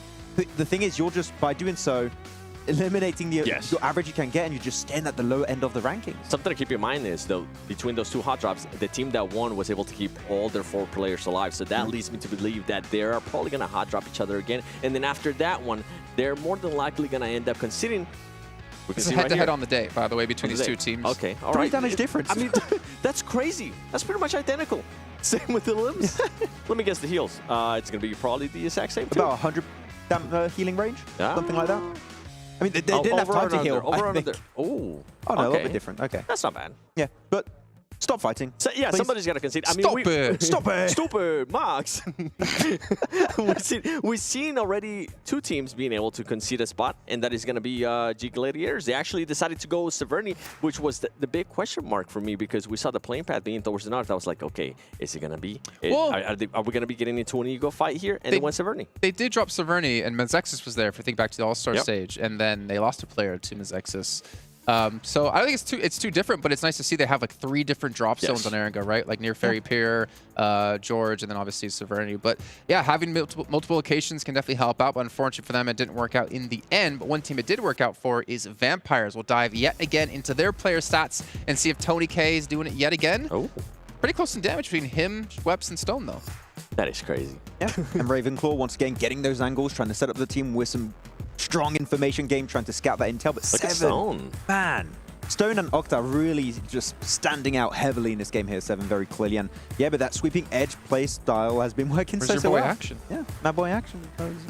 Not there right now, but he'll come eventually. He was so proud to see Stalwart in the first game. Yeah. Well, there'll be more. There'll be more. Yeah. He was like, did we get attacked? He was like, no, leave my boys alone. Please, let them win. No. Are you wearing the jersey under? We'll have to see later. Maybe I do. Okay. You're Max, you realize you're doing something that can only like hurt you because either you have to prove it or you don't prove it. I'm not going to prove it. I never intended to. I actually stole it from his luggage. Oh. But what about a head-to-head between our top 2 teams, which actually should be our top 2 teams if I think about it, with Vampire and LG. Actually, no, Stalwart. Maybe Vampire is not top 2 just yet, but our stats overall here, and surprisingly enough, Vampire actually 2,900 damage. Which is interesting, right? Because Alter Ego, with the position that they had in this last Erangel, being on Heaven, the way they were able to actually position themselves was so impressive to me that I'm actually surprised that they don't have a lot more damage than that. But 11 Illims. Wow, 1,700 healing though. I mean, that kind of tells the tale of like how they played it out, right? Alter Eagle's center and Vampire sweeping the edges. They were tanking really hard. But Alter Ego, I mean, I understand why they were not doing as much damage and getting as many eliminations as a Vampire Esport. They were actively sweeping the edges because they were in Heaven, then in a dip. They can't be seeking out eliminations too often because you're also going to be using your resources, right? That utility, bullets, and you can't loot it up, so you just got to hold on to those resources because if you use too much of it, you're just out and you just can't fight anymore. Jason, you were right. Do I have a what? You were right. I was right. Of course I'm right. I'm always right. What am I right about? Yeah, that's the team. Alter Ego first place at 37, Vampire Esports at 28 in second, Stalwart at 22 here in third place. They did have a rough start. They lost a player to Agon XI8. No, sorry, Secret. No, Secret. Where did that come from? Infinity IQ. I'll get there eventually. The funny thing was, Infinity IQ had a player run over in the initial make, and then the remake, Stalwart lose a player to the run over, and it was done by Infinity.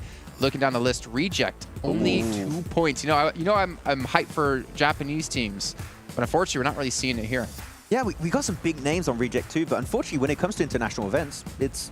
I'm getting PMGC flashbacks. PMGC flashbacks. With Reject not being able to perform, right? I mean, the first 2 games, yeah. I mean, it's just 2 games, right? We're going to say that always on the first day. It's just 3, it's just 4, but there's not for Alpha7. Yeah, there's not been a good trend of Reject doing well on global international events. Yeah, so we need to see them prove themselves if we want to start hyping them up. For Alpha7, that was their marker, right? We're giving them 2 matches. After this match, they need to start performing. If they even want to get a chance at winning. Yeah, I mean, it was. We were talking about it earlier. I feel like 2 games is good enough for them because they already been playing. They had a bunch of excuses for All-Star. Now it's time to show up. You know, I see 30 seconds on the timer before we get to next match. Now, whether I'm confident in that is a different question. So I'm going to bring up a topic that might drag us out past the 30 seconds of something I see in different esports, actually. It's about a team playing down to the lobby's level or the other team's level, or rising up to playing to a different level, rising to another team's level, or setting the pace. And right now, I actually wonder, for the 2 teams coming in from PEL, are they playing down to the lobby? Because they seem to be struggling so far that I did not expect. I think they're having to readjust. Yeah, I mean, Tiamba is doing some very desperate plays. They're very reactive instead of being proactive. I want to see Tiamba more specifically be proactive and trying to set up some game-winning plays a little bit earlier, if possible.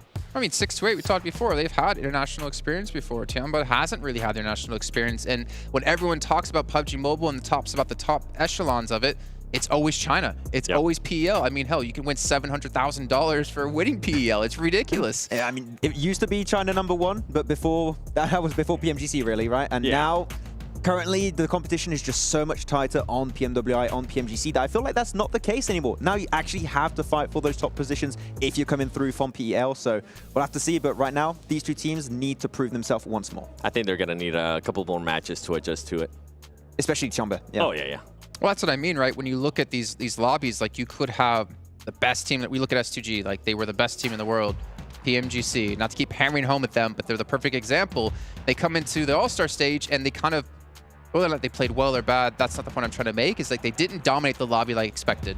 Vampire, they were the ones setting the pace. They obviously knew they could do it before from PMWIs. They've had good results in this year, and they set the pace for everyone else. And no one else was really able to rise up to their ranks because they finished 30 points plus ahead of everyone else. And going into these games, you look at some of these teams, and on paper, they have really good results in the respective regions, but when hitting these national events, they can't seem to set the pace themselves. They're the ones always seem to play catch-up.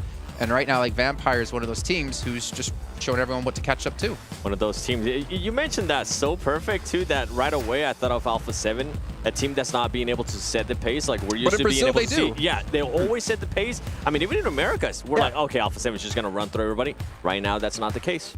I mean, you have even teams like in Europe, right? You're going to have the side of Flux more specifically. There's the one setting the pace, and teams need to adapt to the very aggressive playstyle of Turkey and just the entire region as a whole, except S2G that's having a rough time. But yeah, you have to adapt to the teams that are currently at the top, that are setting the pace. Vampire is one of those teams as of right now. I mean, Reject is another perfect example. They like pretty much dominated their region. They had almost like 100 and some odd points ahead of everyone else that could have contended for this position. They come in here, last place. They're used to setting the pace, they're used to controlling, dominating their own region, but you take them into national events, and that's where they have to, I think, grow a completely, entirely different skill set to be able to play at this level. It's not necessarily about you can dominate, it's about, like, can you adapt? Can you play from behind? Can you play when these teams are at such a higher level than you're used to? The bigger question mark, and you said that too, is can they adapt? How fast can they actually adapt? Because you don't want to be adapting on day 3, which sometimes we do end up seeing, and we're like, oh man, it would have been great if this happened like early day 2 and not here at on the final match of day 3. I feel like that always tends to happen, and for Reject, I don't think they're actually able to adapt in time, at least based on previous international events. For them, I feel like the South Korean team, the Japanese teams are mostly renowned for their strong macro play. They're really good at understanding the map, what POIs are going to be of interest in every specific scenario. I feel like their gunplay is lacking when it comes to these big events. So I feel like if you're taking a 4-on-4 and you have your Reject or like other Japanese teams, they tend to struggle a bit more. And macro you can modify pretty easily, I would say, on these big events. But gunplay, that's a long-term investment you need to work on, and it might be too long. They run into this caveman teams where they're like, I smash, and they just power through them. I mean, pretty much, that could be it, yeah. It actually kind of worries me if we're talking about just the raw mechanical skill that they can win based off macro play. But as we know, with the change point system, with it not being 15 or even 20 points for chicken dinner, thinking back real far, you have to have everything to be able to be the best team. You have to have the gunplay, you have to have the macro. And you would feel like the gunplay is actually probably one of the easier parts, or at least I would assume, because you can go train that really easily. Macro, you have to experience a lot of matches to figure out what to do right and what to do wrong. And well, we're going to do something right. We're going to head over to our commentators with Hot Jukes and Claris to take us in to our second Aerigo of the day, match 3. That's right. That's right. Here we go into match number 3. Heading it straight into Aerigo. Man, this playing path looks familiar. It does, doesn't it? And so all these teams, we're going to see if there's any adjustments, though. That's what my eyes are on here, Hot Jukes. What happens over by Rozhok? I think Dplus KIA, I think that they're smart players. I think they bail from what we saw at the start of the previous one. What do you think? I think so, too. You want to avoid all hot drops possible. I mean, especially if you are Dplus KIA. So trying to go for that vehicle, definitely don't think that's going to be the play. But I'd be interested to see if they decide to do the same. It looks like they are looking to stretch a little bit further south. Not surprised in the slightest here. They'll have themselves some room potentially. But meanwhile, players are already down, man. Jeez, Box was down super fast here. Got themselves some vehicles below Yaz and going to be taking them on in.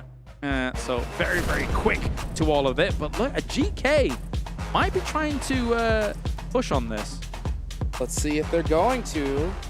No, not never mind. going to happen. Yeah, Box is going to go ahead, get in their vehicles, head on over to Yaznaya. Oh, boy! Look at that circle. Yeah, now this is an interesting one because whilst we see all these teams drop down, there is the potential, a small potential, but a potential that military could still be included here. There's so much water that it does accelerate the game pace a little bit. So most teams will commit to the mainland, but oh, Vampire knocked. Where are you knocked? Uh-oh. Yeah, that's going to be in Crates in South George. So Vampire having one of their players get knocked could be by either Alpha7 or by Fire Flux. We'll find out here in a little bit. Maybe we might even see that deadly Primorsk water circle. Oh, man. Oh, Come on. Bring it down. Oh, jeez. Bring it all the way down to the south. It's been a while since I've seen it. It's scary. Talk about competitive, baby. That's what we want to see. Hey, you know what? I took a swim in the pool this morning. So you did? I think I would like to see some players possibly do the same. Schweppes is knocked, but you can see Stoned got that buggy. He's going to go ahead and take it right on over to him. Oh, he was trying to get that. He was trying to get the vehicle for himself. Yeah. So that is why he got knocked in the process. Solus, I think, is out of ammunition. Yeah, and I also think he was working with just a red dot, so Schweppes is kind of far away for that shot to be perfectly lined up.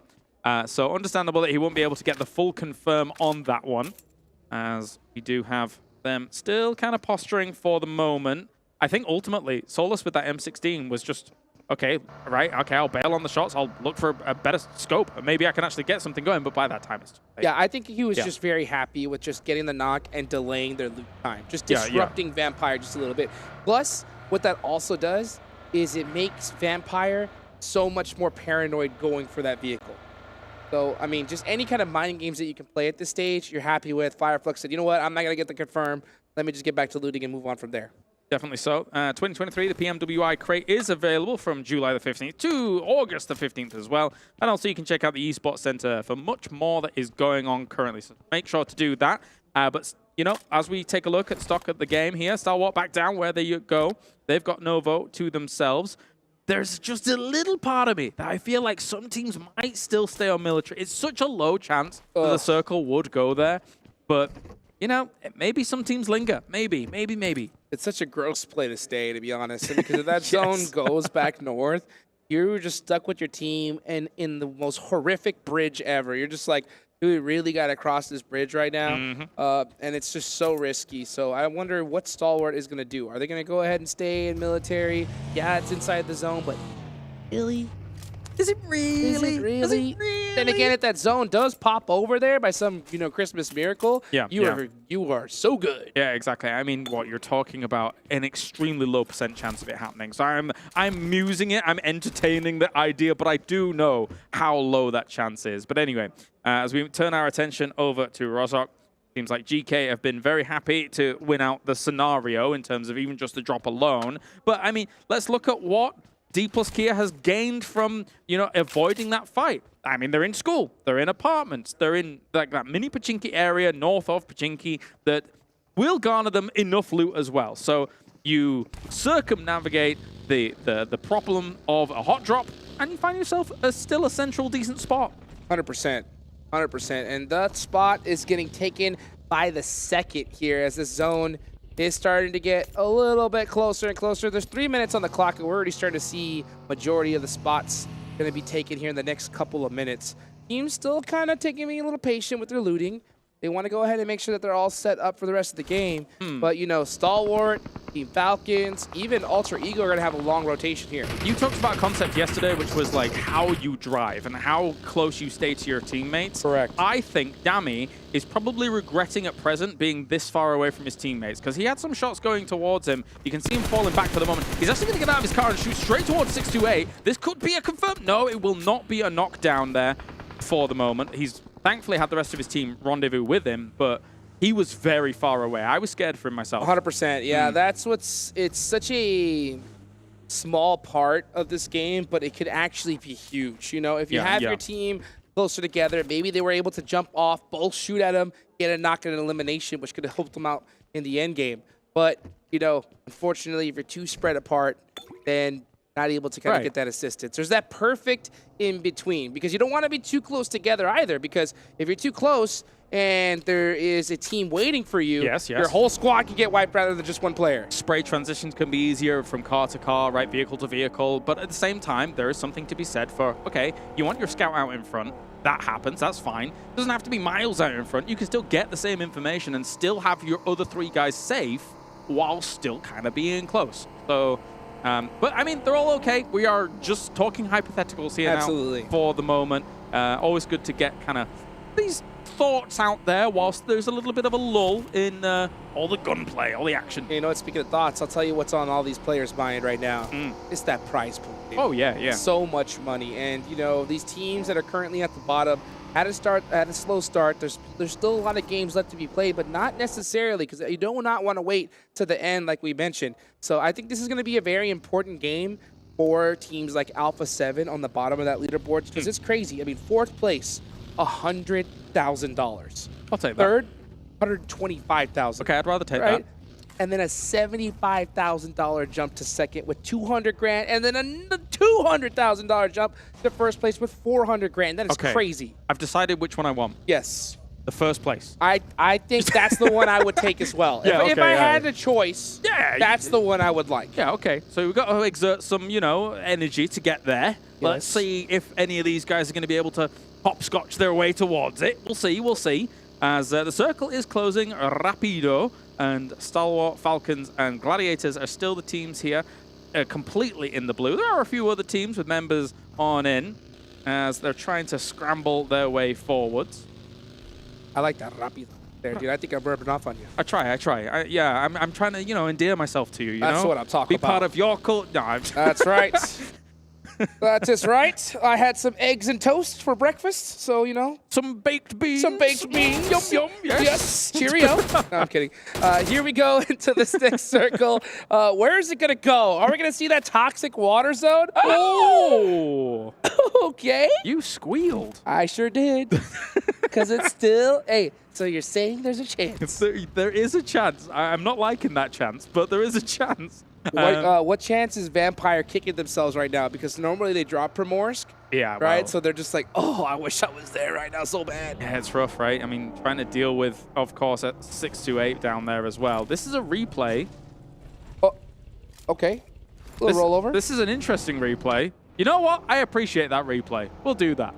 I like it. I like it. You know what? Sometimes you got to make sure that the roll cage on your buggy is secure. Yes. You know, roll cage is very, very important in... Well, I wish some of these other vehicles would have roll cages if they were real vehicles, 100%. but they're not. So, you know, we're fine. Definitely wish to have one as well. But you know what? I would also like some reinforced tires, because these buggies, 2-3 shots, that tire's out, you're spinning out. They ain't got them. And you're in big trouble. But these are marshmallow tires. But, oh, speaking of marshmallow, he's going to get roasted over here. Oh, what a great little angle he's taken. Kai Daolan, is he able to go ahead and help out his teammate? He needs one more knock here. Meanwhile, the rest of Tianba looking to put that pressure, but they're not in a position to help their teammates at all. Actually, both of them did get knocked. Here comes the rest of Infinity IQ to take them out.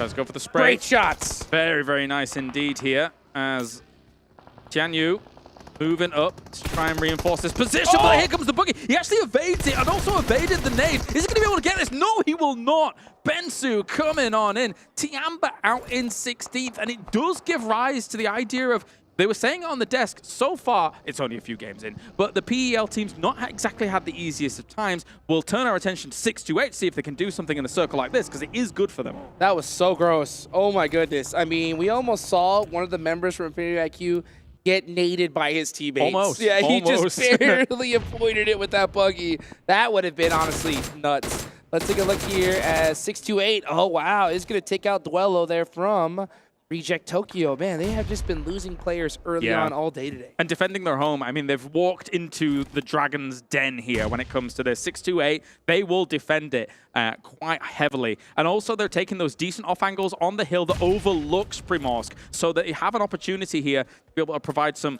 strong cover fire, as long as the other members of 628 stay on, you know, this side of Primorsk to get things going. Yeah, 628's definitely going to have an advantage here. I mean, since this is a drop location, they're going to have that little extra edge of just knowing all the extra little cheeky off angles. They know this place like the back of their hand. Yep. they've looted it so many times. So they're looking to find that here. Let's see where this next zone does go. I want to see another hard shift. Come on.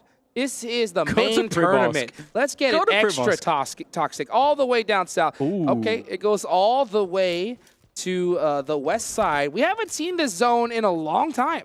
Yep, there's some compounds alongside that that beach on the far west side that actually sometimes, I mean, if we keep getting hard shifts, would actually be quite valuable. At the same time, though, the woods and the farmhouse still in play. I think maybe, if I'm correct, looking at this map, it's hard to tell.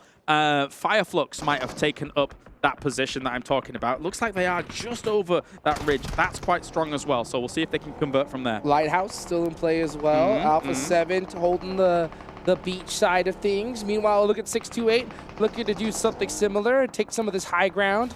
A lot of hills in this area, and this is what's so scary for these teams, because when you have the hills this large, sometimes you want to offer those 2-2 splits, 3-4 splits, but at this stage, at this high level, it is super risky to do so. It's about to get wild. There's way too many players alive for this kind of circle here, so all of these teams are going to try and crash on through, maybe play it slowly a little bit on some areas of this edge, but you need to find yourself a dip, a divot, anything you can find, but for a lot of that, we're in the swamp as well. I mean, there's opportunities to find small little areas where you can. Wow, Alter Ego with a very bold rotation do secure a place here. And meanwhile, they do get beat up in the process. You can see Tony K throwing out some smokes, looking to make the push here. Yeah, that's really bold and actually kind of crazy. But, I mean, they might make it work with the smoke trail that they're throwing down. Killer going for a spray on Stalwart. They're actually going to take little casualties already. Trying to hold that rooftop position and get those angles. He's going to go down to Icy. And that's going to make things that much more difficult for them. Stalwart doing a great job. Trades going back and forth between Stalwart and DRS. Delta looking to hit this nade. He really needs to. It looks good. It does look good. Made in the bank on a silver platter. He misses it. Can he thread it through the door? He thought they were in the shack. If they were in the shack, that hits, but they were behind it slightly. So they were playing with their opponent's expectations as to whether or not it was going to be good. DRS falling for the trap. Oh, he sees him. Dead to rights. Yeah, speaking of trap, I mean, just falling straight into it. Delta, can he get the 1v2? One more shot. Jump shot there from Stalwart. Does it hit? And Delta going to go ahead and use that broken wall to get a first aid off. So DRS Gaming absolutely crushing Stalwart Esports. Delta's played this fight really well, and Action's the off angle that just doesn't really have an angle on this from the long woods. So they've been kind of separated quite heavily in this fight. DRS has done a pretty good job of it. Icy's still here. Let me ask you the question, right? If you're DRS here, do you push and try to get that extra elimination on Icy, or do you cut your losses and try to get into this next circle? I think if you try and get into this next circle, you open yourself up to Action very quickly on the angles. So I think you probably have to finish this off and probably leave Action to his lonesome and then move. All right, well, we'll see what Carrillo's going to do. And I'll tell you what, he's going over with some nice runovers onto Reject Tokyo, which have had a really rough start here in this tournament.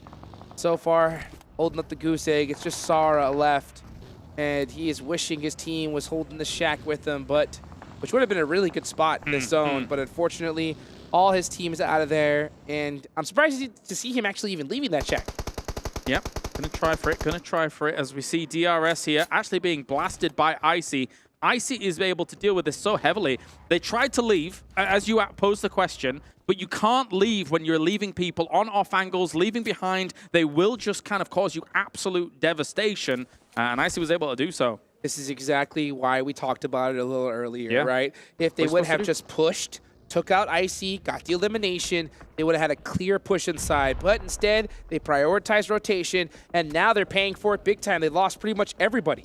Action has a spot in the circle as well. Icy could maybe send to it. Depends if he has a vehicle. But anyway, we're seeing Infinity IQ trying to dislodge the position of Gladiators. A lot of nades going forwards. That one's way off the mark. They don't have full information, clearly, with a throw like that. DRS is gone.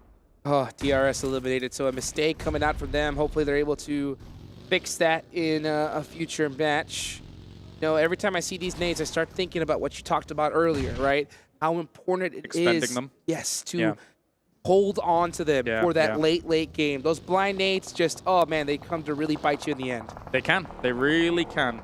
Maybe he had some different information earlier and then trying for it, but as we look back, you can see a great play by Delta coming in. You can see on the minimap in the top right as well just how far Action was. He's trying to hit some shots against this wall, but when there's only so many small spots in the wall to try and hit that shot and your opponent's bouncing around with a DBS against a close-range opponent, it's hard to hit them. Yeah, and that's what really separates, I think, these insane top players versus great players, right? The ability to find that beautiful off angle that's able to support your teammate no matter what. Yep. Sometimes you can find a decent one, but if they're behind a broken wall like that, there's not really anything you can do. So, yeah, I think that he maybe figured that he had his teammate covered, but wasn't able to do so. So that's kind of tough. Let's see where this next zone's going to go, though. 1 minute left on the clock. We got a little bit of a standstill. This is the calm before the storm. Oh, yeah, definitely is. Icy's trying to thread the needle all the way through GK to get to Action. And it looks like he's going to be successful with it. He got quite far. And shots going to be coming in, though, from Meku against Box. They still need to have a little bit of a movement themselves and actually get rid of Box before they can really make a meal of this. And let's see what Box is planning to do. They are holding the north side of that circle. They do have that entire road up ahead of them, a lot of different checkpoints that they can go to in order to do that, but they got to leapfrog. They got to cover each other and push little by little. Meanwhile, you got Gladiators, Kitsune on the other side of the north here with the rest of his team. Buggy's on fire. Gonna have to make a push, most likely into Infinity IQ in the next few seconds. Where are we going? If Fireflux gets this on their compound, I swear. That farm compound is so strong. The only vulnerability it has really is actually where Infinity IQ is, as the circle's about to pop. See where it goes. Are we gonna see it head on over to? Oh, it's in. It's pretty dead center here, so Fireflux not gonna move a muscle for now. Meanwhile, Vampire finding that center position along with Alter Ego. Yeah. So they are looking to just kind of share those compounds and just wait it out. Very, very strong decision from both these teams. Alongside the swamp, yeah. Those two can see one another, and they've not... Vampire really wanted to push and get rid of them earlier on, but they didn't do so whilst that stalwart fight was going on. You see Twisted Minds here, down south, trying to get rid of 628. They... Unfortunately for them, with a circle like this, which I would consider a decent circle for their drop spot, have been kind of slow on the uptake down at the south and haven't been able to really get much going there. No, you could see an off angle from Sunan on 628 on the west side of the map. So you could see them just trying to hunt down a position, but at a certain point, they're going to have to make the push, just like we saw Dplus KIA do, but Satan was just waiting for him. Yeah, very, very scary. 628 might try and just barrel into the position of Twisted Minds, but likewise, I think Alpha7 is also thinking to make a move now.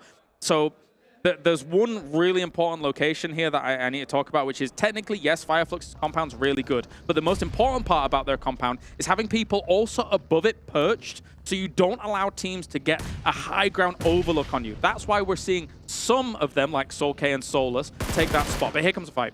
Here comes a battle here as we're starting to see 628 desperately trying to find a position in the zone. They're going to have to do it the hard way. They're going to have to push up onto Twisted Mind.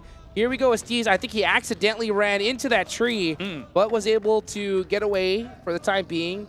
He did get a lot of information for his team. I think they realized that Twisted Mind is hurt, so I'm not surprised if we see them push this. Yep, here they come. Goes for an 8. Both teams charging it up. Good to go. He was already able to hit a little bit on them. And at the same time, trying their best here is Gladiators against Box. It's a very slow fight down towards the bottom. Rejects goes down, though. Yeah, Reject Tokyo eliminated. That's still 12 teams remaining. We transfer on over to this battle. We're going to watch Box Gaming throw some smokes here.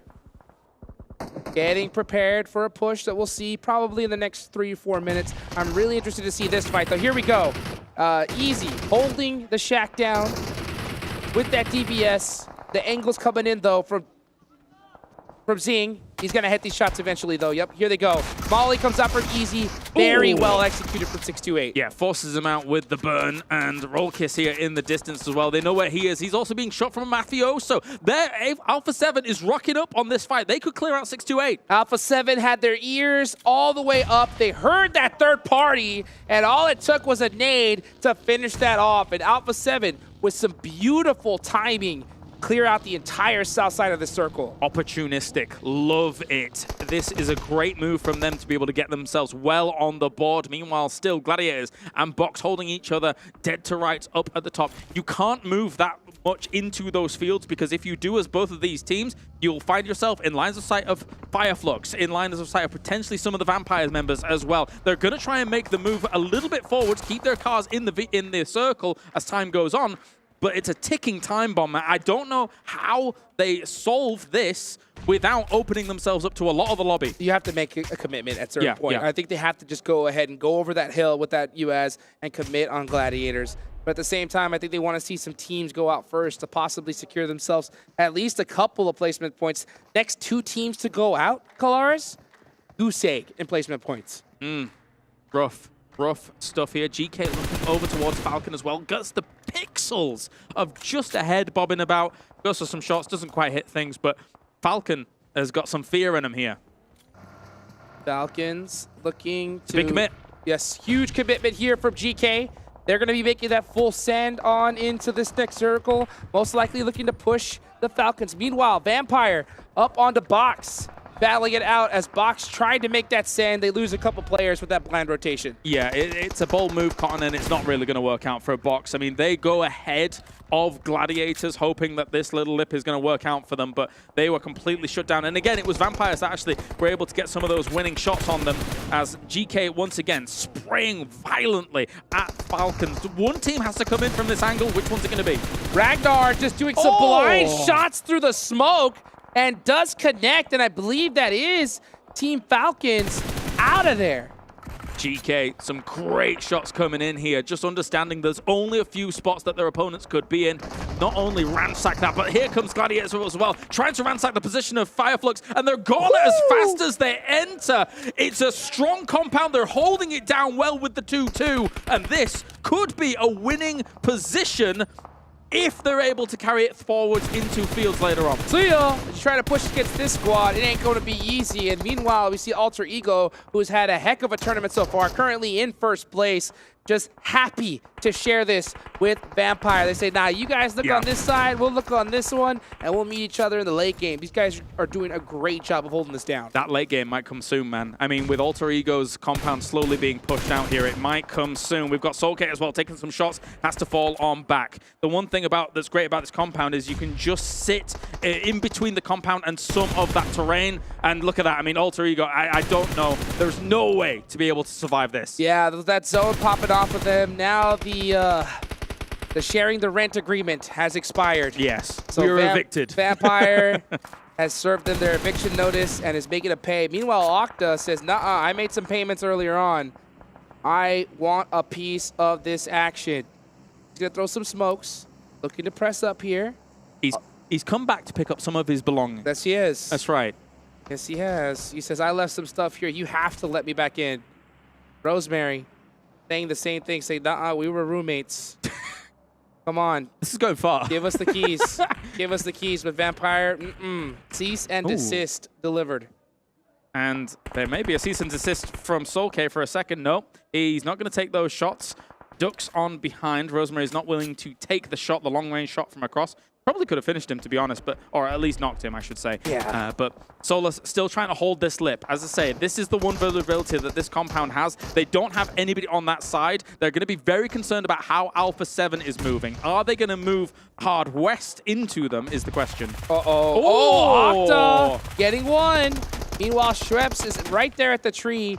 He does have a couple of nades. A beautiful Molotov comes out quick. That forces Octa to come out. And Schweppes serves the notice to Alter Ego as they're looking to possibly pass them up on the leaderboards. The final notice. That's right. Get on out of there. Get out of here. And for now, we have Vampire, one knocked. They're going to have to try and move into the field south of them. There is a lip in terms of actually going for this, but GK moving up. That's very bold. Flying on down the hill. And here comes GK with a full send. Meanwhile, Tony K looking to pick up some players in the action. Meanwhile, Action is holding down the shack, saying, nuh-uh, this is my place. This is my shack. He's insane. He's insane. The S12K was doing a lot of work. Then he actually saw the feet as he came out of the shack. He knows he's there. He's charging up an 8. If he gets this. Low toss? If he gets this. Ooh. Oh, he moved. Oh! Pieces him up. Pieces him up. Oh. So close. Satan barely getting the better of him, but all his entire squad gone just like that. Unbelievably close. You've got to be careful of those shotguns when you're going into a shack like that. Meanwhile, Lutz is going to pepper the position of Alpha7, who did not go west. It's going to end up folding down to a Fireflux versus Vampire standoff here. Lutz with a beautiful off angle. I mean, this guy has the spot. Meanwhile, Alpha7 just stuck with their car wall. Oh, Solus looking for some toes. Okay. All eyes are on Alpha7. They're getting picked apart. Yep, and just like that, they're gone. And it was Vampire that shut it down. Already, Vampire seized the initiative. They moved up and took 2 hay bale locations against Fireflux, who have not seized any opportunity to try and get out of this compound. You can spray into these hay bales all you want, but if you get pushed by the blue here and Vampire survives behind those hay bales, it is going to be difficult for Fireflux to find a spot to claim that as their own in these fields. Vampire very focused right now on taking this last player from GK Esports. Satan holding the shack. That smoke is just there to blind them from throwing nades into those windows. He's going to go ahead and get out of that shack. A great play because he knows that utility is most likely coming his way. So Vampire, 2-2 split right now. Yep. Two players focused on Fireflux. Meanwhile, one focused on GK right behind him. Exactly. You have to keep an eye on him. And Fireflux is going to move down with vehicles, use some of these smokes as well now to try and find themselves a spot. That looks like they're doing it successfully so far. Satan being in that spot makes it a little bit easier for Fireflux to make this move because they just don't have as many eyes on the Fireflux rotate. Oh my gosh, that rotation from Fireflux makes things that much more difficult because now you have to focus on them instead of Satan from GK. So they are within nade range. Here comes Soul K. Throw in some util. He's got 3 nades and a Molotov to his name, so plenty of utility. Meanwhile, Satan left the shack. Where did he go? He's a magician. He's out of there. Look at him. Crawling along. Sneaky snake. Sneaky snake. He snuck out. He threw down that, almost like a ninja, throwing down that smoke and just ejected out of there. I will say there's a slight curve on this field that allowed Fireflux to get out of there a little bit more unscathed than I thought they were going to. So that has helped them considerably. Nice nade to open things up. Soul K with a huge nade. That was an eviction notice. Here it comes to one more. Right onto Schweppes. Schweppes down barely to 20% HP. You know he's got to have another. Oh, no. Oh, the beautiful anger from Soul K. Oh. Now it's down to 2 players left from Vampire. They fanned out fantastically in this field, and they are not giving them a second's notice as another nade will come in, finishing them off here from Ketch. Going to be wildly spraying towards that, but it's not going to work on out here. Ravenclaw goes down as well. Fireflux is all over this one. Tony K going down. That is Fireflux clutching up the win. Beautifully done for them. What a way to finish. I mean, Vampire Esports racking up a whole lot of eliminations, and not to mention Satan securing such a high placement. Those are some solid points for his team. Definitely, definitely. Circle 2-3. I'm talking about Fireflux and that compound. That farm compound is extremely powerful in this location. They were able to defend it well, making sure teams were coming from the west to try and encroach on their territory, and then towards the east, there's nothing. You're just able to finish it up here, Hot Jukes. Yes, beautifully done indeed, guys. What a match. 3 more matches left to go today. Don't go nowhere. We'll be right back.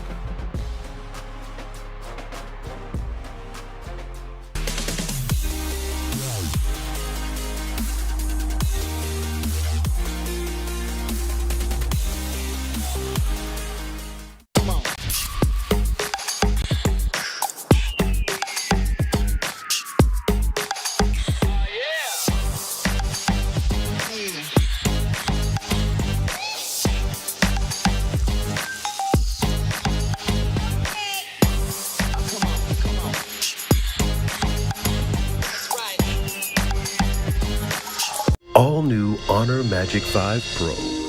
Freeze even fleeting emotions in just milliseconds. Take marvelous night shots with lightning-fast exposure. The display reveals more details in bright areas. with an astonishingly long battery life that just keeps going. The latest flagship chipset brings you exceptional performance. Unleash the power of magic. Honor Magic 5 Pro. Open your eyes. When you look into my eyes, tell me what do you see? Tonight, I'm going to show you the wonders of the mall. I got nothing to lose. I got nothing to lose. I need warriors.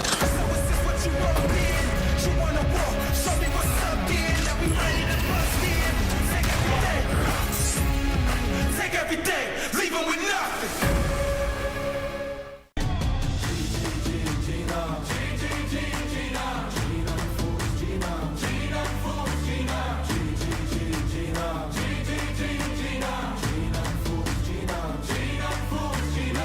Paradise through dirt and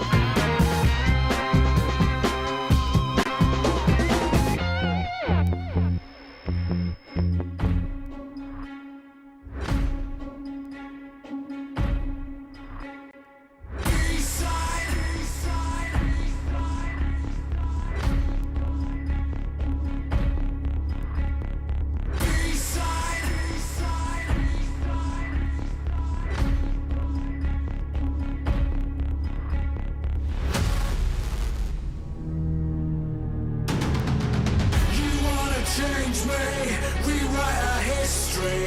Actions on my side, drawing the front line. You wanna save face, came to the wrong place. You raise a white flag, I get the V sign.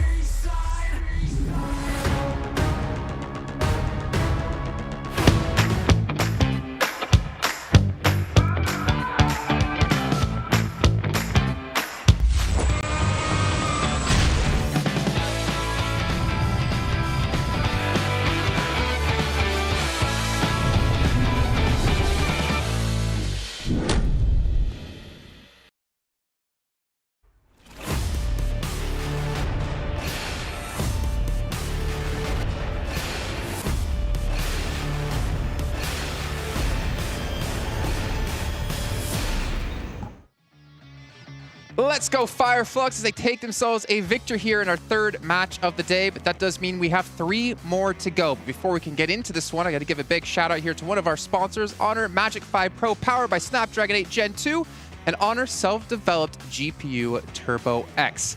And not to mention, what you can use that for is play the brand new collaboration with Dragon Ball Super and PUBG Mobile. We have items, we have vehicles, we have a special game mode, and so much more. And Maxman, you and I, we tried to play before the show today. We didn't have time, unfortunately, but you did get as a squad match in, right? Yeah. Actually, I went with some randoms people and I actually won. He won. How many Dragon Balls did you collect? I actually got 3. I didn't get all of them. Oh. That's fine. I looked for them, but didn't find them. 10. I got 10. MVP? Yeah. Bot game. Didn't want to say that, Jason. I didn't want to say that, but yes, that's fine. That's fine. It happens. But you know what? I'm excited to play it when we be done with the show, or maybe tomorrow before rehearsals we can get it in. But we also have a special thing for you to enjoy, for you at home to enjoy, for myself as well to enjoy. And if I'm not mistaken, it's a special survey we did with all the players here at PMWI. This is players only doing their answers. And we asked them questions like, who do they think the best player is at PMWI? And also, who do you think is going to win PMWI? And currently, the votes, as you can see there, they have Alpha7, Stalwart, and S2G as potentially winning, but unfortunately, didn't work out for them. They did not make it through. But Alpha7, that's interesting. It is, because, I mean, wait, hold up a second. What's this one saying? Best looking player? PMWI players. Well, if Paraboy was here, we know Paraboy would be there. They got that PMWI Riz. Honestly, I respect that list right there. I'm sure a lot of people out there do. Let's see. I agree with the Tixie supremacy. Yes. What's our third one? We asked them a ton of questions here, and I'm curious, what was our third question asked? And it is, which 4 players would you choose to make a super team? We've got Revo in there, makes sense. Tony K, of course, with how he's been playing. Top in action. I feel like Maxman got in the back and actually changed some results here. I made 10,000 accounts. He made 10,000 accounts. That's a pretty strong team, to be fair. Yeah, you can't separate top and action. If you pick one, you got to get the other. Right. Yeah. You're going to have some synergy from the get-go. That's like you go to like play, the basketball court to play, and you choose like the older brother who's really tall, and of course, he's not going to ditch his younger brother. What are you pointing at me? I'm not the tall one. I don't know. He's like the older brother On that's that really box, tall. I mean, I actually. am older, but I'm not tall. Stone cold face right away there. Well, it was also Stone Cold Fireflux at the very end there as they close things out up against Vampire. They get themselves 17 much-needed points. But Vampire starting to run away with this one yet again. 19 points for themselves, and GK, I'm going to point out, they had 5 points going into this match. They over triple it, getting 17. And they eliminated another teammate, Jason. Oh, they did. Yeah. We have been keeping a track record here, Maxman. Who's that team? The poor guys, Dplus KIA, once again. Forest, but not in the good way. We've had 3 matches, and these 2 teams have eliminated each other every single time. Currently, GK's winning 2-1. And it's always 4-0 too. It's always one squad completely wiped away and the other team just completely outliving the other. 4 players alive, 4 easy points coming their way. But GK currently, 2-1 currently, but they should just stay away from each other. If they come on, get past the start of the match here, guys. The thing is, it wasn't even the drop. They just rotated after like 2 full phases. So like the odds of that happening are super slim, and it just keeps happening. I mean, are they super slim considering that they keep kind of hot dropping on each other? Maybe they are just so used to having those passes that they don't want to change them, and they're just gonna keep on running into each other. Maybe. I mean, it was not a very obvious circle, so like there were different entry points, but the fact it was them again is like pretty funny. I like it. Yeah.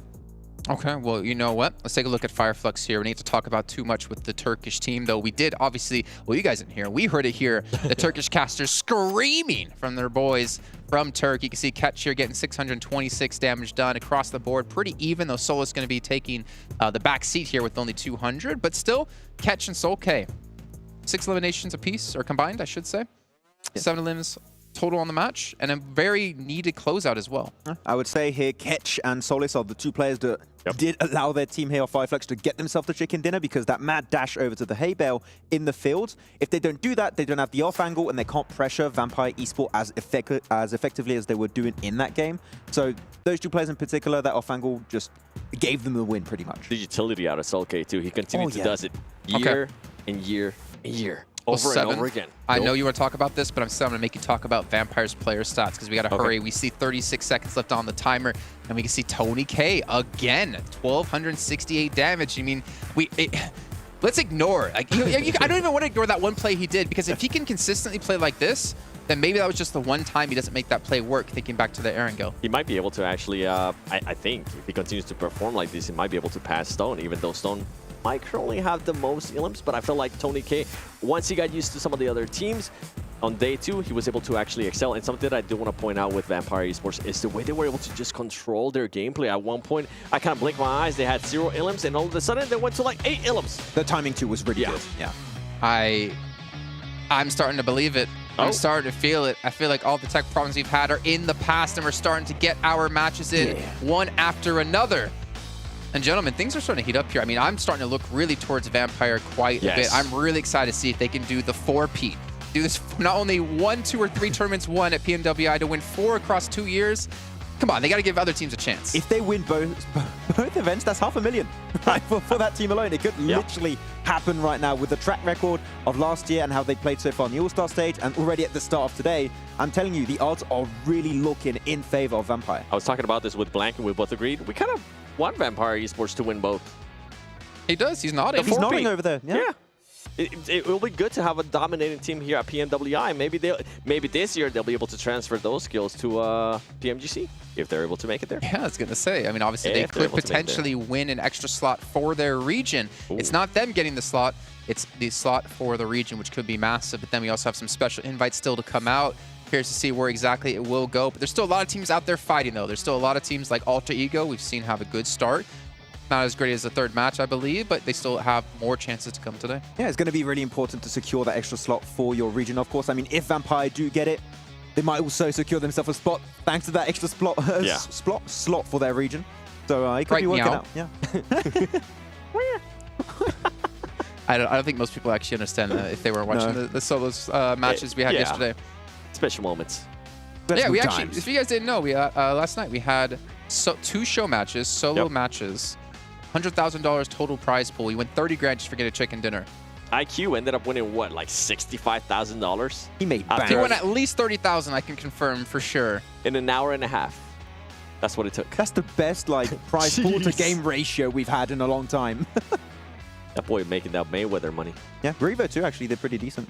Got himself some good stats, some good damage, good limbs, and everything. But yeah, it was looking pretty close. True. It's also looking pretty close.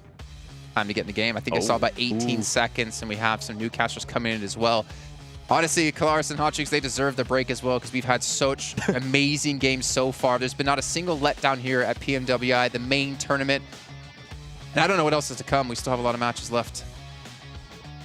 I want to continue to see good performances out of Vampire Esports, actually. I want to see Alpha7.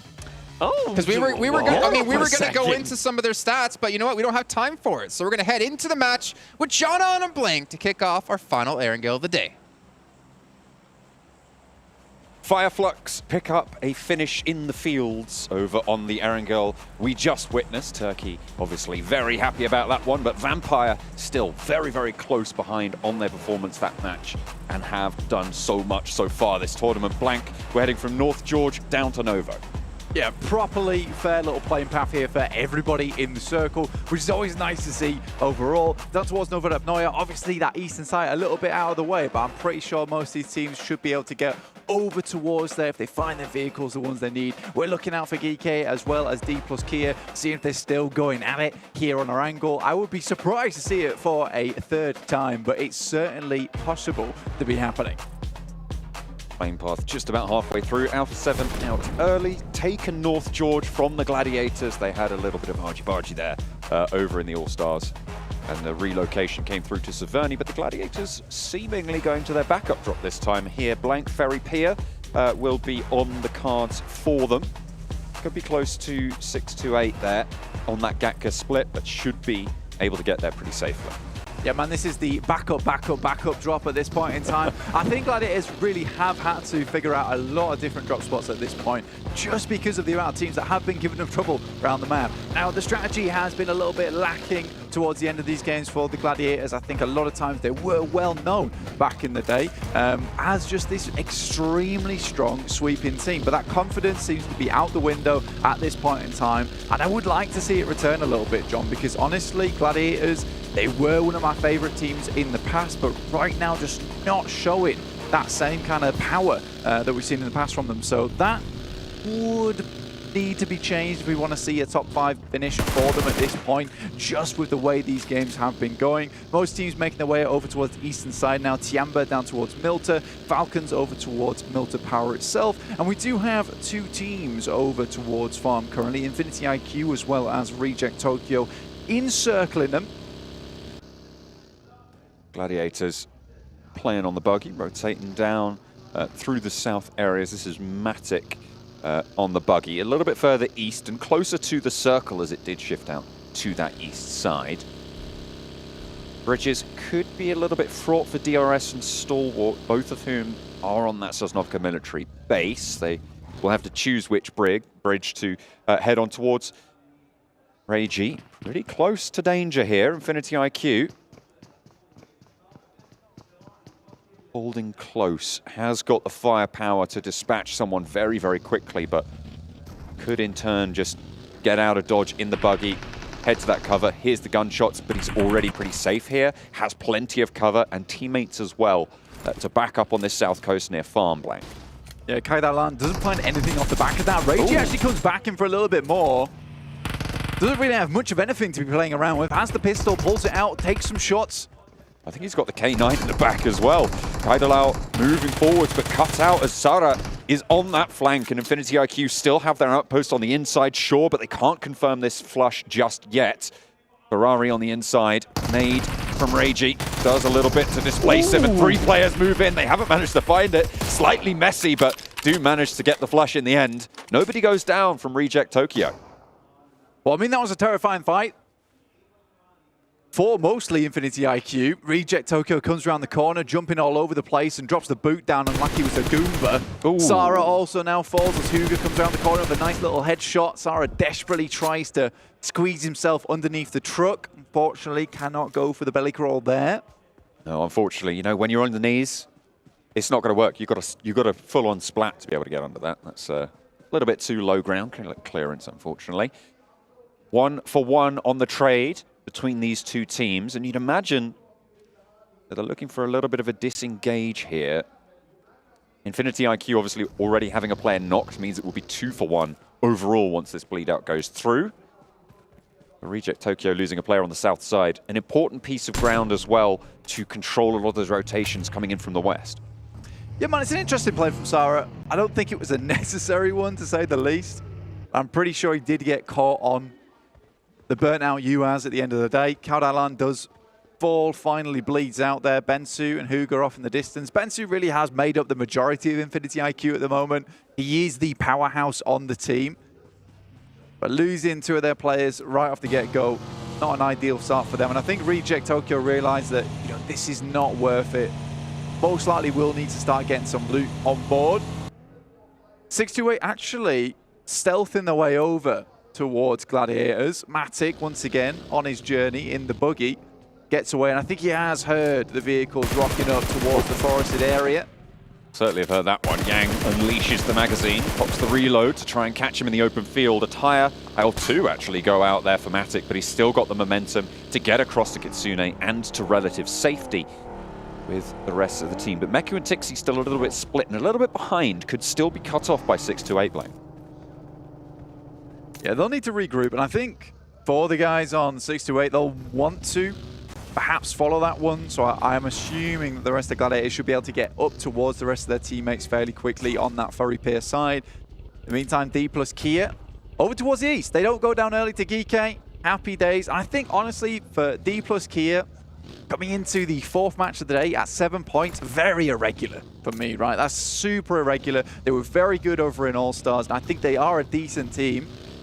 I just think that those first couple of games were really not so fun for them right at the start. I mean, as Max was saying on the desk, it was either 4-0 or either way, it was just a full squad wipe. So I do think for Dplus KIA, getting over towards a different position on the map wasn't necessary, because you have missed out on a whole boatload of points. Vampire already at the top with 47, Alter Ego with 40 points.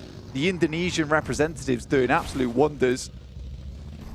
Absolutely. Vampire also just making sure that that title is defended of theirs, the PMWI potential, as you and Seven, and I'm sure a lot of other people are supporting for the 4-peat.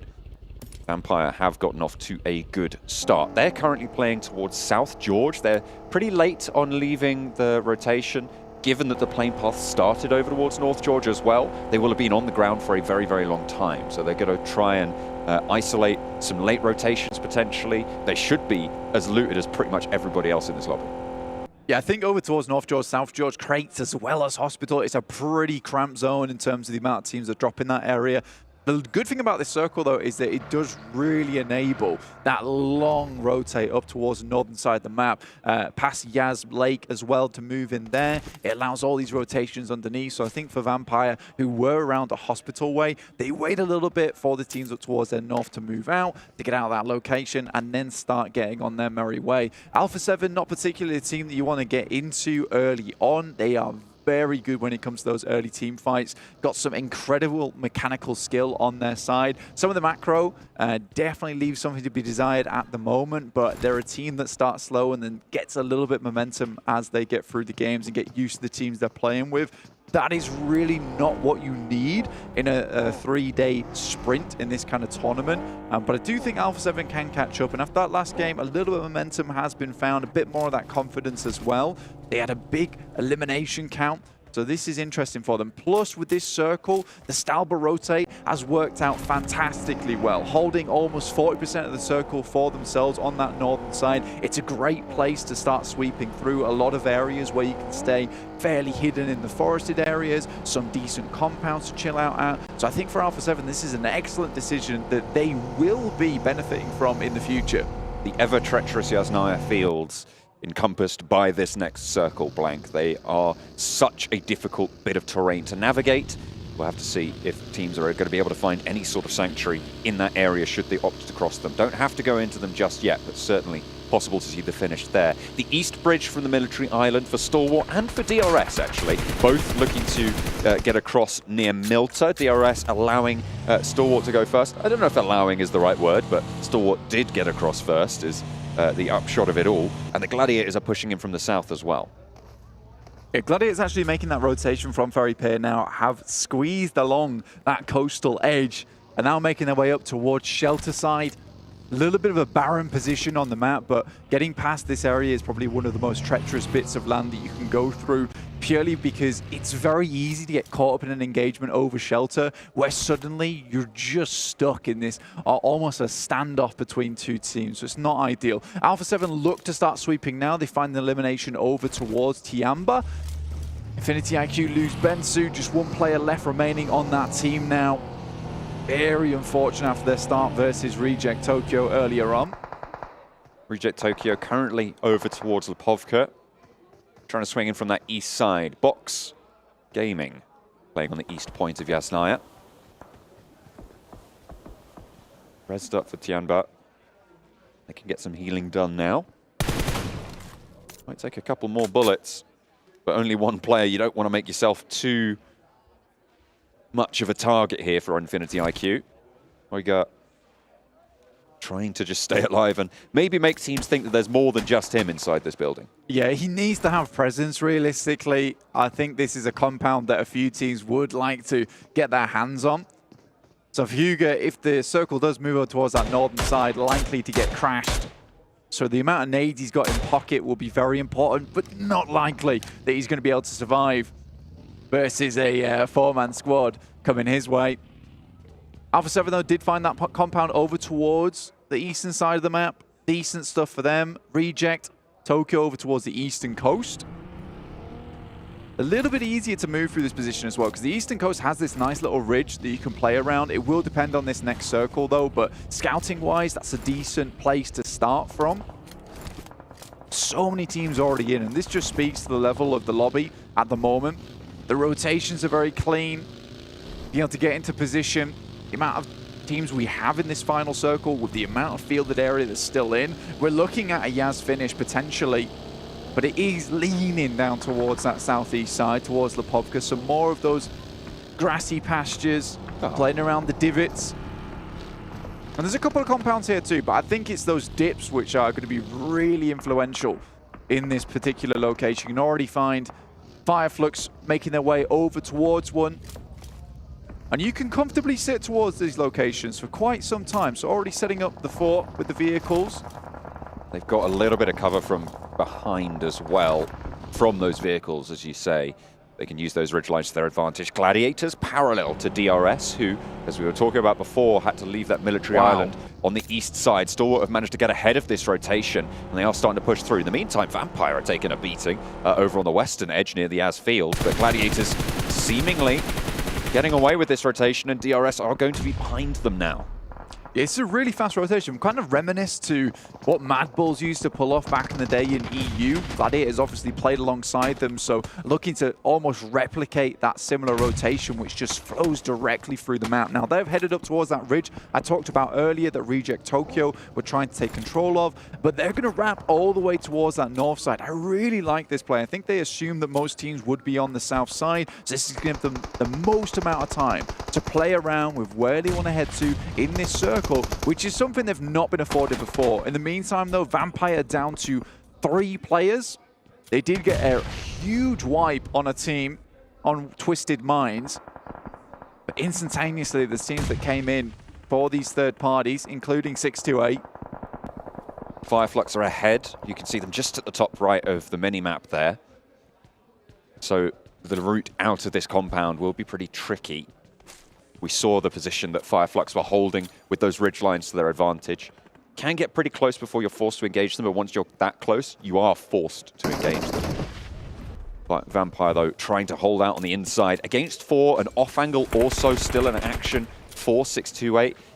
Dplus KIA have actually sent Forest all the way out behind this fight, despite 3 of them being much closer over towards Mansion, further east of this engagement.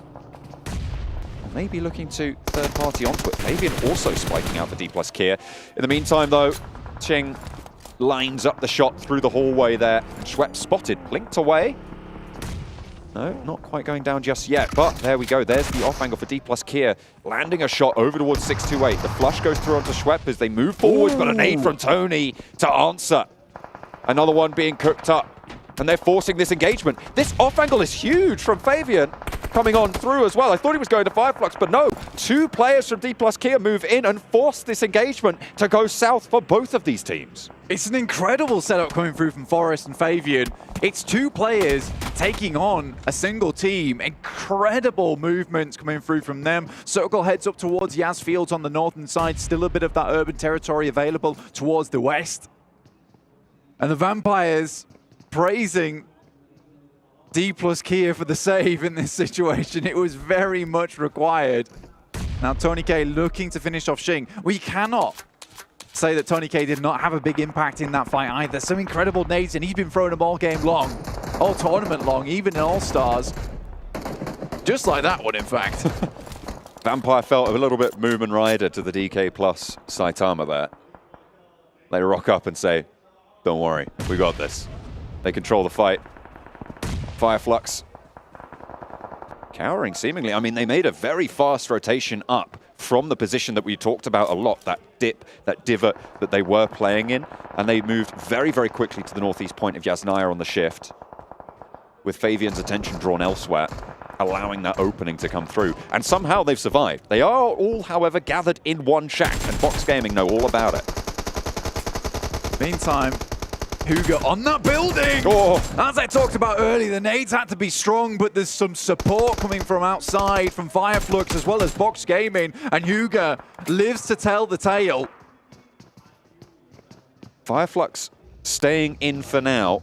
Could be under pressure from more of these teams on the south side. Potentially looking at this position to try and rotate on through.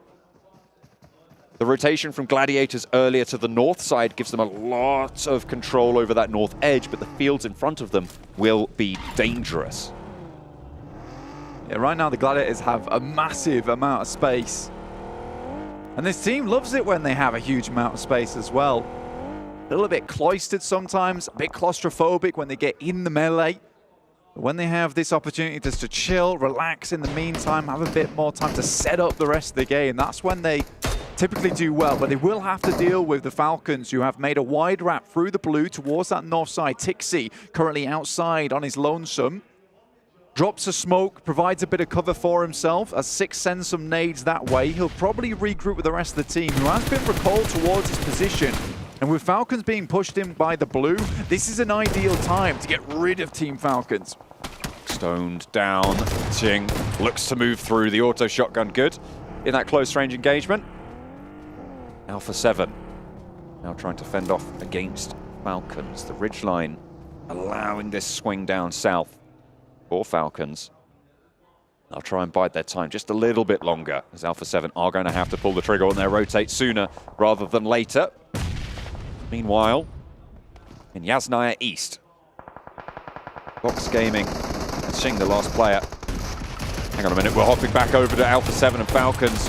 Frags going both ways, but at the moment, Alpha7 looking a lot better in this engagement. However, the blue zone will not let up. Revo running to the top of the hill.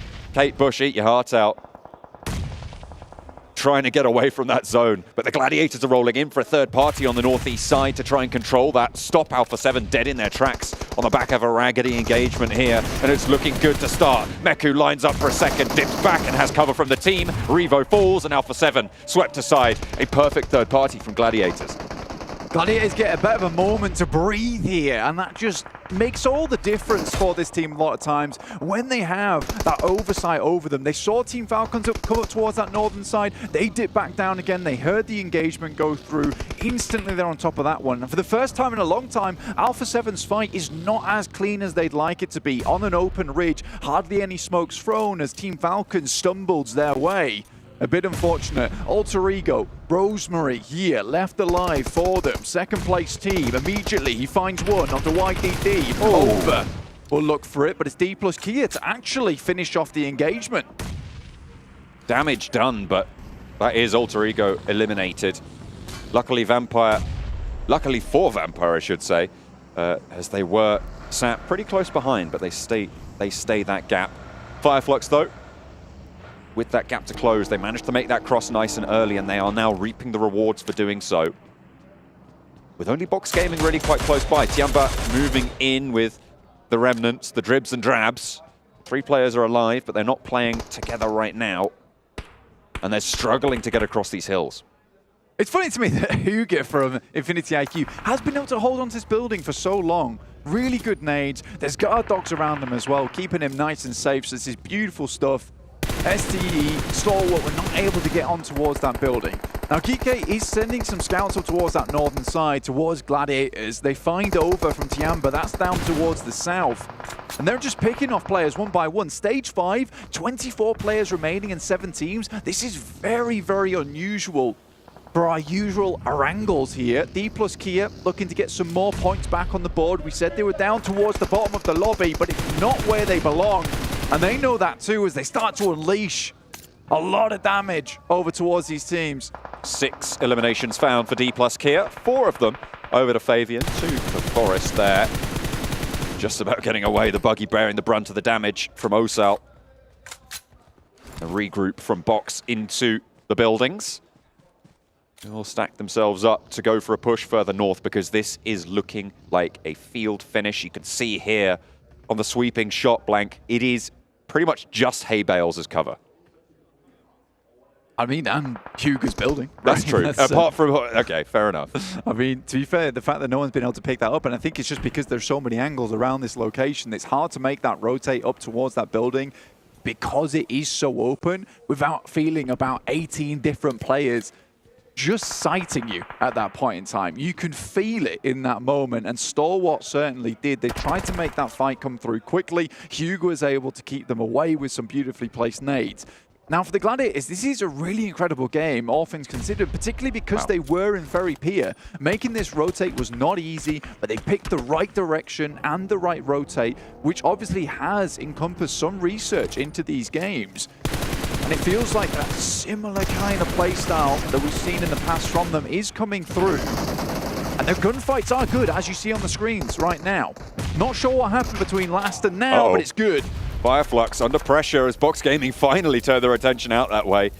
They've stayed in the shadow for too long, and they will fight there no longer. Box Gaming take them down, seemingly without too much effort. To be fair, they were all in one building in a very nadeable position. So you got to feel it was a little bit of a ticking time bomb. Yeah, I think for the guys on Fireflux, just really not paying attention to what was going on from Box Gaming. They dropped some smokes, were able to walk all the way up towards that location. Really well done. Nades in through the window. You saw them all just inside this building as well. So nadeable. Now Dplus KIA rocking up on that building that they caused such hell towards Stalwart on earlier. And Hugo's instantly down. And they might just be able to take advantage of this. But Box and Duck is taking shots up there. Almost guaranteed that Fabian goes down. play on this cover and try and get these reses. If there's a stabilization opportunity for Dplus KIA, they are going to have a strong time, but this roll-up from Box Gaming is super heads up. They managed to find their feet and run straight on in, but GK aren't going to allow them to just get this for free. The nades through Fine Forest, and now just one player left standing for Dplus KIA. Saden in the corner with a DBS, but he's not even going to get the opportunity. The chance denied. Dplus KIA swept aside as Gladiators chime in as well. A potential third party, but Box Gaming are just too healthy as well. Kitsune sends a nade down that way, but it's Ragnar to start things off strong for him. Tixie's looking for another nade as the smokes are all unleashed. Keeping this position shrouded by the clouds of smoke. Kitsune's got 3 nades in pocket, sends one over the top. Box Gaming not likely to be inside the building, so tosses it a little bit over towards that left-hand side. Now Tixie goes down, it's really bad news. Oh dear, that is unfortunate. There is an answer. Matic, fantastic. Just about staying alive. And the knock went over towards Tixie on the front line. Slowing down GK on those sides. So important for Gladiators' route forwards here. Yeah, Matic is doing a fantastic job. Definitely pulling a Matic classic here, but more akin to when he's a solo at the end of the game and he's just taking names and numbers. Oh dear. Meku spotted and taken down as well to a cheeky little spray. A push forwards, and Box Gaming once again move in just the right time. Kitsune really can't do too much. He's only going to try and get these trades. He cannot save his teammates in this scenario, and Matic has to roll in to try and get something for this position. But Box Gaming looking good on their route out of Yasnaya. They found the openings and they took them with both hands. Man, right now, Matic is untouchable. The way he's moving, ethereal. The bullet's just passing through this man at the moment. Haith now from GK Esports does spot this location, will drop some smokes up towards that northern side after they did suffer that casualty from Matic earlier on. But Box Gaming has a lot of cover for themselves. Unfortunately, they're not in the circle, John. They'll have to move in. And how many more smokes do they have left? They have been on a smoke train for some time now, but the coal has got to be running dry. They will have been able to get a pretty decent resupply of Fireflux, you'd hope. But there can't be too many more in the back pocket. 3 there and quite a few nades, to be fair. I mean, it looks like they're going to do okay for the time being. The question is, how long do those resources last? As you say, out in the open, you do need to invest quite a few of those repeatedly. Matic looking to reposition now as he also is not in this next circle. A lot of damage felt towards Duck, but not the knock. Broadside for Kitsune over towards GK. You'd imagine they should just have a full view on this. Matic also out in the open. As the Gladiators just trying to survive 1-1, a big split, but really don't have much choice about it. Matic goes down, and now it's just Kitsune, but he's fending off Box. Not for long. Nade pings over the top above his head like a light bulb, but doesn't give him any ideas, just sends him straight back to the lobby there. Gosu from Box. The fact that Duck is able to be here is absolutely madness, John. Should not have been able to get up, but some funky driving took him into the location. 1 on the back. Hope looks to hit those shots. Now it's a 3 versus 4. 3 for GK trying to move in. 1G.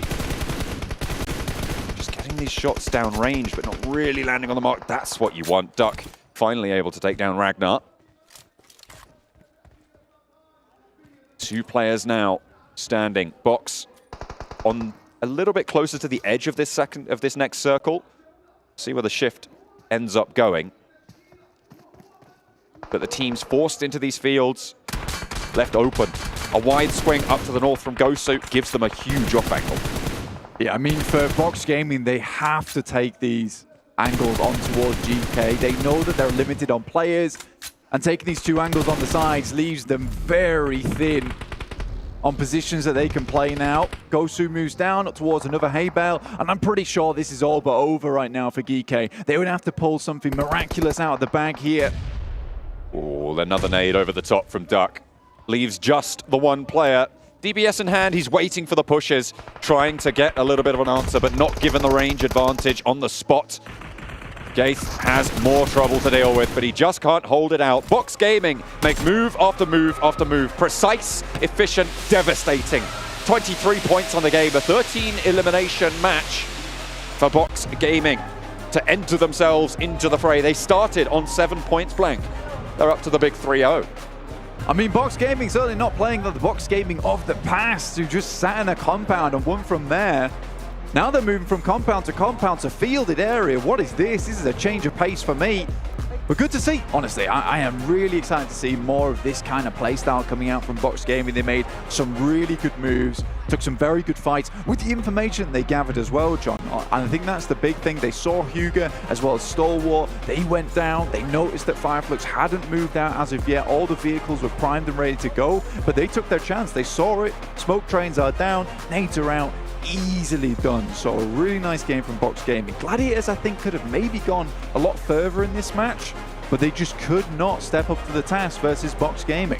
They just went down in that close engagement there. I think the Gladiators still did very well. We saw a glimmer of the Gladiators gone past, of that third party onto Alpha7. Really very well timed. They knew exactly what they wanted to do. Again, they tried to third party onto Box Gaming.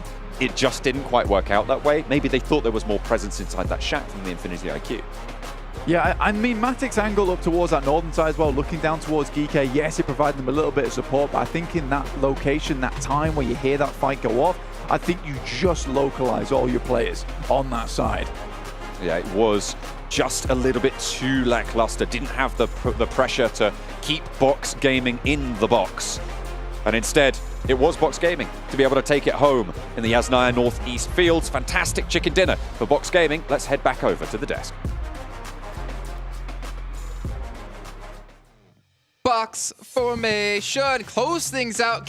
You don't see Max dancing on the screen. Close things out and get themselves a chicken dinner on the board and do it in quite a fashion as well, picking up a lot of eliminations behind this and really setting themselves forward with a good step to win a lot of money. But before we can break things down, you know what you have to do, Max? It's time to talk about Honor. Yeah. Magic 5 Plus, powered by Snapdragon 8 Gen 2. And Honor self-developed GPU. Turbo X. Nice. Hey. Look at that. One of these days we'll get 7 in on it as well, but I think last time he did a sponsor call out, it ended with him drinking an entire Pepsi can. I just... leave that there. At some point. It's a prop. It's not. It's not? No one can see it except me, but I can indeed confirm. He almost opened it and almost drank it. This one, right here. Oh, I could. We actually do have security like next to us on these cameras to make sure he doesn't steal this headset as well. Chug it if Alpha7 win. It's fine. You won't be chugging it. So let's start to talk about this last match, though, because Box had to fight their way through quite a few different teams. One of those in particular, Max, you're pointing out, Dplus KIA. Yep. And that fight with them allowed them, in a certain way, to close things out. Pretty much, we know that the South Korean team, Dplus KIA, love their utility. Smokes, grenades, molly, they have all the time, a ton of it into the late game. The fact that Box Gaming actually eliminate the entire team and survive as a 4-man squad, they're like, wait a minute, that's actually a lot of really useful utility that we might be able to wrap up the game against GK Esports at the end. So the fact that they took down Dplus KIA in particular did also kind of seal that game for them. It really did, and I love the way that they were actually able to rotate pretty much from being able to defend a push from one of the players from 6 to 8. Once they defended that, they were like, oh, you know what? Dplus KIA's over there. Let's actually fully send it. And they were able to do that. And they were able to do that in such a great way, such a synergy way that we're kind of talking about this when we talked about Vampires earlier, right? How they were able to all push together at the same time. Guess what?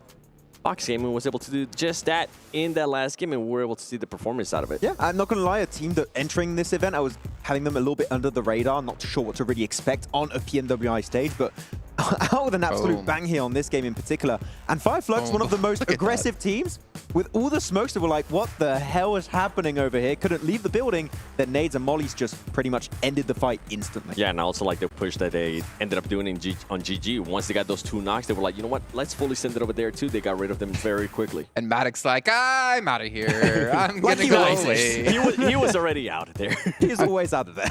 And there's a lot we actually want to talk about in this match soon. We'll get to the rankings in a second as we continue to see Box close things out on the final moments. Confidence was definitely reigning for them, and they looked as confident as ever, taking them 23 points. I mean, the second highest team was 11 with Dplus KIA, and we'll get into how they got those in a moment's time. But a fantastic game out of them, and also GK realizing we just avoid Dplus, we'll have a decent game.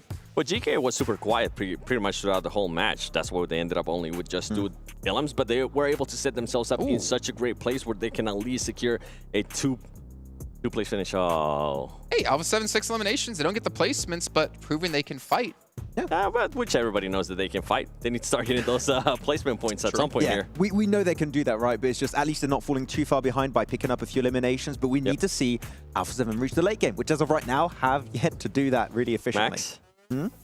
Am I seeing that right, No, Max? no, you're not seeing what I'm looking at. You're not seeing Stalwart with 0 points. No? I didn't see that. I don't have my glasses, so No, it didn't happen. I think it's because he said he's not wearing the jersey. I think we're rehosting this game after it actually ended. So okay, this game never happened. Don't say that. You're giving people nightmares at home. We've had very smooth matches so far, Max. Don't jinx this, okay? I don't think the curse is that strong that I can curse an event. Let's not find out. Hopefully not today. Yeah. Oh, okay. All right. Well, let's take a look at Box Gaming's player stats here because we have yet to be able to focus in on them as individuals. But we do see Kwong coming through with 864 damage done.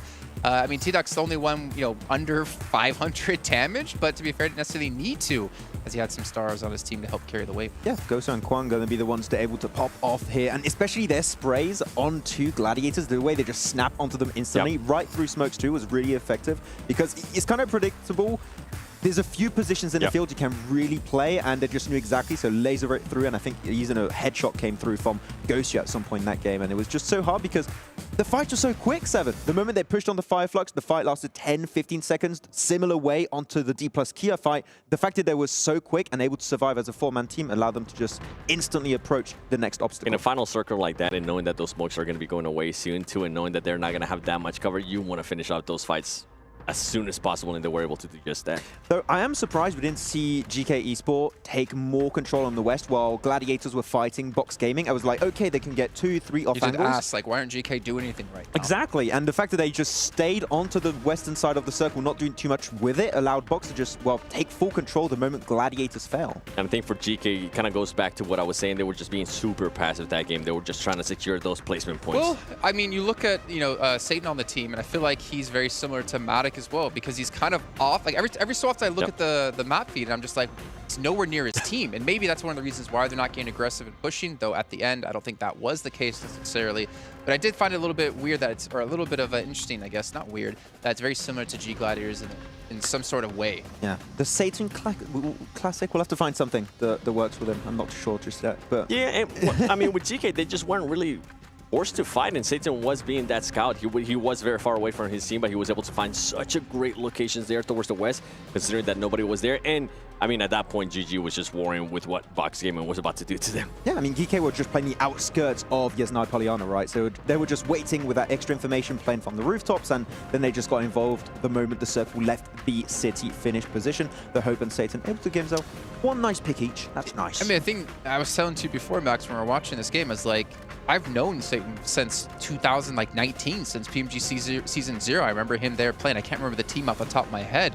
He's got a wealth of experience, and we know GK can be a strong team, but they need a little bit more. Maybe that solo play of him, he needs to try to get a little bit more out of it, or maybe they need to switch some things up. Yeah, and Gaith has had an amazing season last year back in Arabia, and Ragnar is actually the MVP of the MEA Championship of Spring 2023. So when it comes to fragging power, we have 3 players that are looking really good. Hope is a player I have a few questions about as to how he can perform on this kind of event, but the 3 of the players, I feel like they can definitely bring the heat.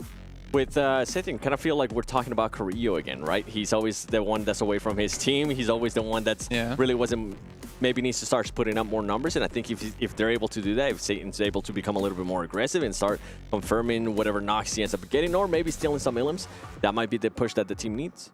Okay, well, speaking of pushes, there's one team who had a lot of pushes coming their way in this last match that we did want to touch on, Dplus KIA.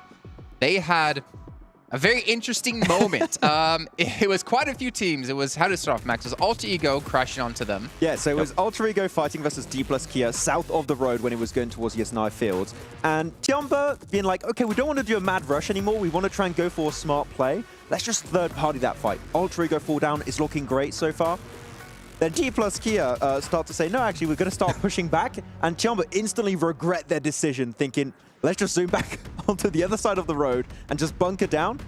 And Dplus KIA like, no, you're coming back over here.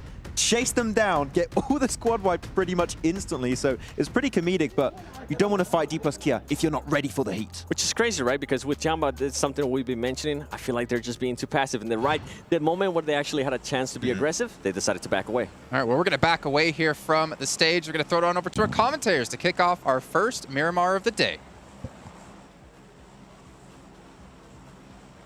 Mirror, more of that, please. Let's go into the first of the day in the desert, over from the east coast down to the southwest in Minas del Sur. Let's chop the southeast quadrant. I didn't like that.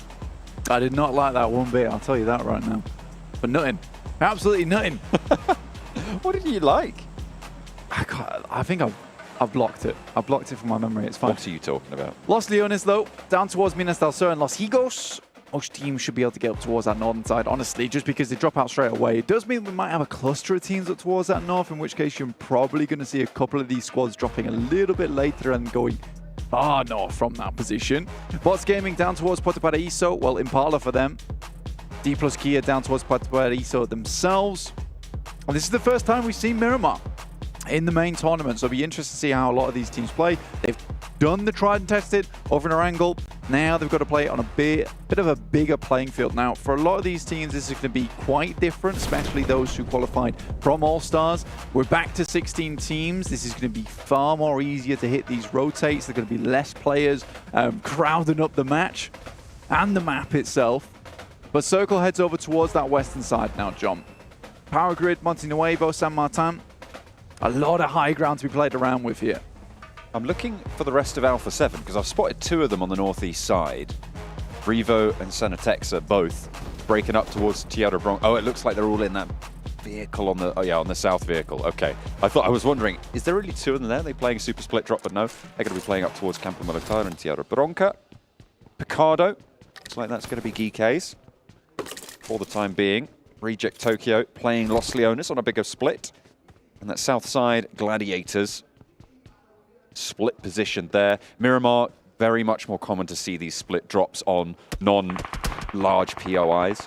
You can get quite a lot of loot on board that way. Twisted Minds, smokes being dropped and close to Infinity IQ, but nobody going down just yet. In fact, not even any damage found. Maybe that's about to change as Dami plinks away, but safety found for the time being.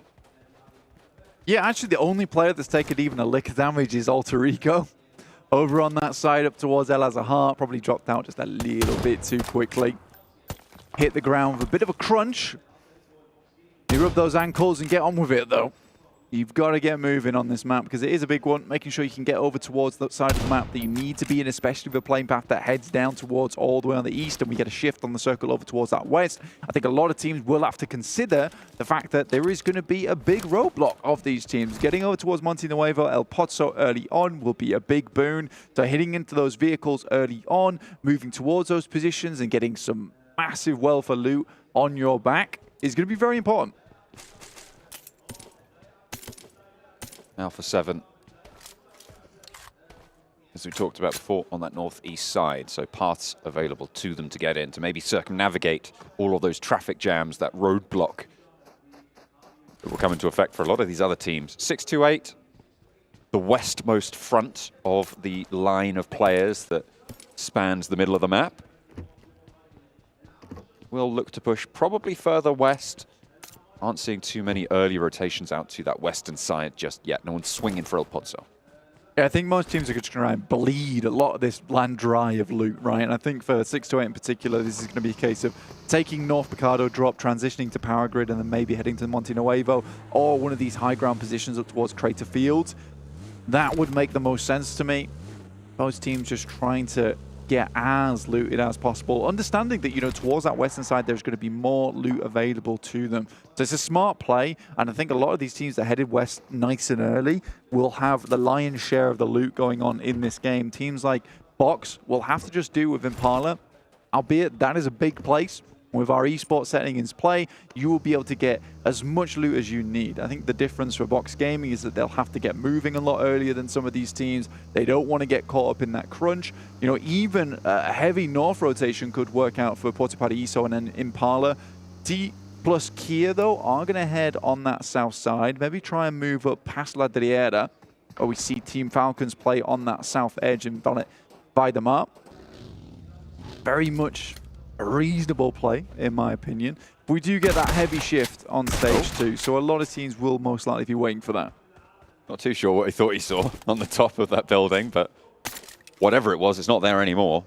DBS shots making sure of that, but no points found for it. Nobody going down just yet, and of course, a return to a little bit of normalcy with the 16-team lobbies. Not only is the first time we're seeing Miramar in these in the main tournament, it is this first 16-team lobby from this whole tournament as well. We haven't seen any of it over the past 3 days. It's good to see a lot more spacious positions in these first drops, a lot more what we're used to seeing, a lot more what teams are used to playing as well.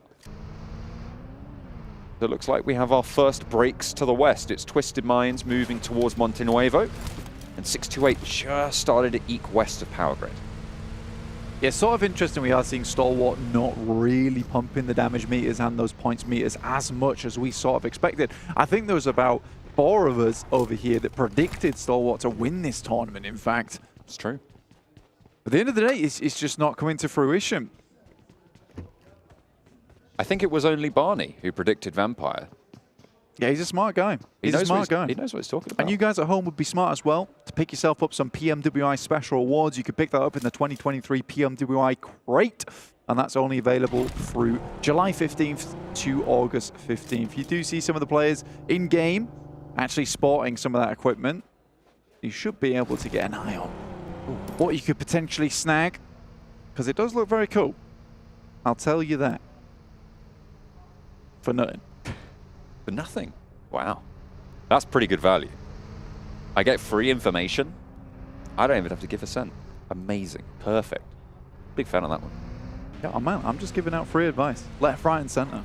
That's what I'm all about at the end of the day. If you had some advice for Gladiators right now, I'm thinking this is the team that we've watched for in the region that we've covered for so long now, and they just aren't performing quite at the level that we've expected from them.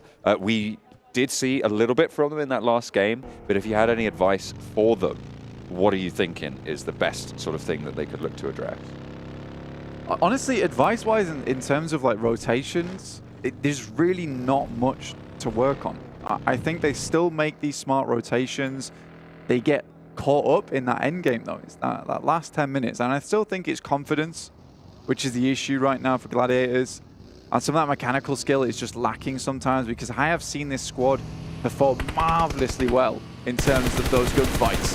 Unfortunately, it's just not working out at the moment. But you do say, we see those glimpses now and again, but just not as frequently as I'd like to see them at the moment. It feels like some of the synergy is a little bit lacking here and there. And Matic isn't as effective on this Alfango a lot of times, and he's just becoming a little bit of a burden. Needs to be pulled along a little bit. Yeah, but I think at the end of the day, they're still making the moves that they would generally make. It's just because it's not being as successful that we see it as maybe a mistake or a problem. And I think realistically for Gladiators, it's just tightening some of those screws on their side. Because a lot of times you see their rotation, you're like, you know what, that is a decent rotate. Now you just need to follow through, and maybe you get further onto the end game. Because honestly, that last match, they made a bunch of smart decisions. A great third party over towards Alpha7. And that end game, again, just a little bit lost between figuring out whether they should be fighting Geekay, holding them off, or should we be fully focusing down on towards Box. And I think it's because they've got so many ideas in their head, because they're very aware of what's going in the lobby, that it leads to a little bit of indecision. So I want to see, you know, Gladiators just look a little bit more decisive, a bit more confident, and that would change a lot of things. Because honestly, at this point in time, I don't think even I'm qualified to give them much advice. I really like that breakdown. I think you hit the nail on the head. I don't think there's much more I can add to that. Hopefully we'll see those problems being addressed by the Gladiators in the future, because I think we had, did we have a Gladiators prediction to win in the talent rotation? I'm not sure we did. I don't think so. It was certainly on my mind as to whether or not to predict them. But no, it was Alpha7, I remember, because I was like, oh, regional champions, things like that. You know, it's easy to predict Gladiators getting into a main stage international tournament. Yeah. qualification, 100%. Doing well in the actual tournament, that's a different story. They have a lot of times run into some unlucky moments. Vampire, on the other hand, they've got their lucky break here in PMWI. PMGC, not so much. PMWI, on the other hand, that's where it's at. Why would you talk about Vampire like that? And immediately they lose a player. You did that. That was look, you. man, it's fine. I think Vampire has their ups and downs. They still get relatively far in a lot of these games. True. Every single team is going to lose a player here and there at the start of the game. Vampire is not impervious to that, unfortunately, for themselves. But 51 points, they've still got a nice little buffer, a nice little lead between them and third place. Alter Ego with 45, trailing behind them by not a lot whatsoever. I think you have to congratulate Alter Ego as well. Really, really good stuff. Some great pickups for that team too. Rosemary, an absolute boon to them so far. Certainly displaying plenty of skill so far, nice and fresh for the roster. And they are certainly Alter Ego to perform. Oh, 100%, man. 100%. I think that they've been traveling a lot recently too, so it is nice to see them all come back together and still do very well on a stage like this. Reject and Geek, though, currently at loggerheads, both sides. You've got Geek on the high ground and Reject desperately trying to get through this pass, which is difficult. Circle heads out off towards that western side. You can see that on the top right hand of your screen. With 628 currently holding some extremely strong spots. Great scouting position from Xing. And Yang Won and the rest of the squad, they're all in a very, very prominent compound that sits right on the edge of the fielded area. So they'll have great sight lines up towards Alpha7 and Dplus KIA, who has made one hell of a wide rotate. That's a thick boy up towards El Pozzo. DRS are also playing on the shadow of the mountain currently held by Xing, and might slow Alpha7's push down, because that's probably one of the few routes they're thinking about to try and get through from this next circle. Reject Tokyo currently trying to find their home quite near the Gladiators on the south side, but turned away at the door, and they'll have to redirect their rotational thoughts across the way. A lot of field on that western side that is difficult to navigate, and the gaps between these positions getting a little bit too long for the liking. Yeah, there's a lot of space in the circle, which is really unplayable, honestly, until you hit that end game. For instance, that northwest field, horrible position to be in until you maybe the last 4 squads, you can send it to one of those little hay bale shacks. Down towards that south side on the north edge of Monte Nuevo, pretty barren ground as well. The moment Box and Vampire are struggling to make it through over this ridge that passes on the west side of San Martin, because Stalwart is holding a really strong position for themselves. Best thing that Vampire could possibly do is try and take out some of the squad members of Box, but back in that last game, they're feeling confident, already taking down Schweppes. Oh, Tiamba, 2 knocks sent their way. Reject Tokyo trying to eliminate them from this shack. More preoccupied with getting the flushes, in fact, actually, for Reiji. Doesn't maybe know exactly where the opponents are standing, but he breaks out and tries to make something happen against Reject Tokyo, but it's not going to go through. 2 players from Reject Tokyo knocked in the meantime, but they managed to take control of the shack and have a little bit of respite now. The Gladiators closest to go for this push should they want to, but they're just a little bit too split to make it happen fast enough. Yeah, Matic's already up. If you could open this up with a big nade and absolutely explode onto this engagement, maybe the chance that they can take care of this north side push. And I think getting rid of Reject just after Tiamba's fallen, that'll be a very nice position for Gladiators to start pushing towards that northern side. Alpha7 move in, but easy. Already finding 1. 1 for 1 on the trade as the rest of Alpha7 move through. Twisted Minds far too split to be able to hold that one out on the western side. Rokus, the only player close enough really to have an impact on the fight, and doesn't get there in time or wasn't in the right position. Either way, they back off with 1 player down. Alpha7 have swept down that western side.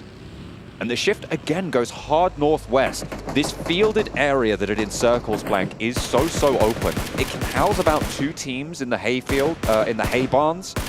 2 or 3 maybe if they're lucky, but then they are sitting ducks for everybody to shoot at.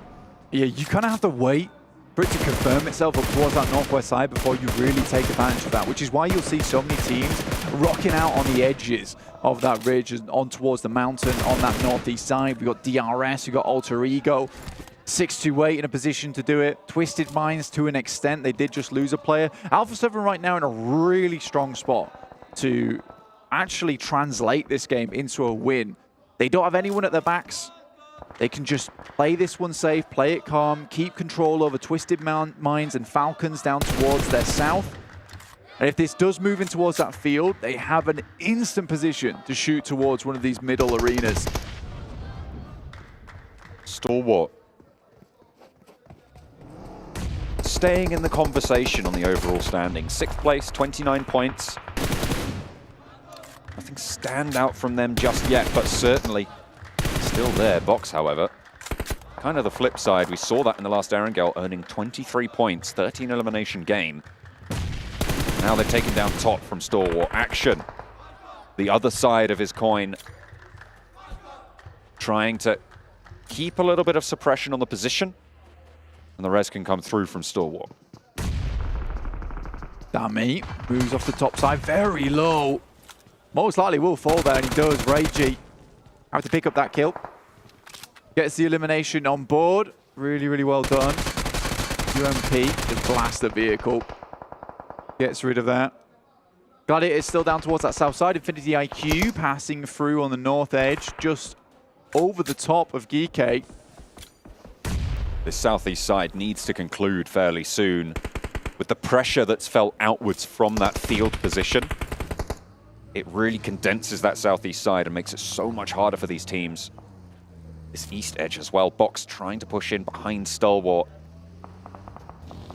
Just trying to keep this one out. Action, ooh, going very, very low and finally knocked out by Duck. A force to be reckoned with on that previous Erangel, but Tony K sits his teammate down from Vampire to suppress the ridgeline. Fireflux, however, are chiming in, and both teams have third parties to worry about, seemingly. It's not fantastic, but the spray is good, and Gosu under a lot of pressure here. Reload comes through, and the UMP finally finds the mark. Took a little bit too long for their liking. Duck launches a nade, doesn't quite get the knock in response, and the flush hasn't come through just yet. Stalwart getting the worst end of this deal. One player down from Box, and there's only one still active. Icy on the ridgeline spotted. Really hot stuff from Duck again. Playing strong for Box Gaming. Now with the blue at his back, needs to put pressure on. Spray to the legs, 15 bullets in the mag. DBS is there as the secondary, needs to close the distance before swapping. Gets it out now and has got that advantage in this close range trade, but the blue zone's tickling. It's doing more than that. And it is Vampire to chime in as well with the points. Stalwart on the east side, stay alive.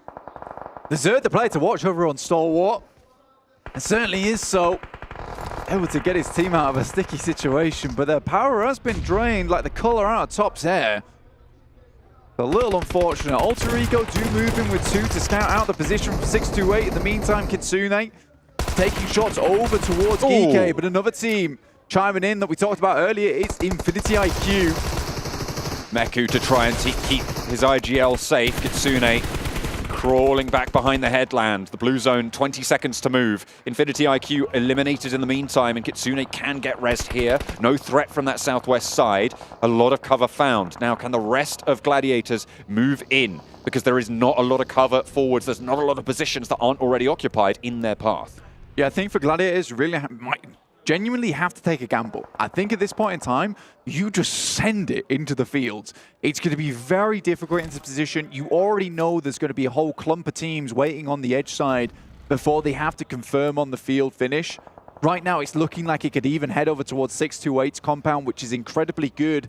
It has a building in there where you can lie flat on the rooftop, have some great angles, and people just can't see you up on that position if they're not playing the high ground, which is why you haven't seen 628 employ that position yet, because still some of this high ground on the ridge is available. But as we push into that further end game, that's when it's going to become very influential.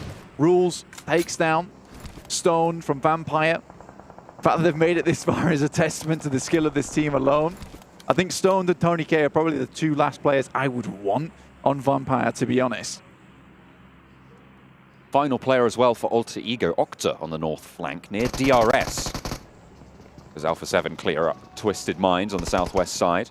One player for both of the top two teams, and Flux do have to push in a little bit further.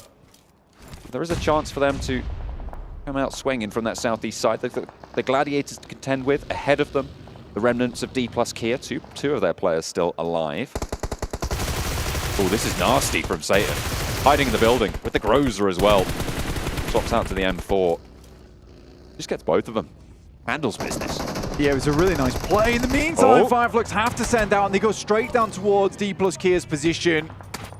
A real nice pickup. One player is down already, and I think Gladiators are looking to capitalize off the back of this one. They've just been waiting for their moment.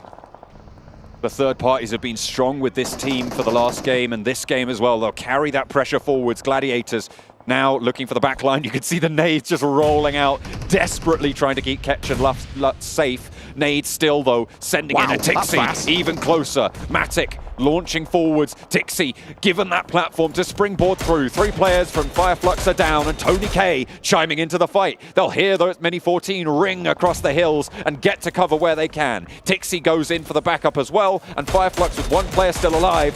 Not going to be too much of a threat on their flank. The crawl back from Solke slowed down, in fact, dispatched by Reiji. Such a funny position that Tony K is playing, because you see so many teams actually head up there and get a lot of success from this position, especially when the circle's a little bit further towards that northeast side. What he can do is just pick up eliminations from this spot. He's fully aware that he's not going to get a very high placing finish here, but what he can do is steal away some of those points. Killer also in a similar situation, but he's got way more players on side. Matic takes a tumble. Kitsune is in position to try and go for this res. The ridgeline is pretty solid for cover from this high ground, even with the elevation that DRS are operating with. DRS moving into a 2-2 split. Gladiators know how to play this position as well that DRS are in. They are aware of the threat points. They know where has cover from it, because this is their normal drop spot. Moving down from La Cobreria into this area is some of their bread and butter rotation play. Still taking shots here. A lot of bullets for this Mini 14. Pulls out the scarf. Oh my goodness me! Pulls him out, wrestles him to the floor, and Giante's not getting away with that one. Out in the open though, he's got pretty happy knees there, being able to wibble and wobble his way around to stay alive a little bit longer. He's had enough. Tony K though expending a lot of ammunition, and in fact his life, to get that flush. Yeah, frustrated, slamming the desk there. And it's fair play. I think right now for Gladiators, realistically, they just need to wait for these players to come off the high ground, and then they can start thinking about assaulting this position that 628's holding. They just want to get rid of these angles before they move in.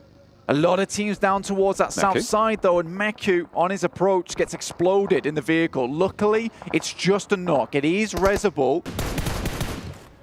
And they have the cover to do so.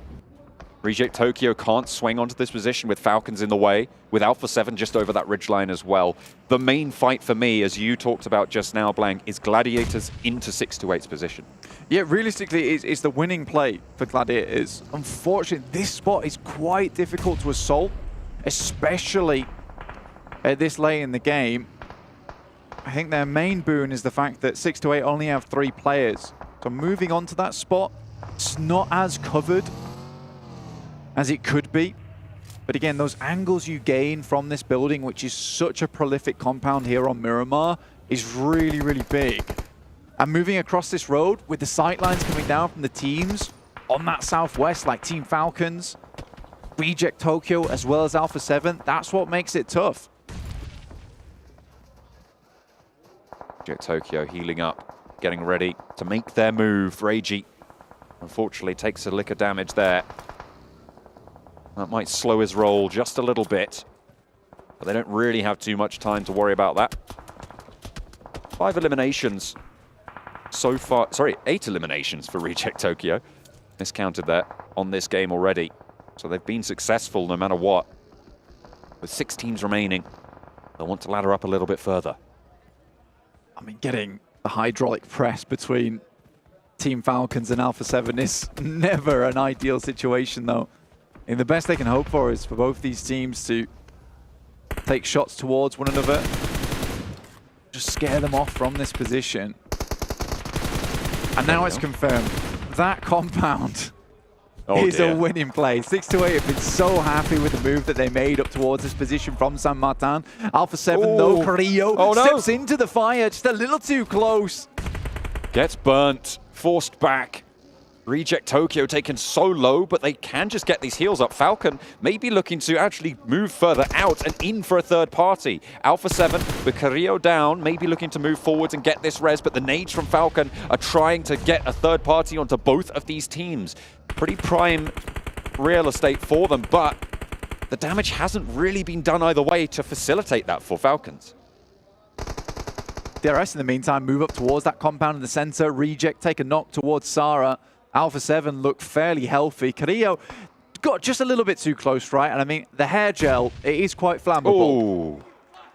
Reiji taken low, but his teammate not so lucky. 2 players now for Reject Tokyo. Delta also, DRS, sorry, from the northern side for DRS, trying to move in. And 6-8 rebuffing them as Reject Tokyo getting cleaned up on the southwest side, unfortunately. Their run will be drawn short, but they did get a whole helping of points there. Gladiators, they're swinging out wide. They're not going into the compound blank. We thought that was the winning play, but they move out and go for a third party. It is a refreshed Gladiators playbook, and they are playing it to a T.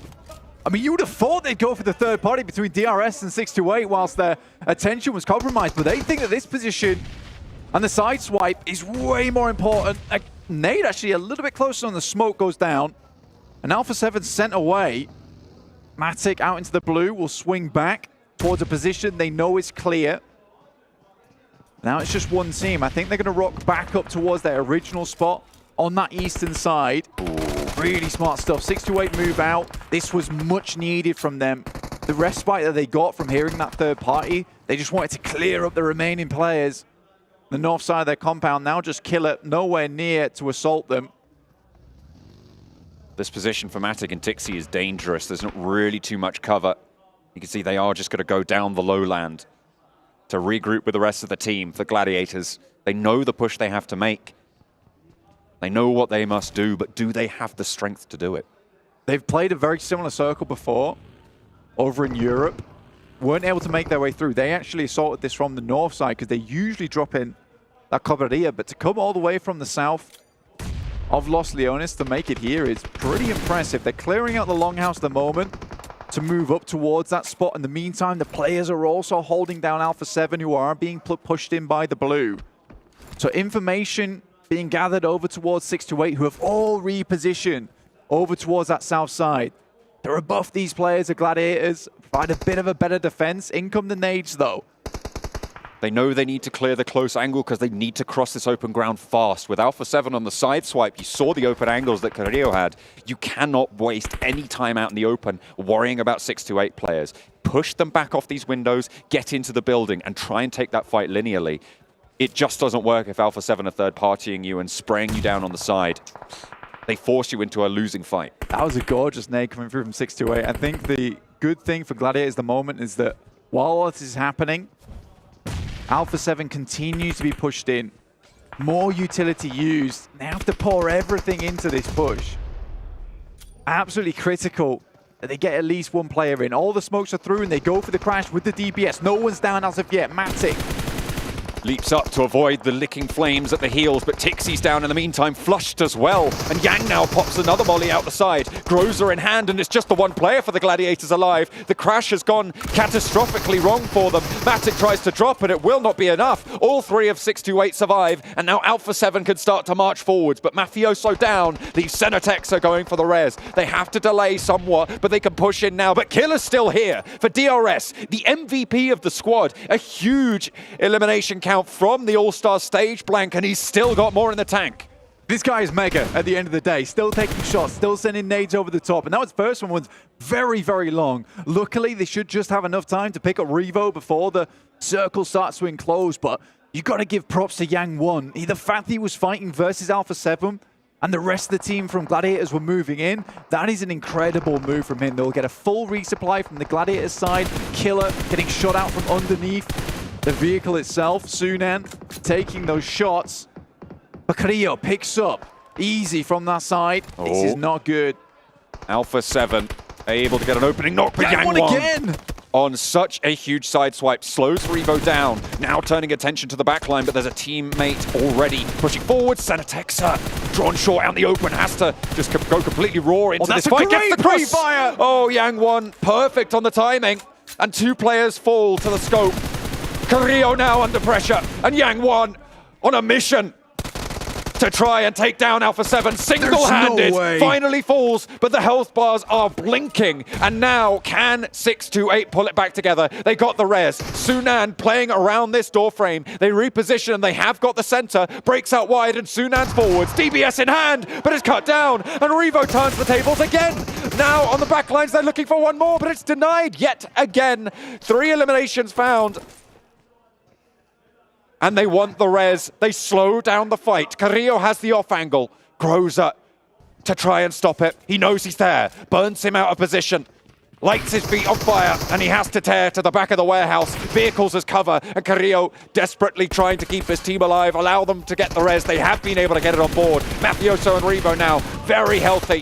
1 player stands for them, and Revo swings in through the door, out into the blue, and Alpha7 march their way to victory.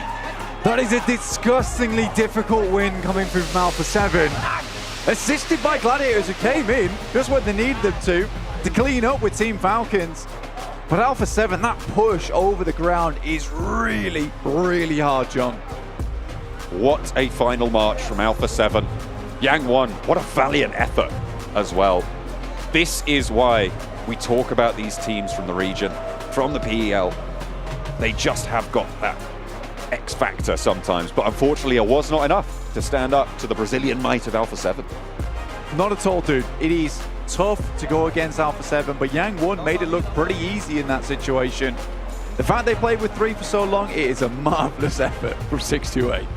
They lost that high ground a little bit earlier on. I think the player had to drop down and just got knocked to the full damage, and playing that compound perfectly. I mean, what more can you really ask for from this team? Unfortunate that the Gladiators were held out by that Alpha7 off angle for their bid for the top of the tables, but not really a lot you can do about that as well. They know the ground better than pretty much probably most other teams in this lobby, right? They play this area a lot, very, very frequently. They should know exactly what opportunities they would be given. Stump's very curious to the Death's thoughts on, why the Gladiators go for the Team Falcon push versus 3 teams instead of going for 628. And I guess we'll find out as we head back over to the desk.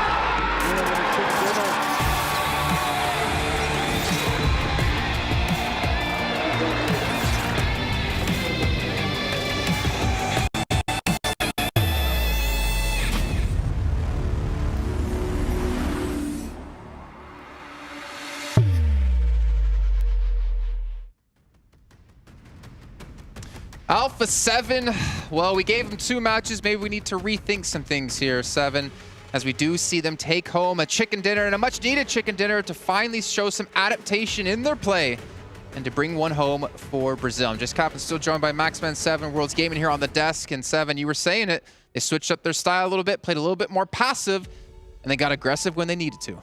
They did. They were waiting to pretty much get all 4 people alive until the end. And something that a big switch actually between this game and previous games is who they were sending out to scout or who they were leaving behind to be an anchor.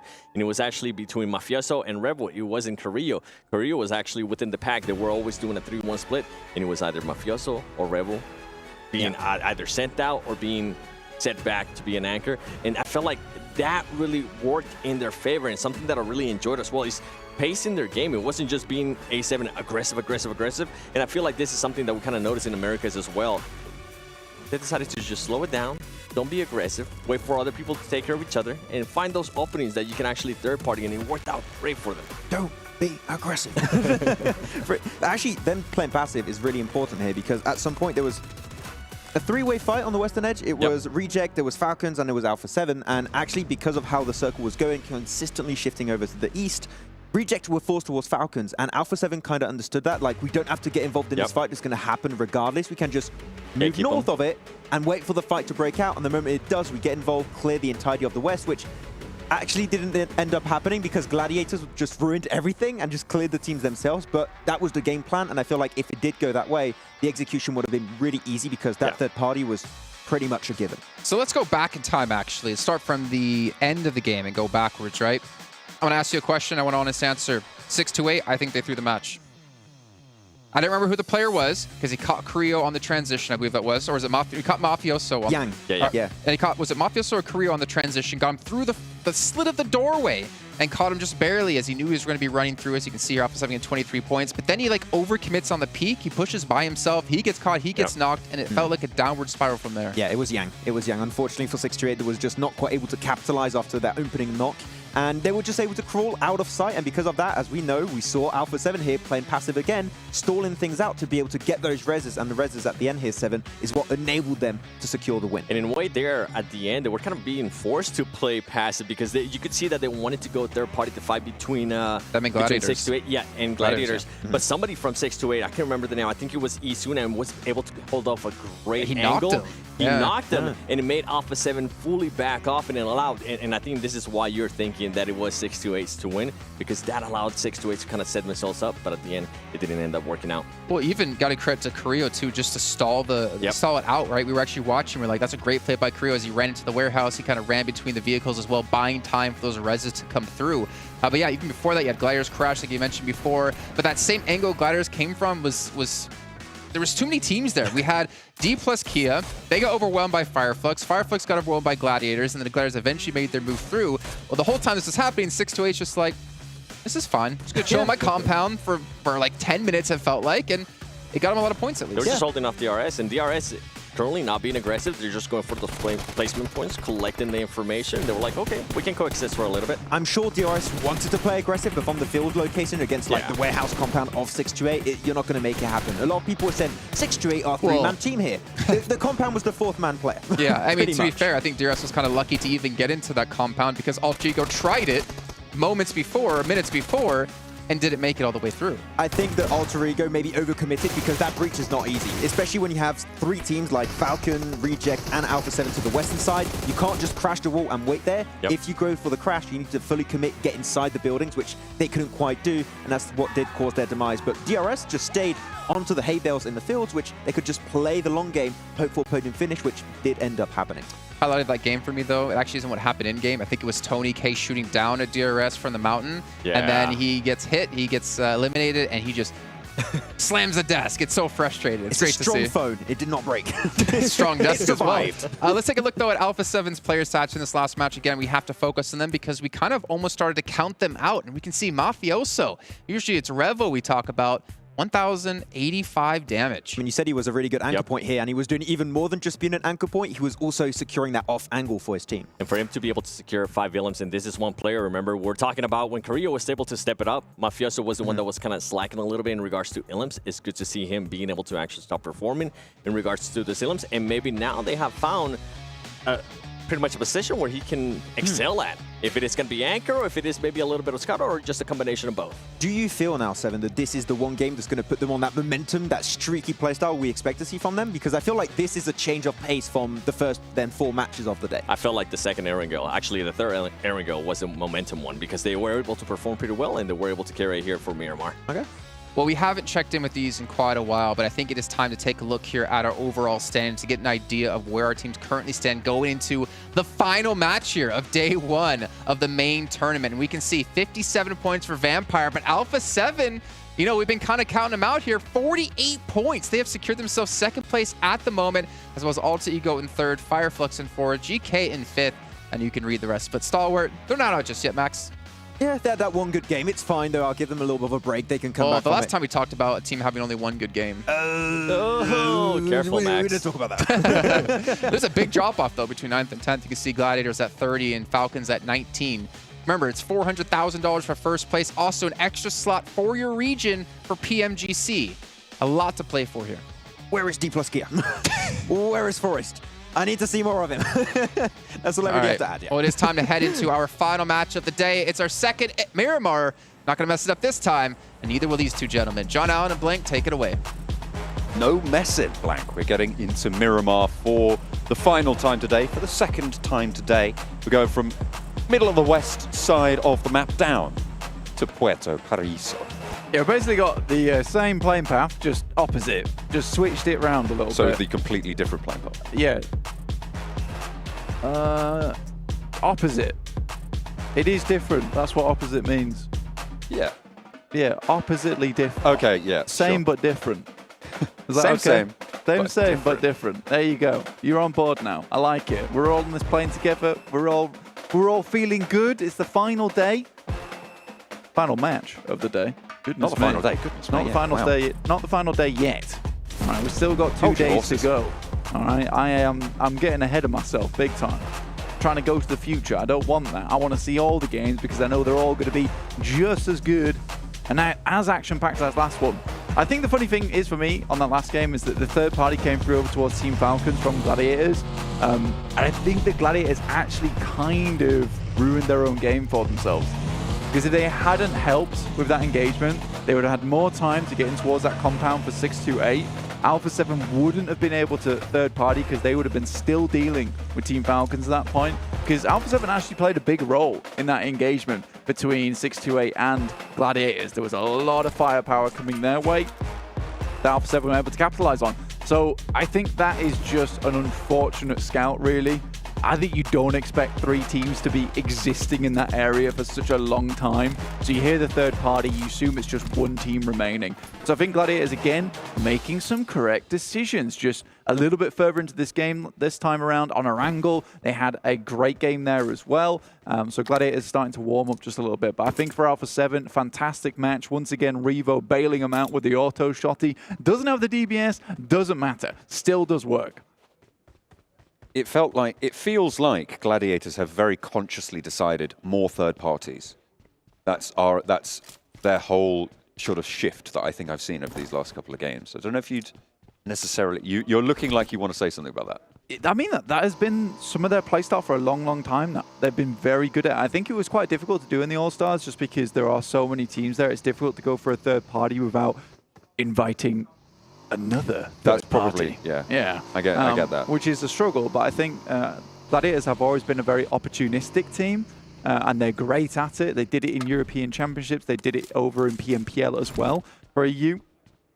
I think they can certainly keep going with that, but I think we've harped on about Gladiators long enough, so let's take a look at some other teams in the lobby.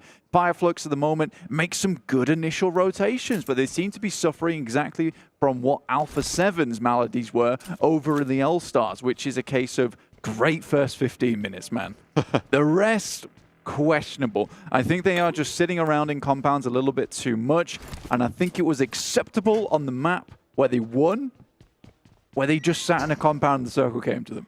I think they'd love that every single time. Oh, that'd be great, That'd be great, but it doesn't always work that way. So I think for Fireflux, it's just those extra couple of minutes on top of there. What's your next rotation? What's your next move? Low, almost landed it.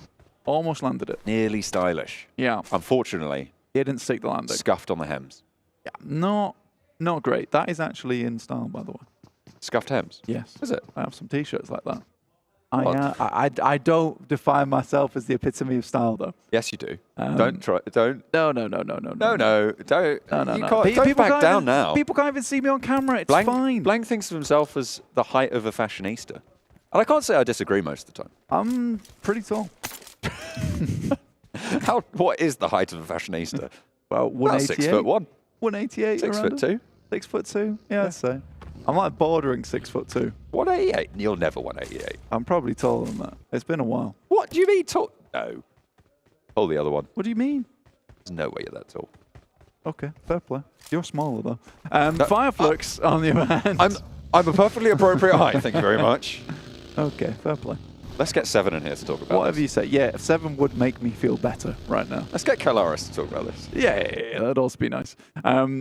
Twisted Minds not having the best of tournament so far. 16th place, 10 points. I think we've seen a lot of these names. It's a little unfortunate because we've seen Rollkiss over in EU. We have. Has done great work over there. He did. Obviously never on the top of things. Crypto, on the other hand, an amazing player. Real clutch factor coming through from this guy, but they are just not matching up to the weight of the teams in this lobby, which is pretty crushing. There is some incredible teams here at the PMWI Main Tournament. The best teams in the world. Which is to be expected, honestly. I think we've invited a real good slew of amazing teams that we could probably expect to see through to the PMGC, at least some of them. The majority of them, maybe. At least 2 of them. A medium amount. Maybe 3. Maybe. And one of these teams will win their region another PMGC slot. That's true. And I feel like that is, as the desk was talking about earlier, right? That's probably one of the biggest factors here. It's pretty big. Is it's going to introduce more, I mean, quite frankly, prize pool into the region, allowed for more investment in their region over the long run, not directly, but to indirectly boost that region's longevity would be such an incredible asset. And if you have a bad tournament, you have a bad PMPL or a championship, and you come second place in the point standings towards PMGC, you still make it in. True. So you secure yourself another break point. Because some of these regions, I think they've got 5 slots. So you pull it up to 6, which is really, really nice. But then you can also suffer from the fall-off factor. You could be an S2G. The S2G factor. The S2G factor. The Game Lord factor before that. It can be a real problem when you have these rosters, these teams who come through, perform incredibly well, grab themselves one of these spots. I'm not saying that they underperform because they feel the pressure's off, but they, for some reason, don't do as well as they did in the previous season. Then they turn up to PMGC or to the next global finals, PMWI for S2G, and they just don't perform in the manner that you expect them to. And it takes a real strong-headed team to be able to try and carry that over and ride that wave through, because it's not an easy thing to do. It's a lot of, it's a mental task. Absolutely. And you can make some waves at home on your own PUBG Mobile with winning some of these PMWI special awards, because people will be taken aback with the height of the fashionista you will be with these items. They're only available, though, from July 15th through to August 15th. You were wearing that yesterday. I was wearing that yesterday. You couldn't see, but I was all spangled up. I was good to go. I was good to go. Obviously, I wasn't carrying the large weapon around with me. Light blue's your color. It could be. It could be. I maybe could pull that off. I did pull it off, actually, yesterday. Keep it on. I will. Yes, of course. Fireflux, though, back to the game anyway. Back to the game at hand. Fireflux find themselves another little dip to play around. Tiamba off in the distance. Those dips that Fireflux currently find themselves in, they're very, very dangerous. The nades just funnel themselves into your pockets. Yeah, Fireflux is just a tortilla chip team. They love the dips. They love the dips, man. 100%. But it works well. It does work well. They find themselves some good scouting. They don't always stick in these positions for a long while, and then they move on. I think it's quite a good play style. Again, that first 15 minutes is really nice. They obviously have very good knowledge of a lot of these maps, and it's to be expected with Solk being on the team, who has been around in PUBG Mobile for a long, long, long, long time. And I kind of expect Fireflux to continue doing well. I mean, they're at the 4th place at the moment, 37 points, which is fantastic. Tixi close to danger. Bensu, the powerhouse of Infinity IQ. Neither of them pulling the trigger. They're playing do-si-do around the car, and Bensu's got the better end of the trade so far. Tixi overzealous, split from the team, not playing with them, and pays the price. That is really unfortunate. I think that at the moment, Tixi is probably one of their best mechanical players on the squad. It's really unfortunate losing him because you lose a big amount of that clutch power on the side. winning out those fights a lot of times has come down to Tixi making some real good moves.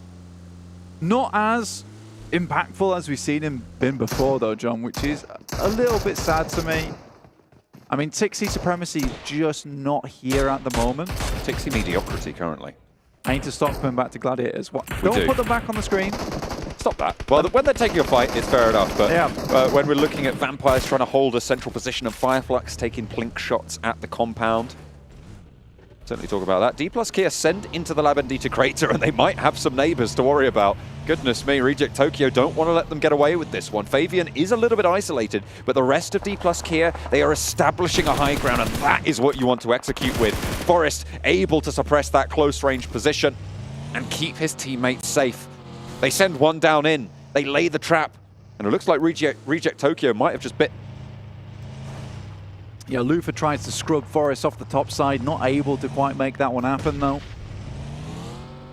Forest finds that cheeky little angle. I think they expected all of them to be heading in towards Labendita crater. Not to be. They gave them the old fake out there. Sunan, 628, taking the shots over towards Geekate. Taking a bit more stock of this circle as well. Hacienda del Patron involved, Saint Martin. So some real big amounts of elevation inside this circle from the eastern side over towards the west. So we are going to cut a lot of these teams off into their own individual battlegrounds for the time being. 6 to 8 again in a pretty solid position. We saw Yang Wan, be a devil in his own right. Tianba able to use the backup with the DBS and the auto shotgun. Really not much you could do about that. Duello goes down. Reiji trying to get away from it. Last player standing for the squad.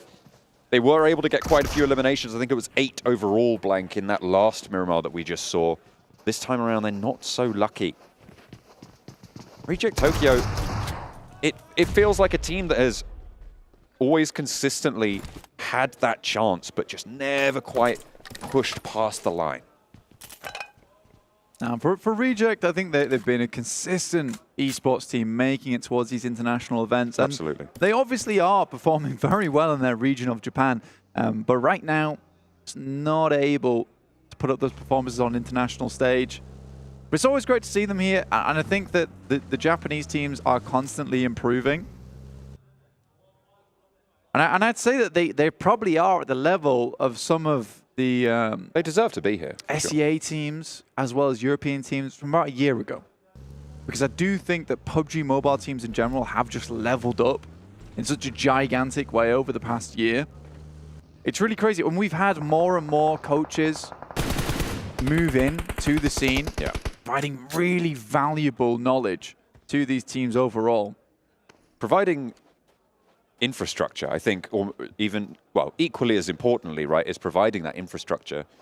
When you look at teams that just play with themselves, the players are the ones doing the analysis, doing the coaching, and trying to figure out and execute on these plans. It's not as, it doesn't have the longevity that having a coach, having a real infrastructure behind a team gives. You see that with teams like Vampire. Coming into PMWI, they have got that position. Obviously, Satani, we talked to him quite a lot on the English broadcast. We love to hear from him. He's got a lot of valuable insight, and I feel like he's a great staying hand for the roster. Yeah, I think I said it last year as well, is that he has just brought a bit, and what we kind of need a lot of times, a bit of discipline, because you always hear him, right? They're on to win a lot of cash already. Absolutely. But he comes in quite humble every single time. I think that's what he does for his team a lot. He keeps them humble, because you see them in game. They are an aggressive team. They really like to take the highlight. They love being that center of attention in game. But at the end of the day, they still have these moments where they play it slow before they really unleash absolute madness on the lobby towards the end game. And it's difficult to put them down at that point. So it's really, really good to have that person that keeps you grounded a lot of times. 628 still looking over towards GK. 628 haven't moved far at all. We know they like to drop over towards this north side of Picardo in the first place. Didn't transition over to power grid. Circle didn't really require it to happen, but a lot of teams on that side. Alter Ego trying to push their way in. Do find an initial knock, but not much more than that. It's northwest side. Troublesome. Rosemary isolated on the back. Cooked away there. Oh, wow. Taken out of the running. This central ridgeline. That's a circle and a half. Is the most important feature in this circle, as generally these ridgelines will be. But yeah, you're right. A lot of open ground nearby. Yeah, this is going to be like the yin-yang circle, because we will just have a line of players through the middle of this ridge. You can hold a lot of teams in there. Stalwart found initial bit of damage over towards Alpha7. They have recovered. A nade goes back, and Icy's got to be very careful, because a double nade there's great, but one comes back. Top's on the top side. In fact, KIA just has to hug the wall as best he can, become one with the rock here to get that first aid kit off.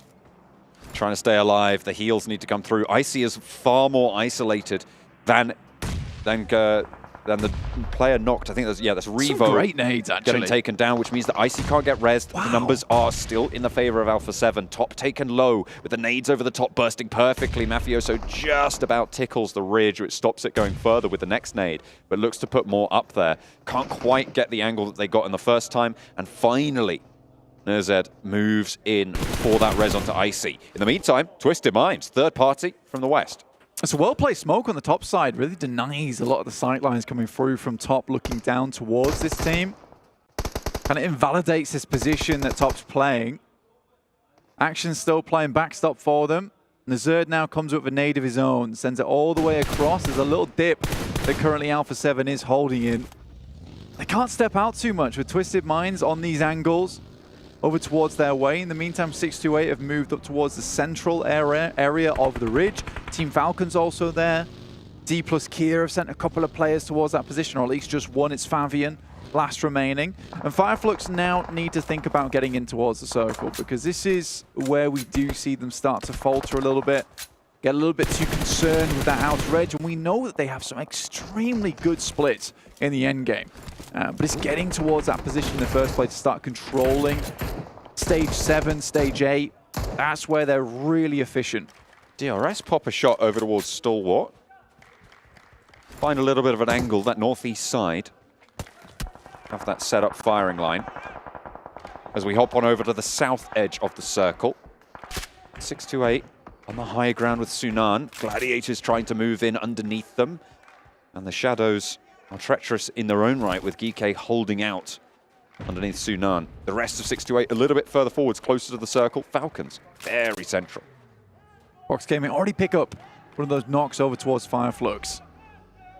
It's taken them a while to move away from this position. They tried to set up some form of defense. Lutz goes down, leaving them at 3, and Box Gaming continue to sweep inwards. Fireflux have had a bit of a lackluster defense here. The tepid one. Solus off the distance, will have his vehicle pretty much taken out of the way. The Infinity 2 also looking this way. They're just underneath the compound. A lot of teams would like to head towards if this does go down towards the south. Ooh. And King, though, goodness me, SLR in hand. How'd you hit that? Solke was on the broadside, but behind the scope, I believe. Didn't really have the angle and has managed to find some cover. The smoke blooms, there's a rock, there's a ridge. He can stay safe for the time being, but he's going to have to move and likely won't be able to get out of there in its current state. Does get a heal on, and Ketch actually rolls through for the save. Solke and Ketch, though, now main meal on the menu for Falcons as they try and ride strong, but a really solid set of shots from Kitsune to find one and the flush very, very quickly for the Gladiators on the south side. A little bit of an opening maybe on the south. Yeah, pretty instantaneous here. And again, a lot of teams would like to move their way through on that south side. Schweppes will pick up Solke. They find a bit of shelter. This is a position that can hold these two players for quite some time. Quite difficult to get across that terrain. The fact they were able to make that run under the purview of a lot of teams, not easy. They're swiftly getting towards position. Punch the Nitro. But Box is following. GK trying to skirt. Sunan still sits atop the mount, launching Thunderbolt after Thunderbolt downwards and transmitting that information back over to the rest of his team as well. We were looking at this central ridgeline and talking about how treacherous it's going to be. Let's take a look at just how dangerous Fabian can make it for Box Gaming. as they try and move on through, but it is so dangerous. But that goes both ways. The sword has two edges, and backwards it cuts. Infinity IQ take down the last player from Dplus KIA. Gladiators also coming a cropper. Yeah, get them caught up on this south side of the ridge. A lot of sightlines looking their way. 2 players down. I would say it's very unlikely that Matic's able to get both of them up, but you can certainly try, give it a go. Falcons did move further up towards that north side, and Box just sidled in on the east. Vampires yet to move as of yet. They did take down a player from DRS earlier on. Meku is shut down. Still pretty tricky to call this game. There are so many teams yet to conclude their embroilments. Gladiators will conclude their game here, though. 13th place. Middle of the tables is where they will end their day. 9th place, unlikely to be leapfrogged by Falcons. Currently quite far behind them. The Falcons do have a high ground position. They can run along this ridge line and maybe prove to be troublesome in this lobby overall. Good shots from Sunam. Oh. Satan takes a fall to the depths of hell there. The first circle only, though, and will be pulled back by GK to the land of the living. Nexa, though, from Falcons might have other ideas. Close enough and in a distance. Look at that. Xing unleashes. Bombards the position, re-knocks it. That's a lot of time now had to invest, and with that time, they have earned the forward position. Sunan and Xing move on in, looking for the execute. Nate's downhill from Falcons as well, as Ferrari goes down. Teams. A lot of teams trying to vie for this south high ground. Vampires taking out players coming through from DRS. Killer notably out. Best player currently on the squad of DRS too, so unideal. Vampires have had eyes towards that position for a long, long while. Wait for them to make their move. Solke will equally be shut down by the Vampires. They snatch more of these eliminations away, but they will have to move. And I think Fireflux's position is probably one that you would be looking up. Might head over towards that north side as well, as they all jump in towards vehicles. Fireflux get taken out in that position. Box Gaming on the east side of this mountainous ridge. Will have quite a lot of control there, but they have to get up if they want to get to the west side of the circle at all. They want to have that access. As we hop to the northwest, Stalwart, all 4 players alive. No eliminations, though, so far. Close to Alpha7 with one of their own. Just a little bit south of that, also got Alter Ego to worry about, who have managed to rack up 3 eliminations, but they're playing with 3. Better than nothing, though, holding on to that second place position. 628. Still going strong down towards the south side, despite losing a member. Sunam was split off from the team a long, long while, but constantly providing information back. Finally, the rest of the team did regroup with him. And Alpha7 will remove Alter Ego. They have been stuck on that position towards the western side for quite some time. Just 2 players left alive for them as Revo falls. Harassment from Falcons up in their nest atop the mountain. 628 have not been able to dismount them. The high ground just a little bit too unassailable. Maybe not completely, but certainly with the opportunities that they've had. The chance might present itself, though, in the next few minutes as teams start to move a little bit closer to the circle. Box are starting to expand their influence as well. Vampires just tucking themselves in, actually, on that northern edge. Not to go too far. I think that this is a position where you'd imagine a lot of teams would take up residence, as the circle pushes a lot of the squads that will have squeezed themselves in on that south side forward. 10 teams in stage 6, Blank, almost stage 7. This is really, really close, and these ridge lines are providing sanctuary for teams that most likely you wouldn't see alive at this stage, given any other circle. Tony K spots a DRS player, and they snap up the back line. Lickety split. Yeah, there's instant clapback coming through from Vampire. And Rule steps a little bit too far backwards and feels the brunt of some of the teams on that northwest edge, like Stalwart, as well as Alpha7. Carrillo out in the blue, trying to readjust. Meantime, the Stalwart's players I think that is action. He's down towards the south, all is lonesome, really holding up Twisted Minds and the final player from Alpha7. Carrillo towards the blue. Needs to be careful. Icy has got the opportunity to swing out should Action get into trouble as well. Circle goes very central here, blank box. We'll be able to hold out all these teams on the south. Well, they'll certainly have the chance to. Vampire probably looking pretty good to try and push on in if they can get past DRS's sightlines. I think DRS is a little bit preoccupied with Stalwart, currently taking that 2-2 split on the northwest edge to deal with Twisted Minds, Alpha7 and DRS. So I think for Vampire, taking that long stroll up the slope to perhaps try and third-party versus this would be a really smart idea. Currently, Box Gaming, though, they're about to get a whole heap of eliminations if they play this one right. As a lot of these players on the south side will have to drop off from their high ground down towards Box Gaming sightlines. Scary prospect. Okay, trying to move past, but AXA has other ideas. Wow. The pump action. This late in the game, still having that in the arsenal is a risk, but it's going to work out here. Falcons hold out a push, and still there's more to do as GK Esports trying to stop the push from the south of 628. AXA continues his bombardment, his barrage of bullets as they roll downhill. Unfortunately, his teammates not so lucky. His opponents either. 628 moving through, swelling the ground on the south side. Just to put that in perspective as well, AXA had to miss 0 shots on that SG to make that happen. Yang's got plenty more shells to unleash from the auto shotgun here, though. And it will be good for 2 knocks. Falcons dismounted. And now 628 can play on with 3. We saw what they could do on the Erangel. Can they in the previous map on the Miramar, can they convert it this time around? The 3-man 628 buff. There's no 3 in their esports title. There's certainly 3 in the game here, and they're doing fairly good work. Infinity still alive. Vampires have now taken control of that northern side. If they win out this game, they will have found themselves a massive buffer going into day 2.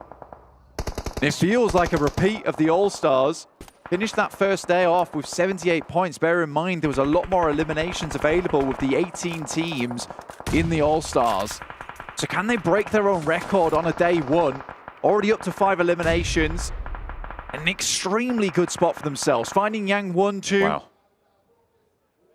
Really, really solid stuff from the north side. Stalwart drawn a little bit short here. A knock sent their way as well. They're grouped up. They don't really have any forward position. They will have quite a lot of info over the ground, and it's quite a flat area that they have to push across.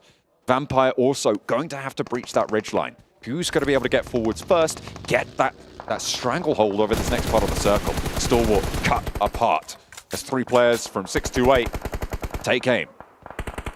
Xing finds Ravenclaw from Vampires, though, and Bensu, once again, that powerhouse from Infinity IQ, will pick up one of the players from Box who have just not held onto this spot very well. Stoned is sent back as they res their player, Ravenclaw, and Stalwart will be finally forced out of the blue, and I think Vampire most likely will turn a lot of their attention over towards Stalwart. In the meantime, 628 descend upon the guys from Box. They need to take care of the threat from downhill should they want to move forwards. Boygat and Bensu for Infinity IQ. Trying to play even further below that. Another shot sent over towards Stalwart and another knock from a nade on Vampire's squad. Flushes coming through and Vampires can really start to isolate this team now.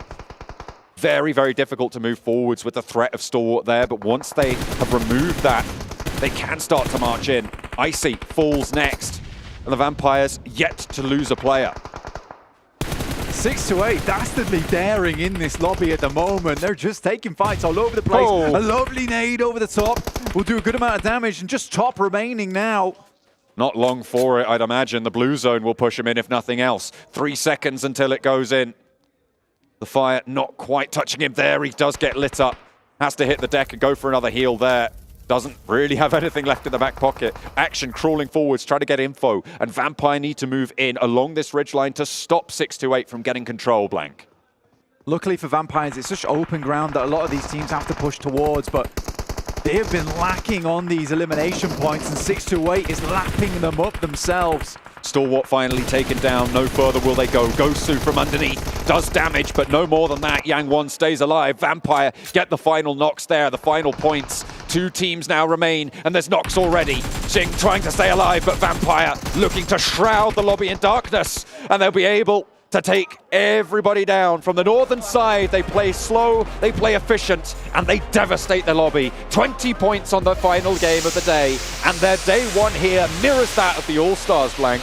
Goodness me. They go for the 3-peat, and now the repeat on the day 1 of All-Stars. 78 points accrued total. I mean, that is perfection, right? That's the way you want to start it. Satani probably told them, can you just do what you did on day 1? And they were like, exactly what we did on day 1? No. Just do what you did on day 1 in terms of strength and power. Okay, we'll get the exact same points. It's absolutely fine. That is ridiculous coming out from Vampires. What a way to end it. That was a masterclass of terrain control, of biding your time until the right opportunity presents itself. They saw a Stalwart player go down. They just kept that pressure up, and then they moved when they needed to. That's what I've praised them for so far today, over the course of the All-Stars as well. I'd love to see it come through in the final game of the day. Man, you can't count out 628 as well. True. That was ridiculous stuff coming through from them. I didn't quite catch the amount of eliminations they had at the end, but they were blasting out of their minds. That 3-player buff for 628, really coming in clutch for them. I just wonder what they could do with 4 players at the end of the day. Where's your final Whoa, don't be ridiculous. That would be too much, That would be unnecessary. Either way, we are going to close out the day. We're going to go over to the desk after a short break. Thank you so much for watching. That's PMWI Esports showing us exactly what they're made of. We'll see you in a bit. All new Honor Magic 5 Pro. Freeze even fleeting emotions in just milliseconds. Take marvelous night shots with lightning-fast exposure. The display reveals more details in bright areas with an astonishingly long battery life that just keeps going. The latest flagship chipset brings you exceptional performance. Unleash the power of magic. Honor Magic 5 Pro.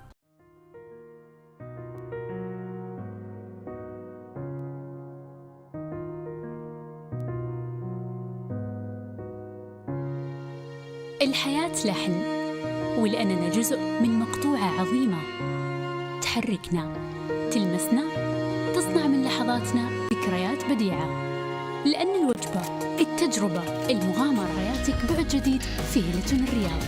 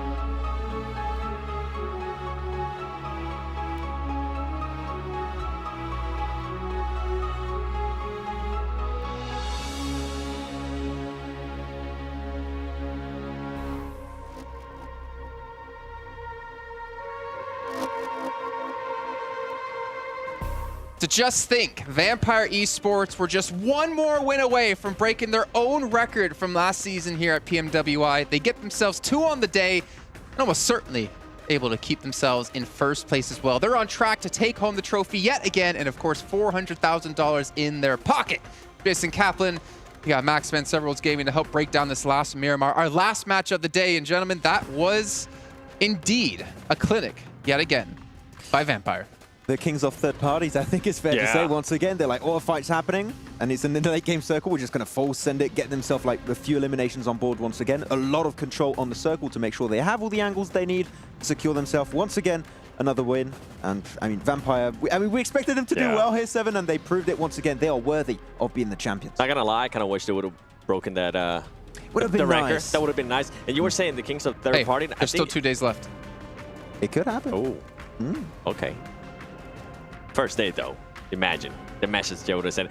What I do want to talk about before you sidetrack me even more is you were saying about how they're the kings of third party.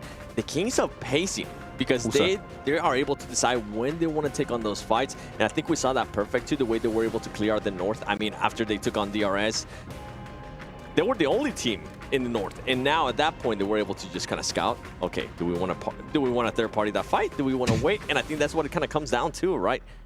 And I wouldn't be surprised if somebody from Vampire Esports actually ends up breaking another record that Action might have. Yeah, you have a few contenders actually. You have one in particular I think you're thinking of, but there's like 3 players that could make it happen this main event. Yeah. Well, here's our match rankings. Another 20 points added to the tally of Vampire Esports. We really have to give credit to 628. We've been giving, honestly, them and Tianba a lot of flack, I would say, is the nicest way I could say it today so far. But 628 in the last couple of matches have definitely stepped up here, and honestly proud to say that. But also Infinity IQ, 8 points. You see Box Gaming at 9. As you look further on down the list here, speaking of Tianba, 5 eliminations. So a good start, but not going to be enough on the day. They were finally shown as the aggressiveness that we wanted, right? Even if they didn't get the placement points, they finally got those eliminations. I mean, something that we were kind of being a little bit critical of them back in Aragon. Yeah, actually, one team I want to bring up that we didn't mention just yet is Falcons, that I think did scout and go for a really strong compound in the center. I think it was phase 4, phase 5 around that moment, and then send it to the lower edge of where 628 actually are, which, as you said, are being aggressive, so it's not an easy position to hold. I thought they would just wait it out in the compound, and if they did, maybe actually made it on the podium finish, but Falcons, I think, were trying to read too much into the game and just kind of became their own worst enemy at that point. Okay. I agree with you. Well, I'm actually curious if we can maybe see some stats before we get down to a stage interview, which I'm hearing is coming up shortly. If we can maybe take a look at Vampire's stats in this last match, because again, things are getting very interesting for them, even maybe on the day as well. Maybe we can see both back-to-back, because this team... What's going to stop them at this rate? I really don't know. Like, they dominated when it came to our All-Star stage, and they're dominating yet again here in our main event. Tony K is just doing it time after time after time, up to 1,000 damage here, where the rest of his team is around 500. He gets 6 eliminations as well. Maybe Tony K is going to be the one to break the record. And having one player potentially breaking the record is like, okay, that's impressive. Having 3 potential contenders to break the record in Tony K, Schweppes, and Stoned, that's so impressive, Seven, right now. The fact that they are just consistently bringing points in as a 3-man squad, and Ravenclaw setting up the team, as always, with the off angles and the scouting. Is, like, the synergy, the team coordination is just ever present in every single map. And once again, if it wasn't Stone being able to get those elims, then it's going to be Tony K. If it's not Tony K, then it's Schweppes. And then, as you were mentioning, Ravenclaw being able to get those off angles, and I feel like that's what's impressive, and that's something that we've been talking about for the longest time. It's not just one player, it's not just 2 players, it's the whole team being able to frag out. Yeah, and then it's gonna become a race, right? I feel like if at one point they're all very close to that record, you think it becomes a race between them? They're like, I'm gonna break it. I made you. Oh, misclick. Oh, sorry, guys. No. I don't think it's gonna happen. Well, yeah, if for $400,000 on the line, it might not happen, but I feel like it's still on the back of their mind. It's like, hey, I want to hold that record now. Hey. I don't know. I think Sertani's going to get out the belt and be like, I need my other Rolex, son. You guys better focus up. Let's take a look, though, at 628 here and their stats this last match, because, again, this is another team that's rivaling for this top place position. Sunan going to be coming in with the 1,100 damage, so we do have that one standout player at the moment in terms of damage between the 2 teams here in that last match. But Zing's going to come in with the 5 eliminations, and, again, a majority team effort. Yeah, and Yang has been, though, even though it has been, as you said, Jason, a team effort, I would say Yang currently is the player that stood out a little bit more to me, especially on that previous Miramar match number 5, but match number 6 has also been good presence from Yang and from Benson, and of course seeing his stats as eliminations and damage ratios. But yeah, good on Miramar. Yeah. But it's what we said about Dplus KIA after day 1 of the All-Stars. We want to see more presence on... Are you Erangel. saying that this could be our new Dplus KIA? No, okay, that's that. Maybe not that far. But we want to see more from them on the Wrangle because Miramar is just not going to cut it. And I feel like they have showcased their fragging power though, right? Because if we went back and look at their games, I don't think they have averaged less than 3 ilms per match. It was at the beginning of the day where they just weren't able to get those placement points. And at the end, they were able to get those placement points and those ilms. So we could see something along the lines of what DRS was able to do on the second day, and also Dplus KIA.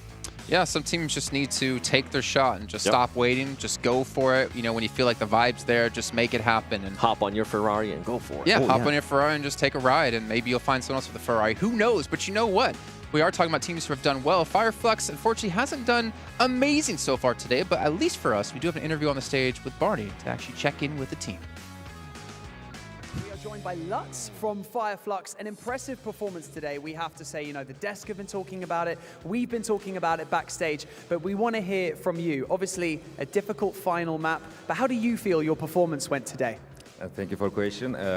We are actually feeling, because of we had a good games and we had a bad games, we just, for say, feeling a middle. I don't know, I don't exactly know what I say, because it was standard day for us.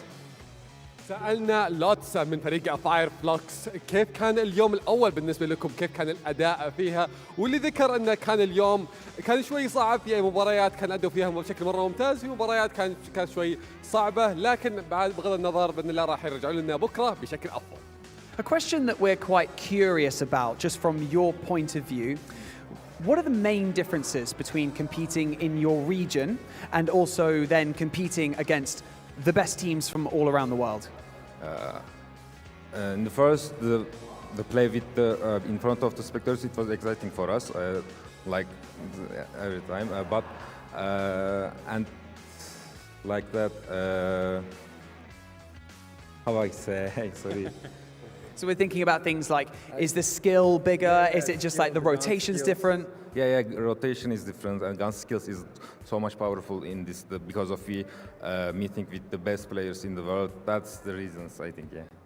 سألنا لوتس إنه كيف التنافس بالنسبة له هنا في PMWI ضد أقوى الفرق العالم مقارنة في الريجن اللي هو فيه، لكن وذكر إنه صحيح إن المنافسة تختلف شوي، وصحيح إنها برضو متعبة وأصعب، لأنه بشكل طبيعي إنه جالس يلعب ضد أقوى الفرق في العالم، وكان جدا ممتعة، لكن بإذن الله راح يتعلم منها وبيرجع لنا بشكل أقوى بكرة بإذن الله.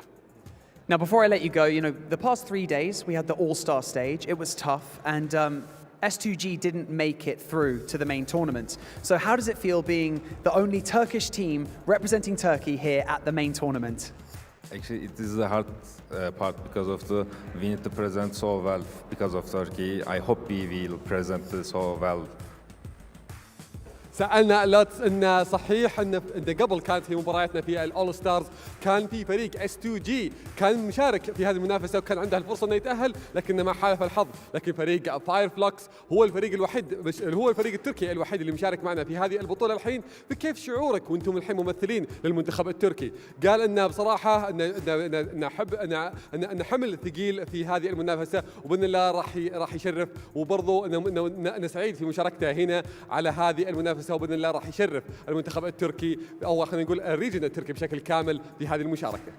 Lutz, thank you so much for joining us here on the main stage. An impressive first day, and we cannot wait to see what you bring on day 2 and day 3. Thank you once again. So, Atik, I can't believe it, day 1 is over. PMWI, day 1 of our competition. That's it. 6 maps in the bag. But you know what? Thank you so much to everyone who took part in building and creating this incredible tournament. Thank you so much to the players, the talent, and all of the production. You've been absolutely fantastic. And most of all, thank you to everyone at home and here in this arena, the fans. You are the driving force behind this esport, and we cannot wait to bring you more action over the coming days. Tomorrow, we'll be here at the same time to bring you day 2 of the PUBG Mobile World Invitational. And my name is Banks, and this is Atik. And we're going to throw it back to the studio to round out the day.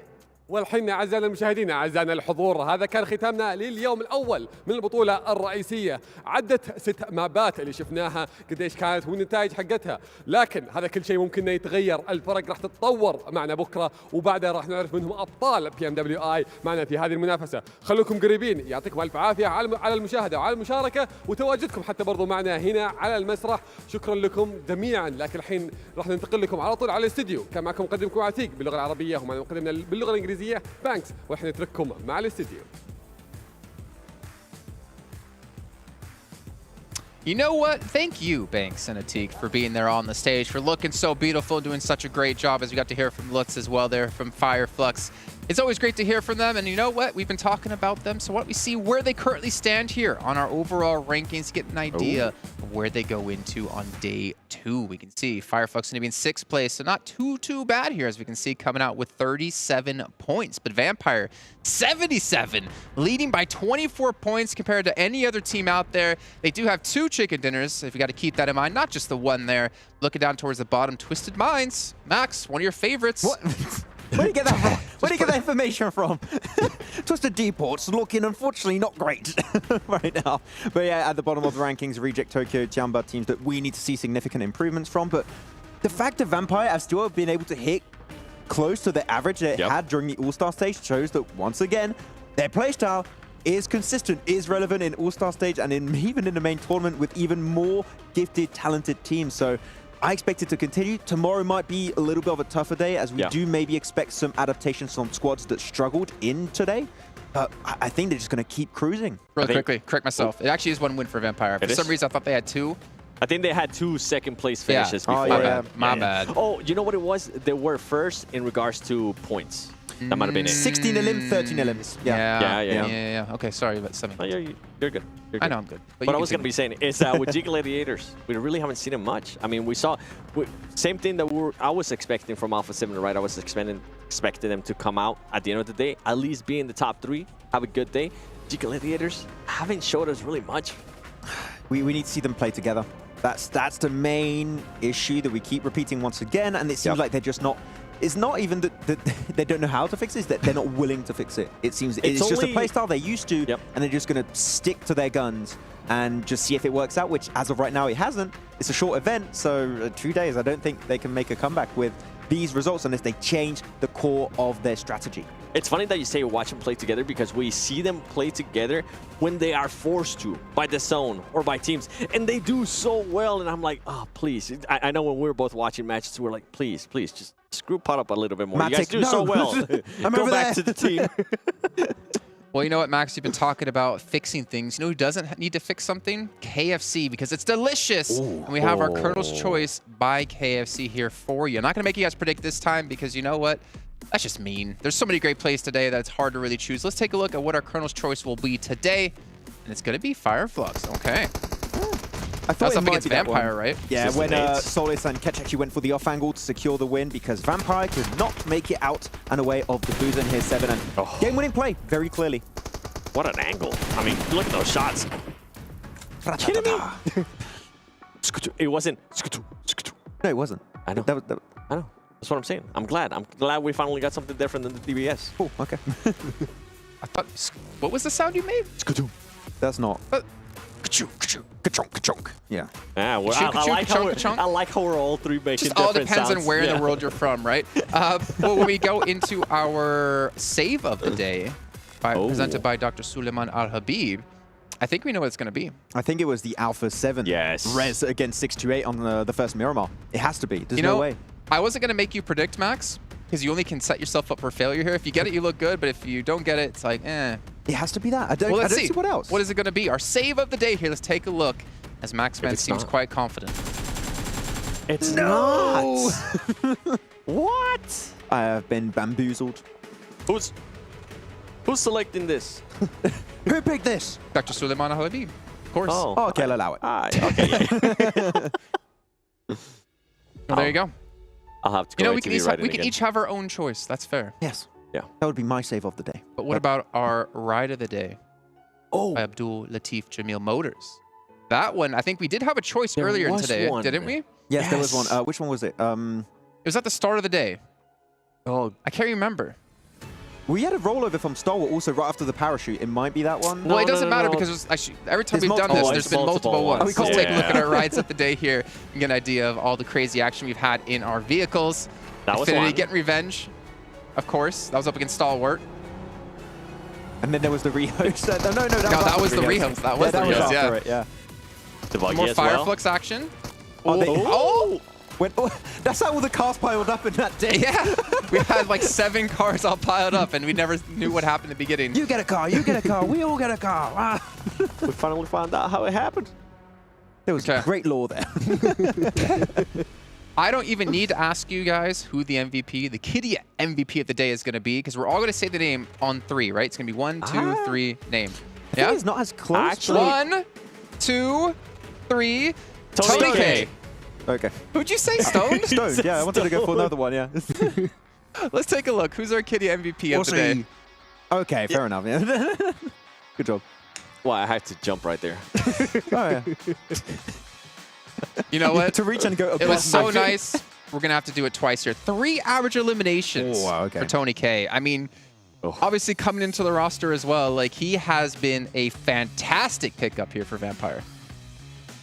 I mean, he said, sorry, not Tony K. Sertani said he wanted to have more aggressive players on the team. I think he got it. Definitely the great pickup right now.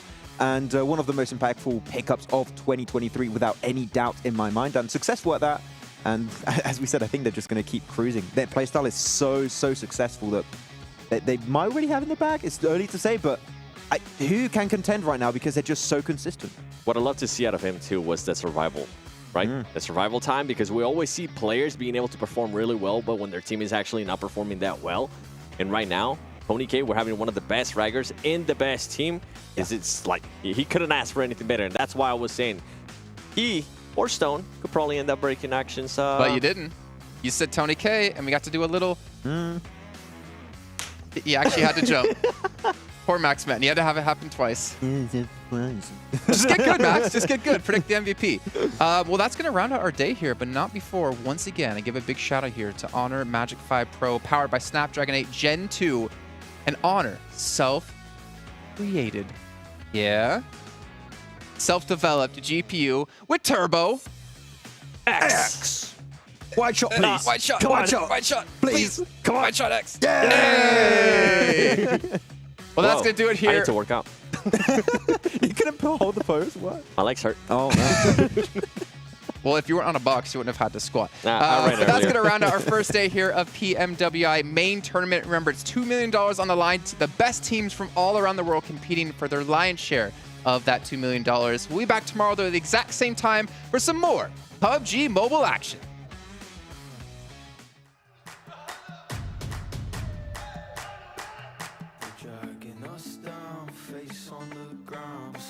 So proud, just look at the crowd, making some noise, making some sound. We got a choice, they're hearing us now.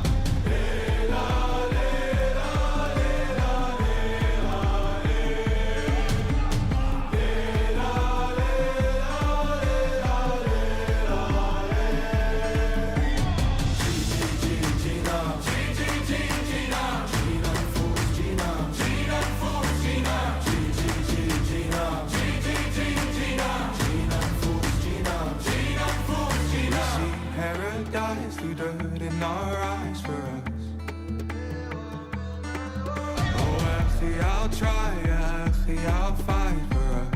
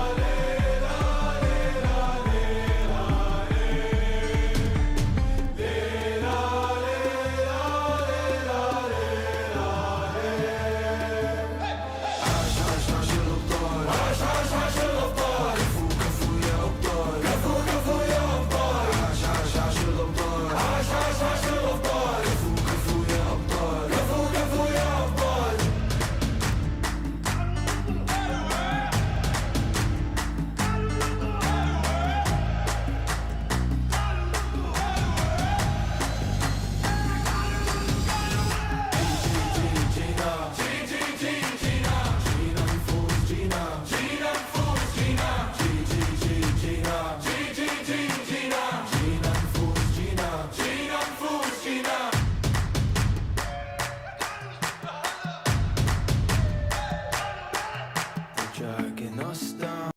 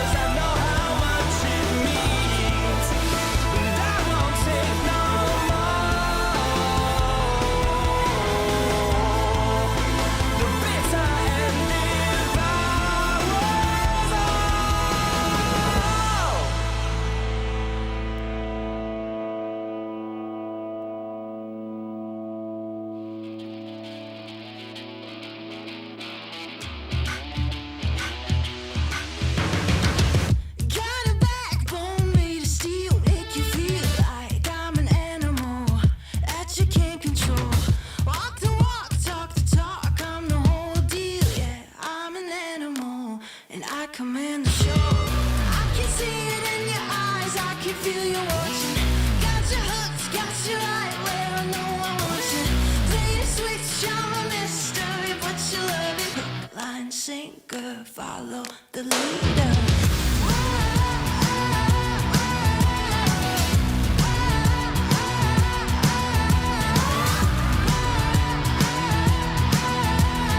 Hook, line, sinker, follow the leader.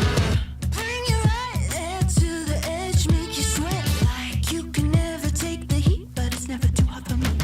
I walk the walk, talk the talk, you know I'll never stop, cause I'm an animal. I'll just laugh it off. I can see it in your eyes, I can feel you watching. Got your hooks, got you right where I know I want you. Play the switch, I'm a mystery, but you love it. Hook, line, sinker, follow the leader.